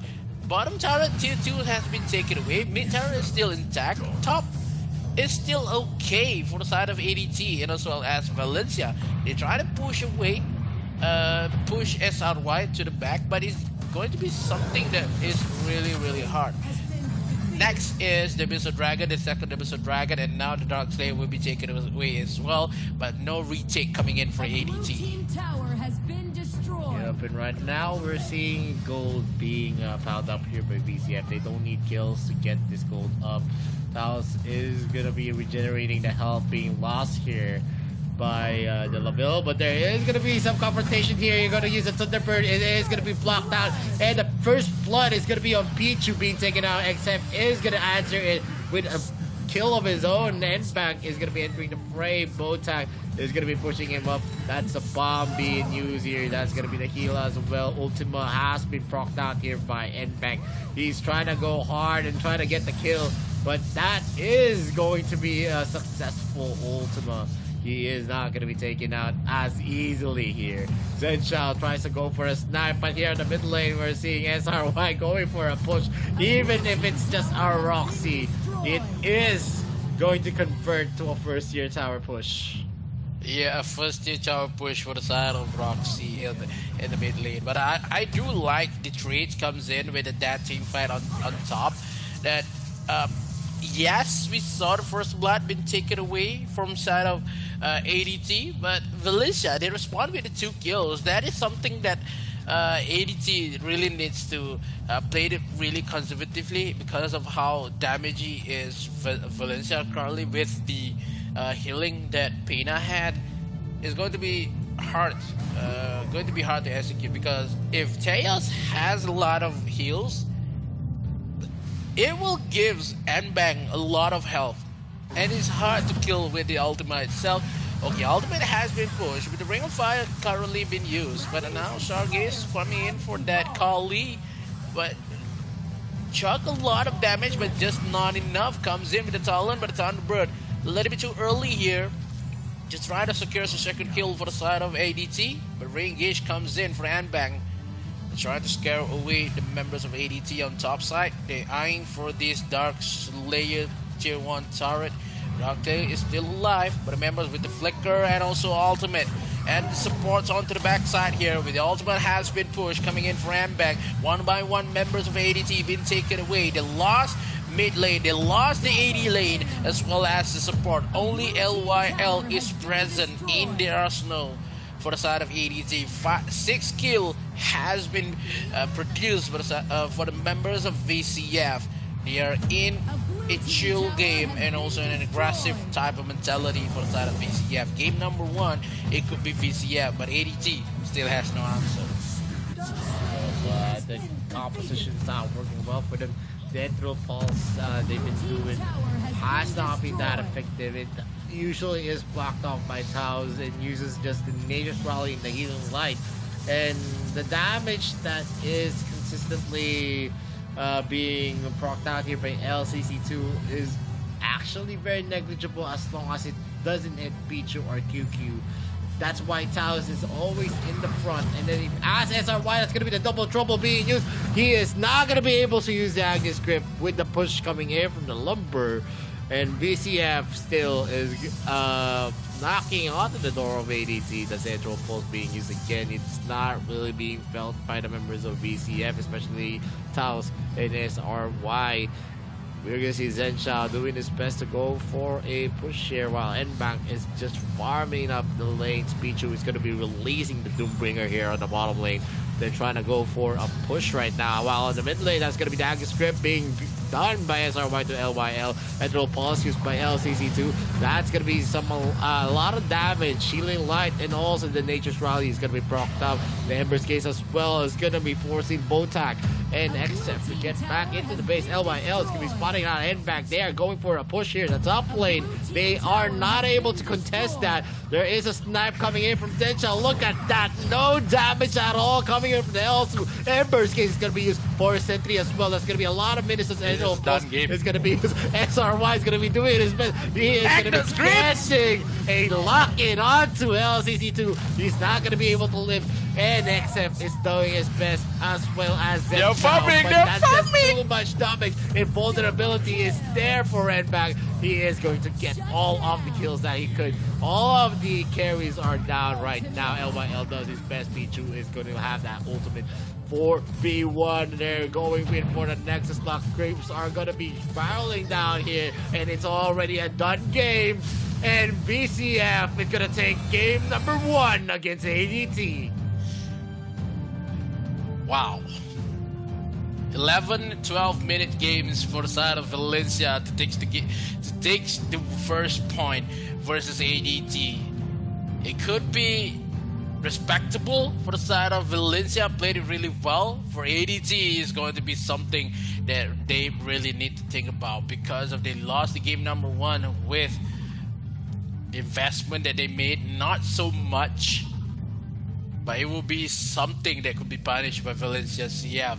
Like we said, Valencia really invest in game number 1 and game number 2, but game number 3 will be detrimental for them as well. But first game wins with style, with a late first blood on the side of ADT, but all the kills has been transferred to the Valencia accounts. One by one been taken away. I don't know how they managed just to take tier 2 titles on bottom side, and at an early moment before 6 minutes in the game. That is something that Valencia is telling that this is their game. They want to survive. But for ADT, they are calling for help, but that Carly pick is not making any statement in this matchup. The ADT actually went in for investment again. Two heroes that are definitely going to be used, like the Tulin and also the L2. And after that, that's basically it. They invested two heroes. While on BCF, they actually took out the Iggy, the Roxy, and also the Laviltic. So not much of the picks were expected. Only three picks is actually seen to be on the BCF side. Yeah, because if I just want to point it out, if you guys heard me laughing, it's not because of it's not because of how the picks has been explained, but because of someone is making me laugh at the backstage about it. Yeah, investment has been made. Game number 1, 11-12 minutes into account, and all turrets has been taken away by Valencia. So you have a lot more to become in the game number 2, but instead, the level of Valencia showed here in this lower bracket is out of this world. ADT could not push back. ADT could not get the red buff because it only been camped out by the members of Valencia. They had the much more comfortable pick, but if Valencia had Richter, Valencia had Ryoma, I would say it's going to be an early game as well. It would be something that we saw from Nova itself. 10 minutes matchup already done with that game, so it's going to be hard for ADT. Game number 2 will be much more mental game. What could they bring? I just want to see stats. How many damage that the LCC2 dealt in this game, because he pushes a lot of ultimates, but with the Kali pick, with no Hecates, I think that is too much of asking for the side of ADT because of how that Kali can push, but not enough damage to be dealt with that ultimate itself. Because only we can see it's a Pena. Pena has a healing. Pena is just receiving a lot of ultimates coming in for that Kali itself, because he thinks that, oh, the ultimate doesn't not enough damage yet. He can just heal everybody else. But Zach F again, nowhere to be seen in the rotation on the bottom side. Yeah, definitely. It's, I don't know, it's just so hard for ADT right now. They don't want to invest much in game number 1, and you always want to win game number 1. Why? You want to add pressure to the other team. You want to invest a lot in game number 1 because you want to have that capability to dictate what's gonna happen in game number 2, game number 3. You can plan out what kind of lineups that you're gonna be fielding on game number 2 and game number 3. Not like this wherein you just give game number 1 and now more resources can be expended here by BCF to secure game number 2 and then expend another for game number 3. And with that kind of mindset, I don't think ADT is gonna be taking this series anytime soon.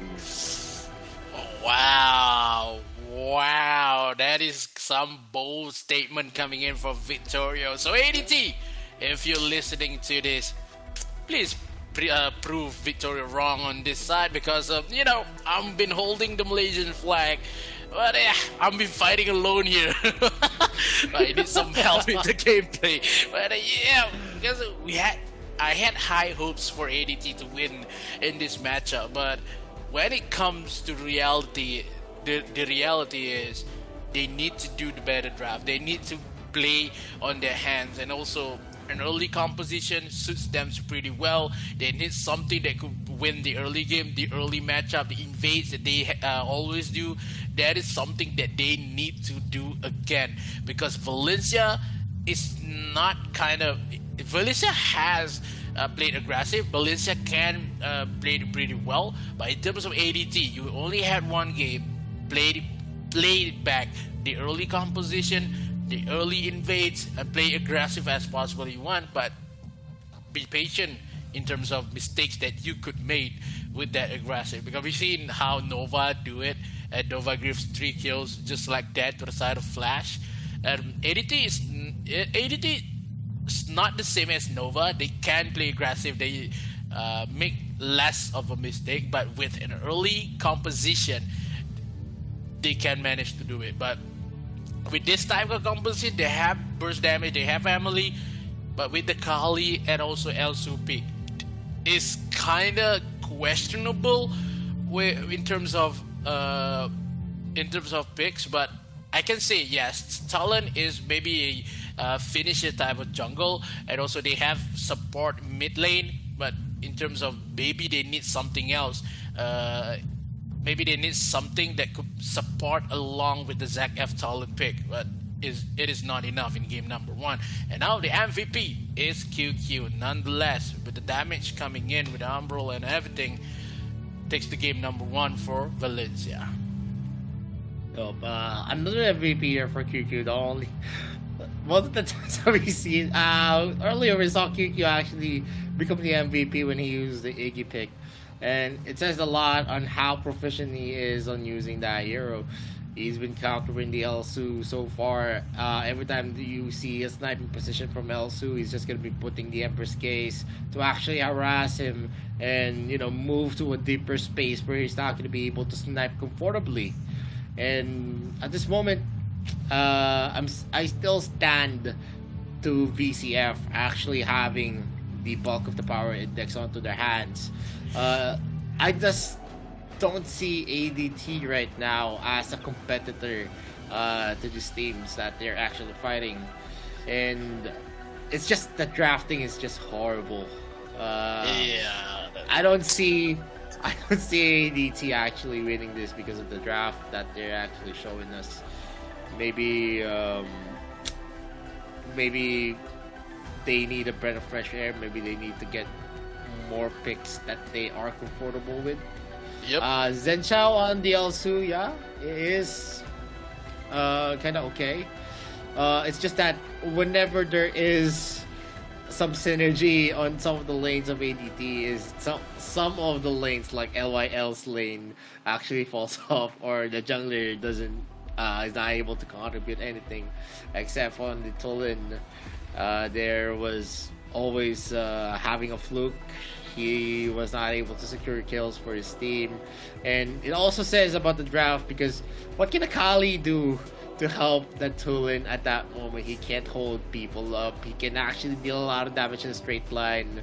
Only in a straight line, though. We saw he was able to connect the Ethereal Pulse on the Laville. And what did the Laville do? He just flickered far away, and then the straight line was, Here comes the healer, Pena, on the other side. Okay, you lose some health. All right, I give you some health. All right, now we can play aggressive back. That is the gameplay. I mean, whenever we see a low health hero, Pena is just gonna come with a healing line, and then we go for another round. Ethereal Pulse again, low health hero, healing from Pena, and then we go back into action again. Yeah, because alright, strategy number 1 doesn't even connect. Alright, you have all health. Come on. I'm your nurse. I'll give you some health. Yeah, go again. Just do it again. Maybe this time we get a kill. But in terms of how they go for Kali and also the Elsu, and they didn't even ban onto the Pena, I would say that is kind of bold for the side of ADT. They're gonna say, okay, we don't need the Pena to be banned. We need to ban in terms of maybe the Kira and on the Elodor, we are more friend onto the jungle rather than the support save. And as we know, before starting this match, is the key player for Valencia is Teos himself. So if Teos is really the saver for the side of Valencia, that Pena has really showed up in the game number 1. So if game 2 ADT wants to bring it back, they cannot play it on to the same kind of support mid lane. They need something to a finisher. They need to give XF kind of maybe a tank jungle. Maybe they go for a Varus jungle again. But I don't know how ADT could survive this, because if Valencia really needs to. Valencia still can play the same kind of position because of ADT doesn't have the answer for game number 1. So Valencia, early composition with Ryoma, maybe a Raz could be picked here, maybe a Superman could be taken away. But now ADT, they have to just force down ban onto the Lorian as well as the Aya. So open up, doesn't have the Iggy, maybe the Crixie to be picked first. If Valencia doesn't ban onto the Nacross, ADT maybe a Lorion, maybe a Nacross could be picked here because they have to ban down the Aya and one ban left, Nacross and Lorion for the side of ADT. Because Valencia, I would say they want one from them. They want Lorion or maybe the Nacross. They will not give to XF. Yep, and definitely, I'm curious to see if they're going to be banning out the El Su at this point with the Aya, since it's one of the bans that actually we consistently see. It's either the Nacross or the El Su is going to be banned out here by adult team. But El Su is definitely going to be a overban here. They're banning the El Su and they're opening up a Lorion and a Nacross. And Lorion is the poison of choice here by VCF. You only seen one Lorion losses in the AIC. And that is from Valencia. Yeah. The way you said it made it look like it's going to be a bad thing for Valencia. That I would say that, this is the history, man. You cannot disbelieve the history been made by Valencia, though. But for Valencia versus ADT, I'm convinced this Lorion will be okay rather than the losses with the Lorion in the game versus one team. Yes, versus one team, we know if you give the Lorion, if you give Aya, they always have the answers to play with. Alright, first pick for Valencia is the Lorion, but it's the first two picks for ADT. I love it with Liliana and also the Elandor. If they bring up the whips again, this is going to be 2-0. They need something, maybe a Richter on the side lanes, maybe a Varus onto the Dark Slayer. Support, Varus is okay for Bota. Bota excels with the support, but they had the opportunity to take down Nacross, but they don't want it. They give two major picks for Valencia and as well as Yetta. This is an early composition for the side of Valencia. They had the early dashes. They happen to have a crowd control better than anybody in this game. That is a Lorion. So two picks coming in from Valencia. They doesn't want to give a lot of investment. Maybe on the side they have the Caffney. Nacross is not the main stage for Valencia as well because of game number 3 we want to play it fast. Maybe Nacross could be picked there. Maybe they want to ban up Nacross. But side of ADT, if they ban out this Nacross, it's going to be really hard because of Valencia. They invested a lot. Lorion, Yena, as well as Caffney. 3 major picks coming in for Valencia. ADT, Elandor, Liliana. One more pick. So I'm trying to determine what is the game style here. If you want to pick a support, maybe a Baldum, maybe a Varus to be picked first for Bota. Yeah, Baldum is still open. Dane is still open here for Valencia CF Esports. Paina is not going to be an option. It would have been a good synergy for the Kafeni. But yeah, there is still a lot of heroes that you can pair it up with. Sentinel can also be used up, like what we saw that they actually fielded against one team where they got the win. Are you sure, ADT? So there is going to be a Violet. Violet pick could actually be so-so.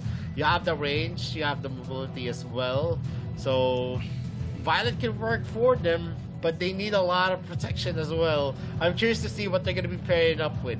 Are we going to see a Richter and a Roxy pick? Because if they do go for a Richter and Roxy pick, I'm going to be going to say it's already a 2-0. Oh, it's a little bit too early, but understandable for this kind of matchup because the double AD comes in for the side of ADT. Yes, I see a lot more understanding on the side of Elandor pick, but the Violet here. What if Valencia picks down the Tain? What Violet has? What if they go for the Kha'Zix play onto the support with the Gaffney pick? They play it on the aggressive gameplay. It's going to be something really hard. They ban out the Nacross. Yes, it's okay. But they still have the Kira. They still has the Yue if they want to. The Yan as well. This is too much possibility, man. ADT, double ADC again is something to look for. They need one maybe 2 that could just be the body block. It doesn't have the Baldum just yet. Maybe a Varus to be picked as a support. And also the Wonder Woman for the side of Dark Slayer if they want to. But I think it's going to be really hard. It doesn't have the Yena just yet. The Zenial support maybe for Bota, as you mentioned. And the Zenial pick. If Zenial versus a Yena, as well as if the Tain to be picked by Valencia, every time Zenial wants to go for the ultimate, he can just get pushed by Tain and just... if they do pick up the Zenial, it doesn't make sense yet again. The Ellender just dashes out of danger. Does it make sense from the beginning though? I mean, even with the Zenial coming in with the ultimate, it just doesn't make sense because he's just gonna be bursted down. This is a Lorian, a Kafeni, and a Yena on the other side. So if they catch out a Violet, they catch up an Ellender, they catch up the Liliana, then it's already a GG well played. So I don't think that, you pair it up with a Zenial is gonna make it work. You pair a Zenial with a hero that can tank. Maybe like the Yan that we saw from the earlier matchup from Valencia CF Esports. That could have worked.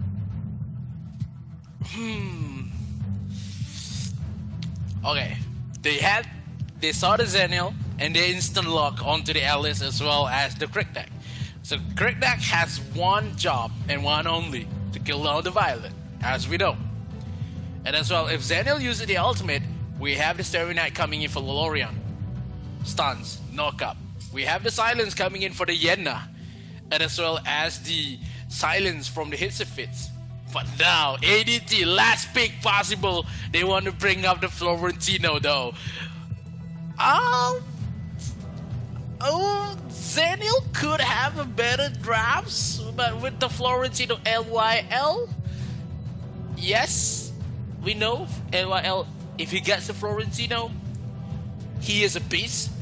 But in terms of this draft, with the synergy that this draft has, too squishy, and with the burst damage that Valencia had, something could think about, because they already have the Yena in third pick, that they brought the Florentino back. Yena versus Florentino with the silent as well as the burst damage that Yena had versus Florentino. It's a bad matchup for Florentino. I'm not gonna lie, it's a bad matchup though. Yeah, it's a bad matchup. One of the known heroes that you want to counter a Florentino is a Yena and also a T. And in this instance, we see a lot of damage coming in from Valencia CF Esports side. Zenial is a very nonsensical hero unless you're actually gonna be able to time everything right down to the down to the stats, and that's basically almost impossible in this kind of moment. It's just a lot of squishy heroes, a lot of squishy objectives are going to be found here. And whenever the Zenial lands, his fit could actually be propped there, and he's just going to be silenced at the first opening seconds of the clashes. I want to know if that Alice uses Frostcape though. If the Season 5 kind of Alice. Frostcape Alice... Frostcape still works for Alice, definitely. You have additional health, you have additional movement speed, and then you have slow and some magic damage as well, so that synergy is there. So what do ADT have? They cannot have the speed, they have damage, but it doesn't have much of a defense. Look at the damage when Tejas gave onto Bota. Bota having trouble right now. With the QQ on mid with the Lorian pick, ADT need to show something here. If this draft could work for them, is something that telling that, an unorthodox kind of draft is the best for ADT, and they have to show it. Prove us wrong. That ADT could even stay in this game. Because of an early and burst damage is Valencia, is still on the odds for Valencia. So if ADT plays aggressive and takes a lot more scaling type of composition, he could win. But look at how LYL plays the Florentino. It's pretty convincing. This game, LYL has better game. So the problem is with the team fight. How do ADT try to cope with the team fight that had? One stance comes in, a couple more damage, but the red buff is not going to land. Oh, there goes Zen with a couple more bursts down with the shields coming in for Zenio. There's a kill of the first blood. ADT says otherwise in the first early stages. They have the advantage right now. Let's see if they're going to be able to build it more. Botak is going to be using Malleus to get out of the way to leap forward. And Angelic Splendor is definitely going to be a key here. LYL is definitely going to be one of the biggest recipients of the ultimate of the Zenio. They have to wait, and now the side of ADT, they want to just drag up the Fusilage onto the backside here, but has been steal away by NPAC. And now Retribution comes in with the ultimate. LCC2 takes down Teos first, and they kills number 3. Makes it.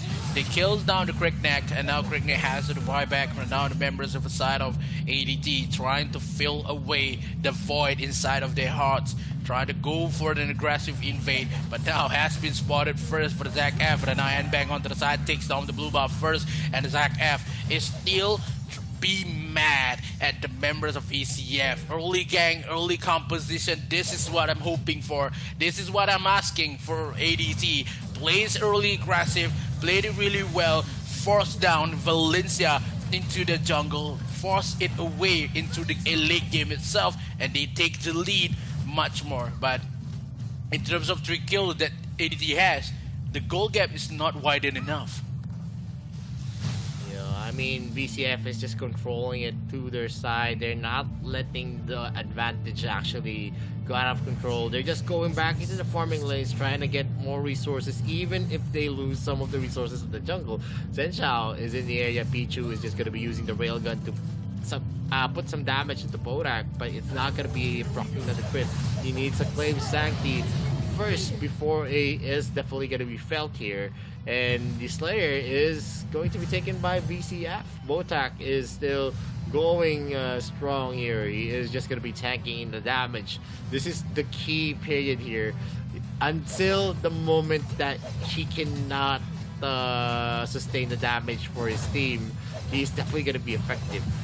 Not like on the side of VCF, who's definitely they're not gonna rely on someone sustaining for them. They need to have a set, they need to have an ambush for themselves. Nbag is just in the area watching his blue buff be taken again by XF. There is gonna be a start here. SRY is in the area. He's gonna be taken with the Angelic Splendor. That's gonna be a bad decision making for SRY. That's a 1.5k gold lead on the side of ADT. Yep, they still had the lead. I'm starting to think that Valencia really had the curse on DeLorean though. Because when Valencia has DeLorean, they will not have a good game. They're trying to come back a lot, but this is determined by the early game itself. Botak plays it really well with the Zenio, but in terms of goal, is not too far, but has the lead for the side of ADT. 4 kills to 0. Valencia CF is still waiting for the items for QQ. They're trying to play it really well onto the bottom side here. A couple more damage left with the Fusilage, but now Zenzao did not land the stuns, the burst damage that Zenzao has. Trying to find a way, but the Episode Dragon will be taken by VCF. This is the moment they force bottom side, and ADT will back off a little bit. XF is gonna go hot. LCC2 is gonna be connecting to tiles. He's not gonna be able to get out of the way. Botak uses Angelic Splendor, another assist to his name. And it's a 0-5 game, but you can't really feel that the advantage is in the side of ADT. It's just that 1k gold advantage is Volunteer, and we're gonna see QQ go for an outplay with a Starry Sky against LCC2 and finishes off XF. That is a shutdown definitely here. Botak might be in danger at this point. SRY is not going to go for a rotate here. They're now going in hot, and back is going to be using the drone drop for sure if he catches up Zen Xiao, but he safely gets away. The objective though is going to be secure here on the bottom lane, and the gold has been equalized in just one swoop. And that is a misplay coming in from XF, thinking that it is still going to be an easy blue buff for himself. Yeah, I can sense the smile coming in from Vittorio himself when the VCF got the first kill, and now the upper hand is on the VCF. They try to force onto the mid lane here. Zenzao on the side. Boda is the first one to fall. ADT is shaking up and falling, crumbling into the ground. ZachF cannot do anything in that moment of time. VCF, they are trailing in terms of 3 kills, but the goal lead is on their side. Still into the mid lane. Maybe a couple of more mistakes been made, but VCF trying to pull this off with the LCC2, with a couple more blinding light with the shining light itself. But now the combo wombo has been done. 1,235 hit points left for the mid turret, and the force on the turret, on top turret itself. LYL still has no death. The drone drop is needed coming in for Bang onto the backside here. Goes in with the gentleman's duel, takes first kill, maybe the second kill itself, but the orb has been negated onto that drone drop. But still, the fight goes on. Bang will take the kill first. LYL's been taken away. One stun comes in from Tails. Tails has more mana to be taken. Drone drop again. Bolta is trying to find a way to just bring the members of ADT go home and trying to waste some time, but Bota will be taken down as well. Now the goal gap and the kill gap is not much of a gap, and it seems only a couple of hundreds and only 2 kills to be chased by VCF. With the SRY zeroing out to XF, he is going to be in a stun lock. He's not going to be able to run away, and SRY is going to be shutting down XF yet again. He's been in that kind of slump ever since the first death happened for ADT, and now there is only one kill deficit in favor of ADT. From a 0-5 to a 6-7, it is definitely going to be a bad feeling for ADT. Yeah, times just feel so fast right now because, yeah, day by day we are getting older. Minutes by minutes, the kill getting stronger for VCF. They want to go in with a QQ, which every night is still available though. He needs to find a way, but the day takes one member. Zenzao is first one to fall. Now Bolta really needs to run, and they lost tier 2 turrets on top side. Tier 2 bottom is still not on contents. This is what happens. ZachF can run away with the Madam Forces is still alive.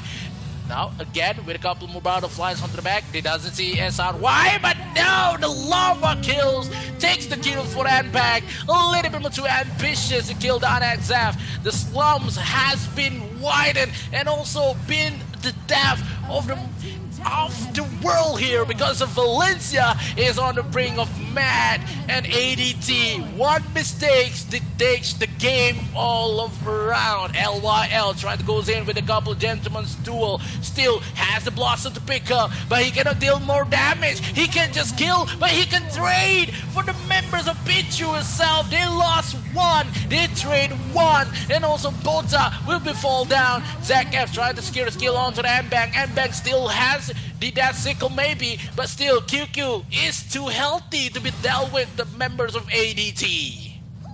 Yeah, and now, after a very, very hot start for ADT, this is what I'm telling you. They don't know how to capitalize on the lead.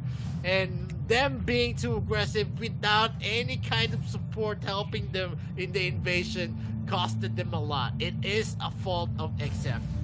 He thought that he was a god, but gods do fall, especially in this game.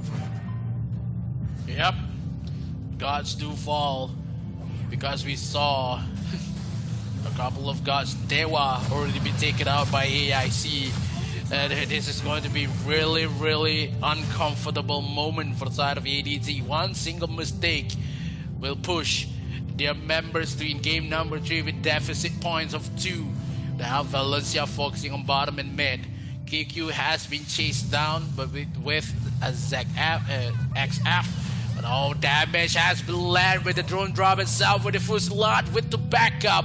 They takes down Botak first. And now VCF versus ADT, 5 versus 4. What is the outcome? Maybe the gentleman's duel coming in for LYL could save the day. 5 seconds left.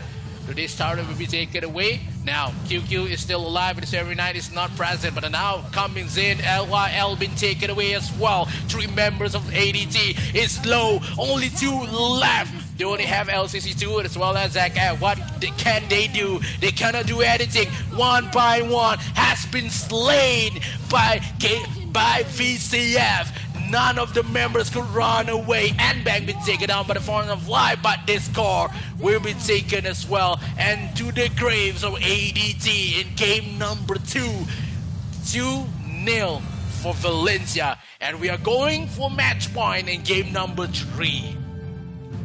Oh man, from a 0-5 to a 12-minute finish, it is just VCF going for a wonderful comeback.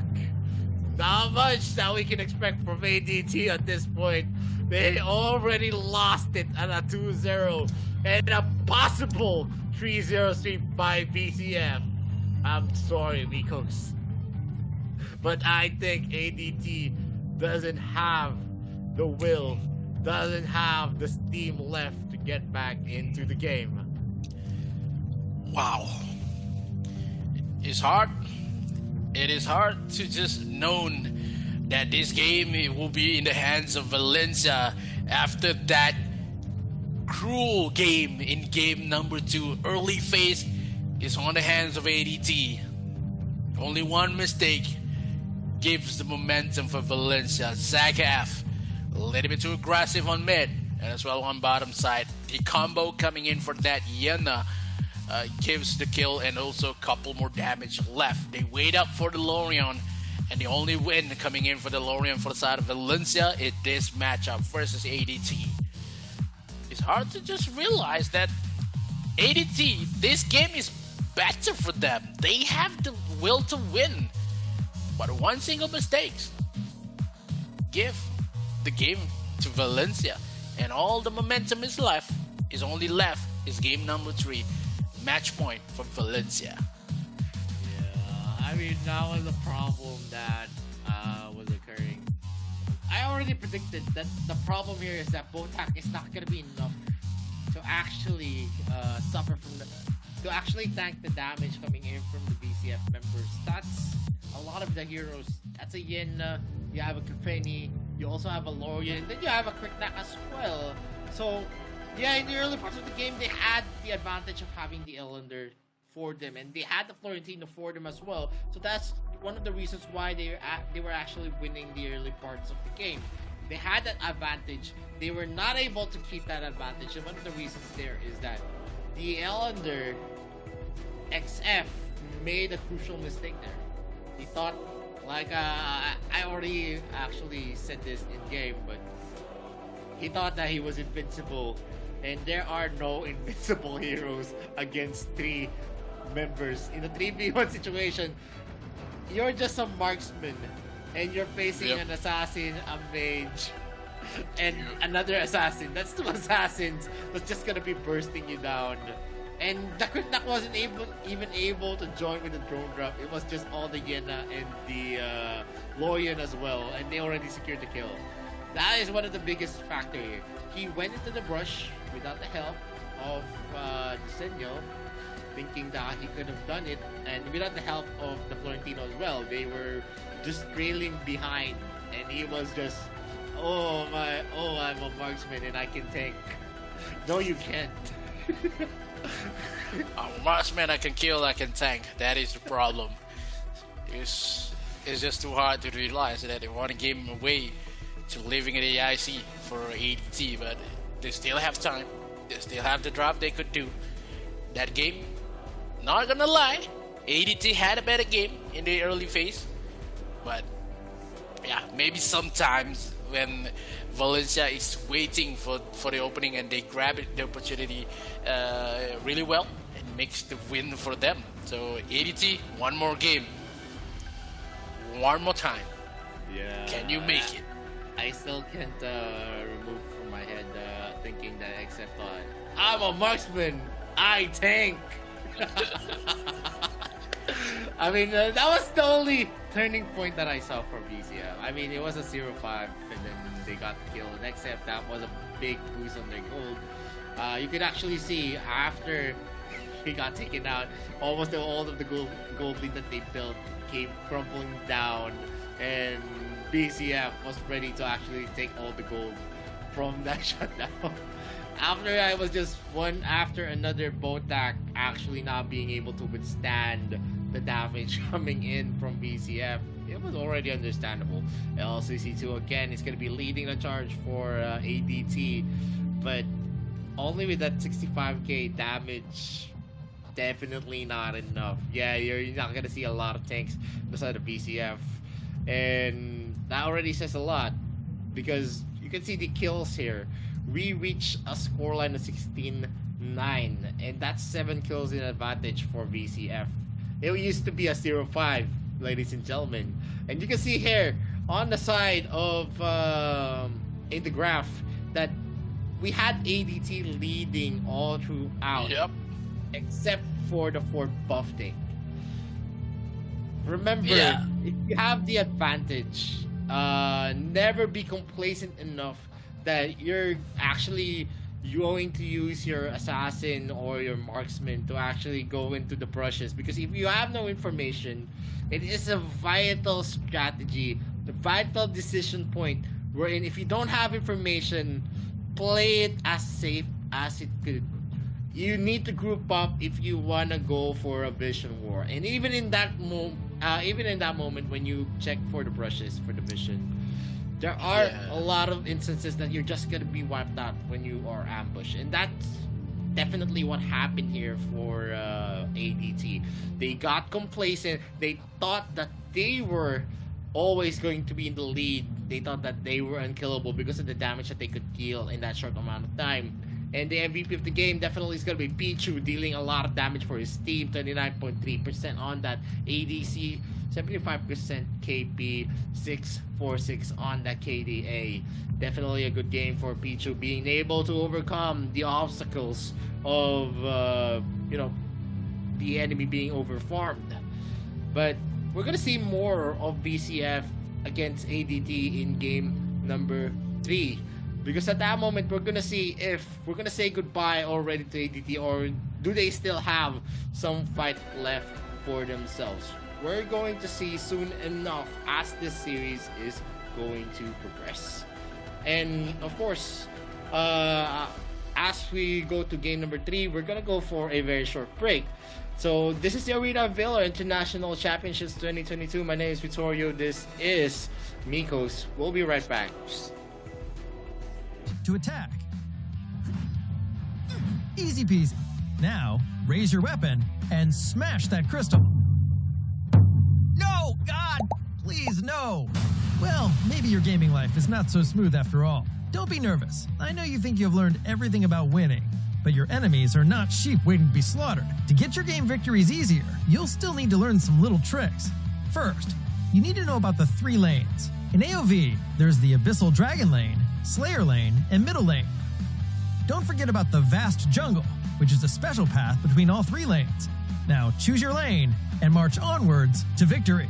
No, stop! I know you're trying to be different, but as a rookie, you should begin by learning the most common and easiest ways to start the game. Once you're partially in the lane, you'll face an equal opponent. Do your best against them and level yourself up. Of course, there will always be enemies coming after you. Don't worry, AoV is a team game. This means you must focus on team fights, fight alongside your teammates, and eliminate your enemies. During team fights, you must cooperate with your teammates to find every opening and opportunity to kill your opponents and ensure the survival of your own team. Victory lies ahead of you after you wipe out all of your enemies' defense towers standing in your way. That is, if you are still standing after the team fight. Oh, dear Lord, don't ask me what to do if your rivals have respawned. Just repeat what you did earlier until you have won this match. That is how you win a game in Arena of Valor. You must be in harmony with your team every step of the way. Understand, rookies? Okay, I know that you cannot communicate telepathically. To be more effective at each stage of the game, maybe you need to know some terminology in order to communicate with your teammates. Carry, leading or majorly influencing leadership on a team. Double kill. Onslaught. Bloodbath. Gank, a surprise attack on an enemy hero.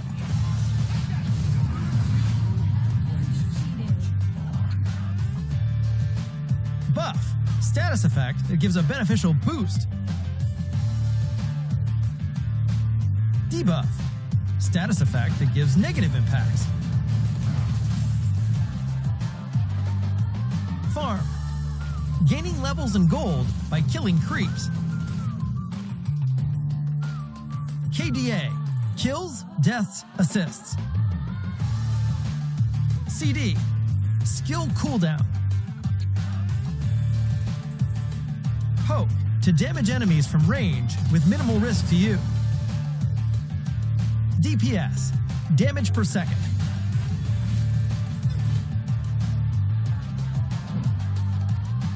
That's all the rookie training for today.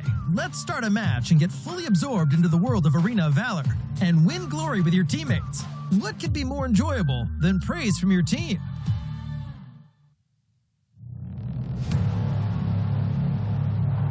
I fight for what I stand for, what I stand for. You testing me, then I go Rambo, Rambo. Hey, I tasted glory, tasted pain. I know what it takes to play. Got the kingdom on my back. I came long ways to engrave my name. Found my pride at the borderline. I will never back down till my dues are fortified. Hit him in to get a little cautious. It's part of the process. They think I'm crazy, or am I really brave? I don't let nothing faze me. There's no hold up delay. I still survive. I own the confidence up in my mind. I'm running towards the light. It's time to shine and go take flight. No pain, no gain. If you don't wanna fade away, the both ways, whole pace. Heroes moving silence when they say the day. Yeah, I'm a queen. I overcome relentless pain, and I got it in my genes. I pass through anyways crisis, no matter what the price is. Prepare, protect my people, always beware. There's always the rivals everywhere. Bomb you on the light declare. I'm riding to the air. Fight for what I stand for, what I stand for. You test me, then I go Rambo, Rambo. I'm quick to grab the grip and go. I'm best with it. Okay, I'm lit. My mind's on city mode. I'm flexing it. Okay, I'm wild. I'm tripping on my mind, investing it. I'm still high-minded. My destiny, you'll find it hard to find it. Winning street, my dubs elite, I bring it. Yeah, 50 feet step back, I'm about to split my G, I'm with it. Yeah, sun shines, I dream bigger. Welcome back to the Arena of Valor International Championships 2022. I'm gonna be your caster. My name is Vittorio. This is Mikos. We're back again for the last series of the day. It's already game number 3 in a 2-0 in favor of Valencia CF Esports. There's a lot that we're expecting here. Is ATT going to be able to go for a comeback, or is this already conclusion gone where VCF is going to take game number 3 and closes out with a strong 3-0 sweep? I already have the power index, and I think VCF is the more likely team to win based on performance, based on the consistency, and that is already a fact. We saw in game number 2 that ADT had the upper hand, but they let that kind of lead slip away, and VCF was able to go for an amazing comeback. Yeah, I would say that ADT is still not going to bow down to Valencia because they had one more game to be played here. And also, if they can win, bring this game to game number 4 is the question to be asked for ADT. Do they want to bring down Detail Nas and as well as the Baldum for Zenzao and also Bota? They want to play the Varus onto the support for Bota as well, because we've seen a lot more composition that if Bota has a good game with support play, it will be a better game for Dope Team. But Valencia CF, they had a Hayate to be played here. They still have the Baldum to be picked, and still they can fire up the Baldum and also the Tate, but now the Dope team bans onto the Elsu and also the Aya, opening for the Omen for the side of Valencia CF. We happen to see Omen could be picked by LYL because of how Valencia still want the Crixie first. They ban out the EG, doesn't want to fight down the Crixie. Omen will be taken by LYL. This goes onto the Dark Slave first, and after that maybe a Varus pick here, or they want to go for the mid lane push with maybe a Necros sounds pretty good as well for the side of a Dope team. They still have a. They want to bring out maybe a Dirac, maybe a Illumia in the early, in the mid, or maybe a Raz for the early matchup. Maybe a Zata could be played by LCC2. We haven't seen a lot more combination coming in for Dope team. These two picks is really strong for them, but could they do better with the last 3 pick possible? Because if Valencia only have the Crixie, they could play the Baldum pick, and also maybe the Telanas can be played by Valencia as well. Yep, and they're still hovering it, but they are now locking it with the timer already expiring. A Nakrot and an Omen, that's a big advantage usually. Oh! Usually, that's a big advantage. If you have an Omen and you have the Nakrot, that usually boosts the win rate up for your team in taking the game. But ADT has failed me so far in that kind of expectation, so I'm not going to be expecting anymore. And we're seeing here a Crixie, a Florentino hover, and also a Yan hover. We've seen this kind of lineup before. Yeah. And definitely it's going to be in favor of BCF if they pair it up with a Sentinel again. They can do this with the Zenial, but I do think that Dope team has a bit of potential to ban out the Zenial because they cannot pick down the Zenial. Is somehow the ADT needs to ban the Zenial here, but they take down the Hayate first. They had a better draft, 3 best draft for ADT. They had the Judgment, they had a Kuna Blitz, and as well as the Lock coming in for Omen. This 3 draft has better understanding in terms of early game. But the last 2 drafts, do they want to go full on? I think this is the time to take 1 game from the hands of Valencia. Hayate, just lock it in. Mid lane, maybe you get Raz, maybe you get a Illumia to be played here. Maybe a Zata could more okay to be played by LCC2 because we saw that happen before, and Zata just killed down the Dark Slayer, trying to make a comeback for versus Bicotopia. And I do think that they need to ban out the Zenial, and if they don't ban out the Zenial, then Valencia still has the upper hand with this current matchup in game number 3. They ban out the Teen first, and giving up Baldum maybe by the side of Valencia. They need to ban a Zenial, or maybe ban out the or take the Baldum for themselves. But if they want to pick the Baldum, I don't think that versus the same composition that they had with the Hayate and also as the Nakros will be crucial, because they seems like if they had an Alice, maybe a Toro could just play it pretty well. And I don't think that they want a Varus or maybe a Mina to the side of a Dope team, so it still has a lot of contention. Look at the phases of play for Valencia. They already know what's going to be banned, and they already trying to predict what is going to be picked by ADT. So the Zenial could be the number 1 potential to be picked here. Yep, they banned out 2 big supports like the Baldum and the Date. I mean, there's a lot of ATCs left that you can actually use. Joker hasn't been picked out just yet, and it's one of the direct counters against a Hayate, and also the Nakrot as well. So definitely that hero is a pick that they could utilize here. So to speak, Thorn could actually be used as well. We haven't seen a lot of Thorns just yet here in the AIC. It's not a hero of choice that we've seen so far for I want to see a Slims, man. Competing, maybe not a Slims. It needs a lot of items and you need to hit all of your spears if you really want to use that hero. But Azada pick here for Whoa! LCC2 is actually been marked out.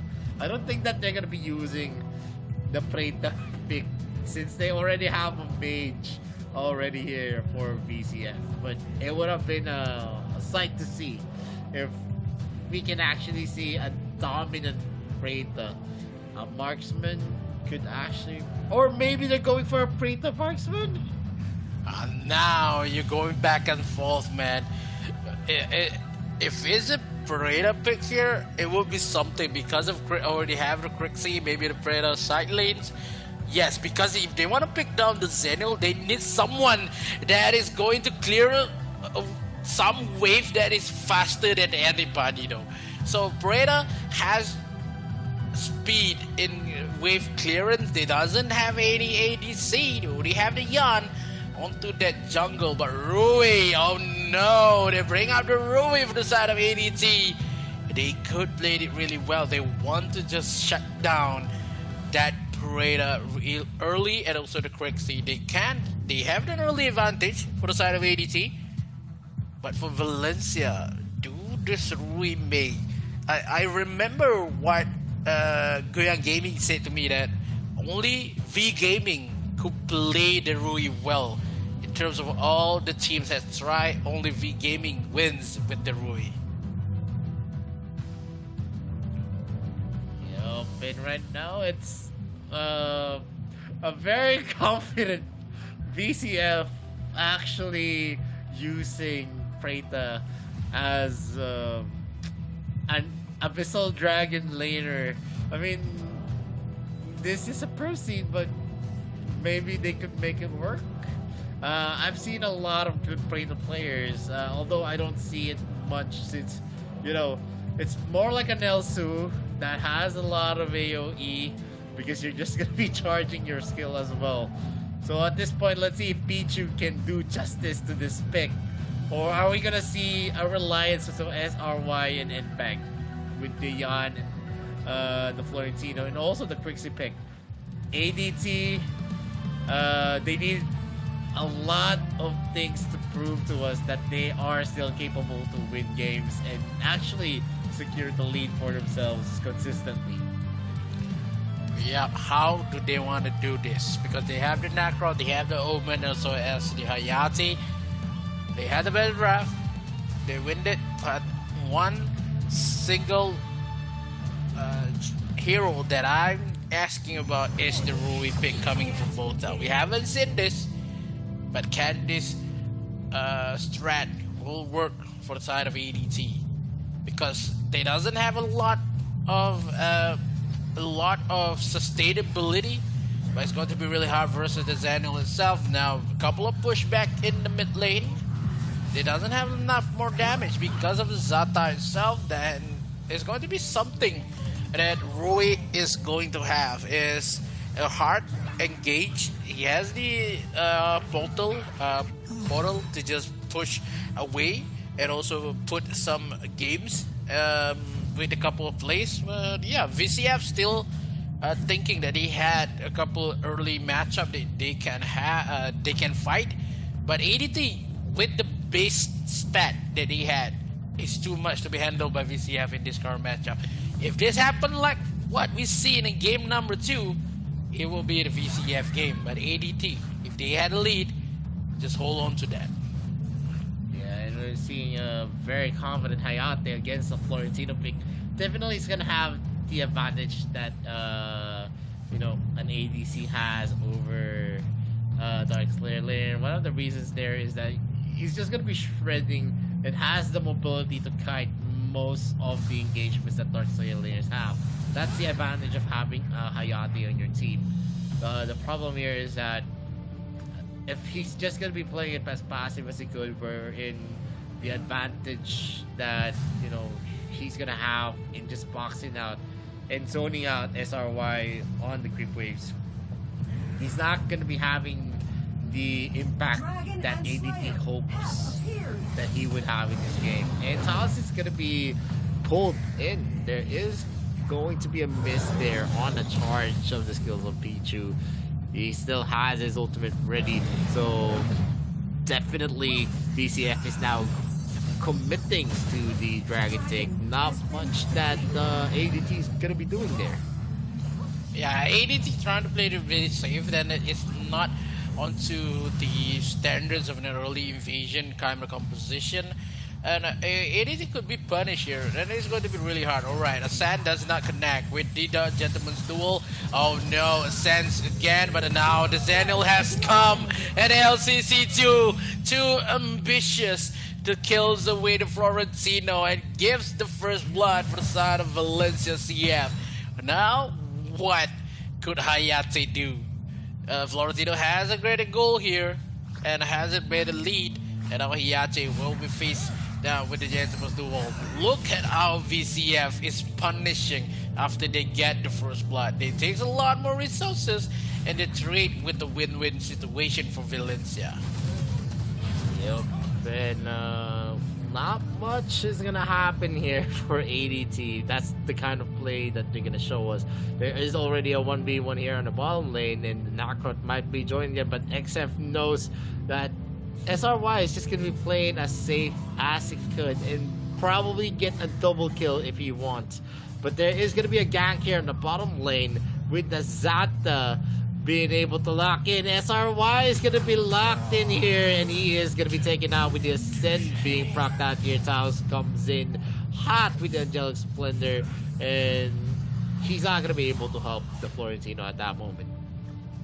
Yeah, so it's something, it's really hard because of Angelic Splendor has a channel timer, and I'm gonna fall onto the top side. Only 4 members on the side of ADT trying to force this down, and they doesn't even had the chances to just chuck a lot of this turret health. But inside of ADT, they don't want to take this Dark Slayer. They played it really well. They're waiting for both teleportation as well as the ultimate. So it's going to be something that they have to wait. They are playing the waiting game. Instead of Valencia is farming and farming and farming. They take the lead in terms of goal and kills is the same. But Valencia, we saw how they tried to play in game number 2. They doesn't even take a lot of fights, but they takes a lot more objective rather than ADT. Yeah, but right now SRY again trying to up that the duel again, but he knows that right now he can't be too aggressive, as that's gonna be the start of the Gentleman's Duel. There is gonna be a fight here again. Are they gonna be able to teleport back? They did teleport back, and this might be dangerous, as there is gonna be a lot of the members of VCF waiting there. The Ascent is gonna be procced down. The orb is gonna be used. They are gonna go hot here, but N-Back is not gonna be able to close that out. LCC2 is gonna be able to safely teleport away, but more of the members here are fairly in danger. Are they gonna go for the teleport back? And we're gonna see Botak being taken a casualty right there. Taos is going to put the bomb with the Malays being used as well. LYL is just gonna be using the damage reduction, the shield, to actually deter any of the damage being taken. He's gonna be surviving yet again. BCF still has 1 up on the kill count, and that's a knockup as well. XF is being harassed here. First ability and also the moonfall being used here by the Crixie. Yeah, I would say that VCF has an early matchup here that takes 2 kills, but it will happen a lot more if VCF is handling the game pretty well. They had a lot more time, but ultimate has been pushed onto the bottom side. They're waiting for the members of ADT. Zenil has arrived. Teos takes the kill, making number 3. Bottom side has been pushed a lot here with the Breda on top, trying to just make it the lanes a bit safer, and it's going to be really hard. If we've seen a lot more combo with Elandor and Rui, but this time it's a Nakroth and a Rui. So I don't know how ADT trying to find a way to just cope with the teleportation within this vicinity, because of how Valencia CF still has the upper hand in terms of goal and kills, and ADT is still trailing a lot, and it doesn't have a lot more possession into the into the roaming stat of that Bolta, because Bolta needs to stay with his teammates in terms of they already have 2 assassins. He comes in with the blue buff. They get to steal for and bank, but still Topside is not going to give up to try to take this tier 1 turret. None of them still has turrets, but this is going to be a force income comes in for ADT, but a little bit too far for Zen Zhao, been taking his life, and Bolta really needs to run away. That is too ambitious for ADT. Members of ADT a little bit too far. They had a lot more stability, but somehow and sometime they are too overextend in any strat that they do. Yeah, that was a serious outplay for Petrie. He's now going to be using Disciple of Plague. He's just going to go pushing, get that push here on the top lane. First tier turn already down. Another objective into the bands of BCF. Petrie right now is just doing great with that break pick. And Zenchao, that is a very ugly play. And it's just the teleporting coming in from Botak was under the turret. How would you do that? Why would you do that for an ADC? But there's going to be a gentleman's duel here. And LYL is not going to be connecting anything onto SRY. While 3 of the members of BCF is actually taking more objectives for themselves. And again, we're going to see Botak into the hands of Nback. Nback is trying to get some damage in. He's not going to be connecting, but still, and that's a lot of added pressure onto the jungler and also the Darkslayer laner of ADT. They're going to be summoning here the Doombringer on the middle lane. They're trying to go for a push. Zenshao is adding himself to the mix, shaving off the health of the Doombringer. BCF members are not yet ready, as Taos is going to be caught out here. He's going to be too tanky. The orb is going to be using LCC2. It's going to miss out that ascend, and that's going to be costing them a lot as the members of BCF are actually going in hot. He is going to be able to stun Zenshao, and Nbank closes that off with another kill for himself. A 6-over-1 with a kill deficit in favor of BCF. There is more judgment play being used by XF. XF is going to miss out that teleporter, and basically BCF is just going to be on top of ADT.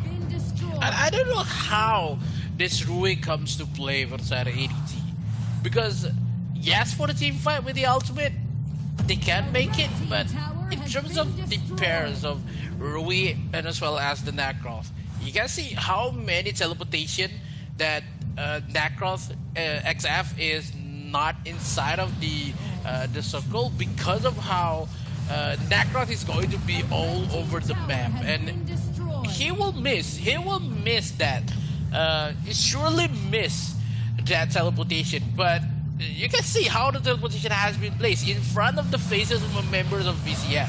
That is a problem. Now re-engage coming in for ADT. Maybe one kill could be claimed, but none of the members of ADT trying to find a way to kill this. But being pushed a lot more for the tier 3 turtles on bottom lane here. Abyssal Holy Abyssal Dragon has been spawned. They want to go for the inner turret first before forcing out onto the Holy Dragon, and now the members of ECF trying to find the kill onto Bolta first. No teleportation left for the defense coming in. ADT is crumbling onto the ground, onto the backside as well. Has Yan, has Nbank onto the backup, but no, Nbank says no. He wants to kill, he wants to give some mental state, and the statement has been written by Valencia CF with Nbank. Dive into the font of life. ADT has no lifesaver just yet.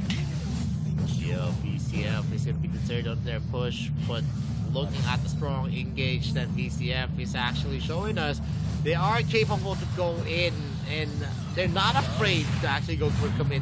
NK is doing his best, XF as well. That's going to be the dead spec and connecting to SRY. He is going to be stuck there, but the damage coming in from ADT is negligible. Not much that you can expect from them with the capabilities of the members of BCF. They have a lot of sustainability as long as the combinations from the Florentino actually get a hit. And you can see here, they are just gonna make a short work on a Dark Slayer. They have the Doombringer ready for them, LYL, and also the Botan is in the area. They're you gonna are be there? able to get away, and the Moonfall has been procced out here. They're not gonna be teleporting back into that sacred ground. Yeah, because there is some divergence.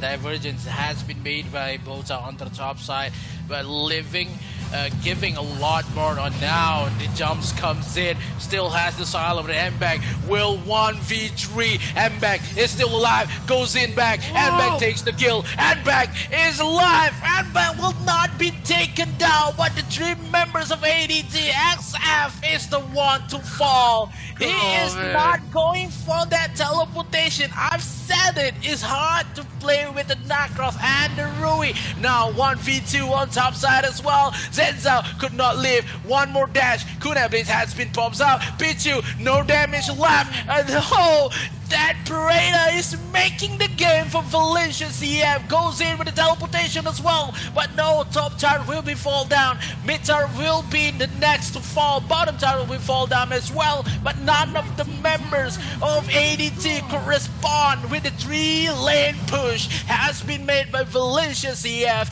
ADT is on the brink of losing from the start of the game because of the Parada pick.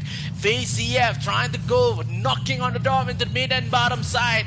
None of the members, only 4 members of ADT that lost Zenzao comes in with the Moonfall onto the backside here with Nbang giving a lot more damage, but XF does not give the judgment in talk. VCF takes down 3, LYL falls down, LCC doesn't do anything, and Pichu takes the kill on the LCC too. Only Zenzao and Bota is left. XF is the next to fall, and Valencia is eyeing for the win, and the core is the next objective. It takes a lot more courage to take down the members of VCF, but VCF is still alive. The Kunai Blitz is not even give much more damage, but now he is going back and back and back with that teleportation, and they are going back home today because of VCF claimed their spot in the lower brackets. Yeah, look at the happy faces of the members of Valencia CF Esports as they crush the dreams of a dope team. And looking at this, it is going to be a very, very sad day for ADT as they lost the game against a Preta Abyssal Dragon Lane. That is very, very sad indeed, and a very, very good play for Valencia CF Esports. They were able to use this kind of composition. That's how big of a confidence they have on themselves that they're going to be winning game number 3 with this kind of composition. And it works very, very well, Mikos. I'm sorry, but I know you support ADT, but we're already saying goodbye to them. They are not yet a big of a competitor for the teams that are left here in the AIC 2022. It's hard to believe that I couldn't see the lower brackets coming to play for ADT. But now the 3-0 win for Valencia CF makes the play as well, but I cannot believe how Nbang is still alive with that 3-man gang on bottom side. That is the moment when we saw Nbang is confident, he knows what he can do, and the help coming in for Teos at that moment itself, proving that Valencia has the upper hand and has the ability to stay in the AIC and give a lot more hardship in the lower brackets. But now ADC is hard to say goodbye, but it is what it is. This time, how in the hell that Nbang is still alive? Ultimate comes in, Teos, but no, we SRY arrive as well. They played in a 3-man clump, and he's not going to give with the gentleman's duel that they made by SRY and make the dreams came true for Valencia CF. They won with 3-0, and they are going to move to the next stage on the quarterfinals on the lower brackets. So yeah, goodbye to ADT, and for on their behalf, I would say terima kasih. Yeah.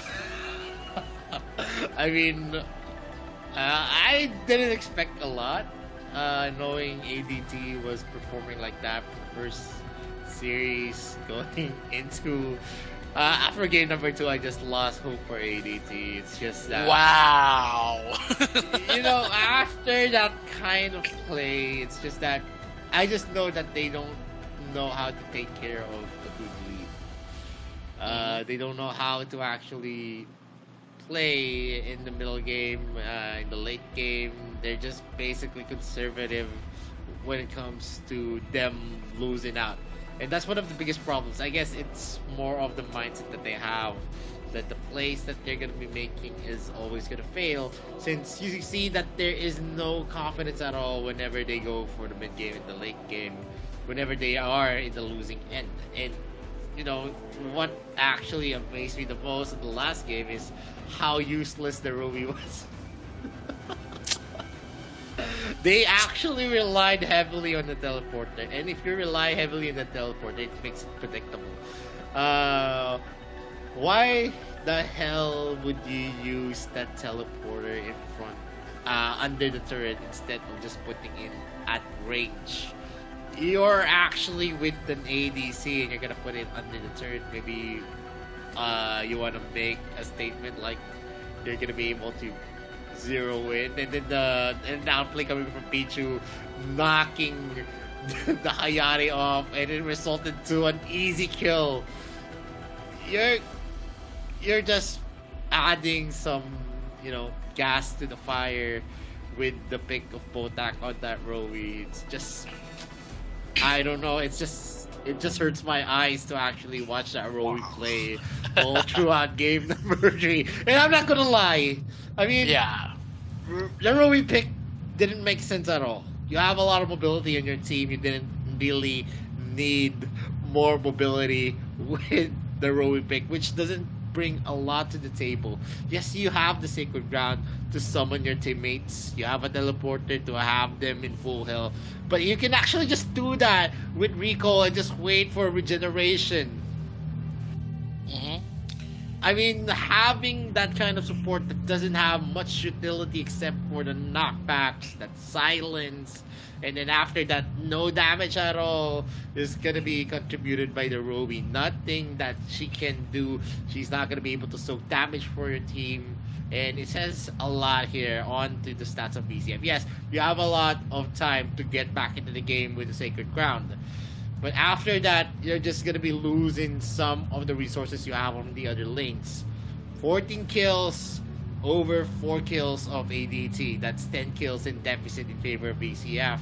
In terms of the gold, at 11k gold lead. In terms of the objectives, that usually is capitalized by a team with a Rowie. When you have a Rowie in your team, it makes it easier to take objectives. That is a fact.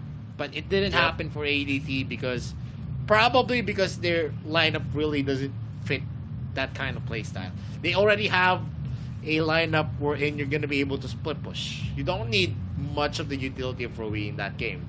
And the MVP of this game is going to be Pichu on that Preta. The first Preta pick. First Preta pick that we've seen since, I don't know, 2019? Yep. Yeah, the last Preta is 2019. Yep. Yeah, and that says a lot. You guys have been beaten by an old meta, so I guess back to the drawing board. If you say that old meta, that is kind of, I was there in 2019, and it just feel that I'm old already. Come on, man. Yeah, I mean, if you're a first generational player, you're already old if you have to reach that kind of meta. But we're actually gonna see here on the screen the quarterfinals. We saw KFC Talon. They're gonna be facing up against one team in June 25. And we're going to say goodbye to ADT as VCF is going to be moving in the lower bracket. And they're going to be waiting yet again whoever is going to be losing on the upper bracket. Yeah, the next bracket will be proceed. June 25 is our Saturday and Sunday. For tomorrow we have Utopia versus Bacon Time, V-Gaming versus Flash for tomorrow, and who's going to be the lower bracket finalists to be played here. And kudos to the teams that win. For KFC Talent, one team, they are going for the next, and they are going to meet each other in upcoming matches for tomorrow. As what I mentioned, then it will be something to game because of AOG region will be faced out the same, because V-Gaming versus Flash, and also Bacon versus Bicotopia.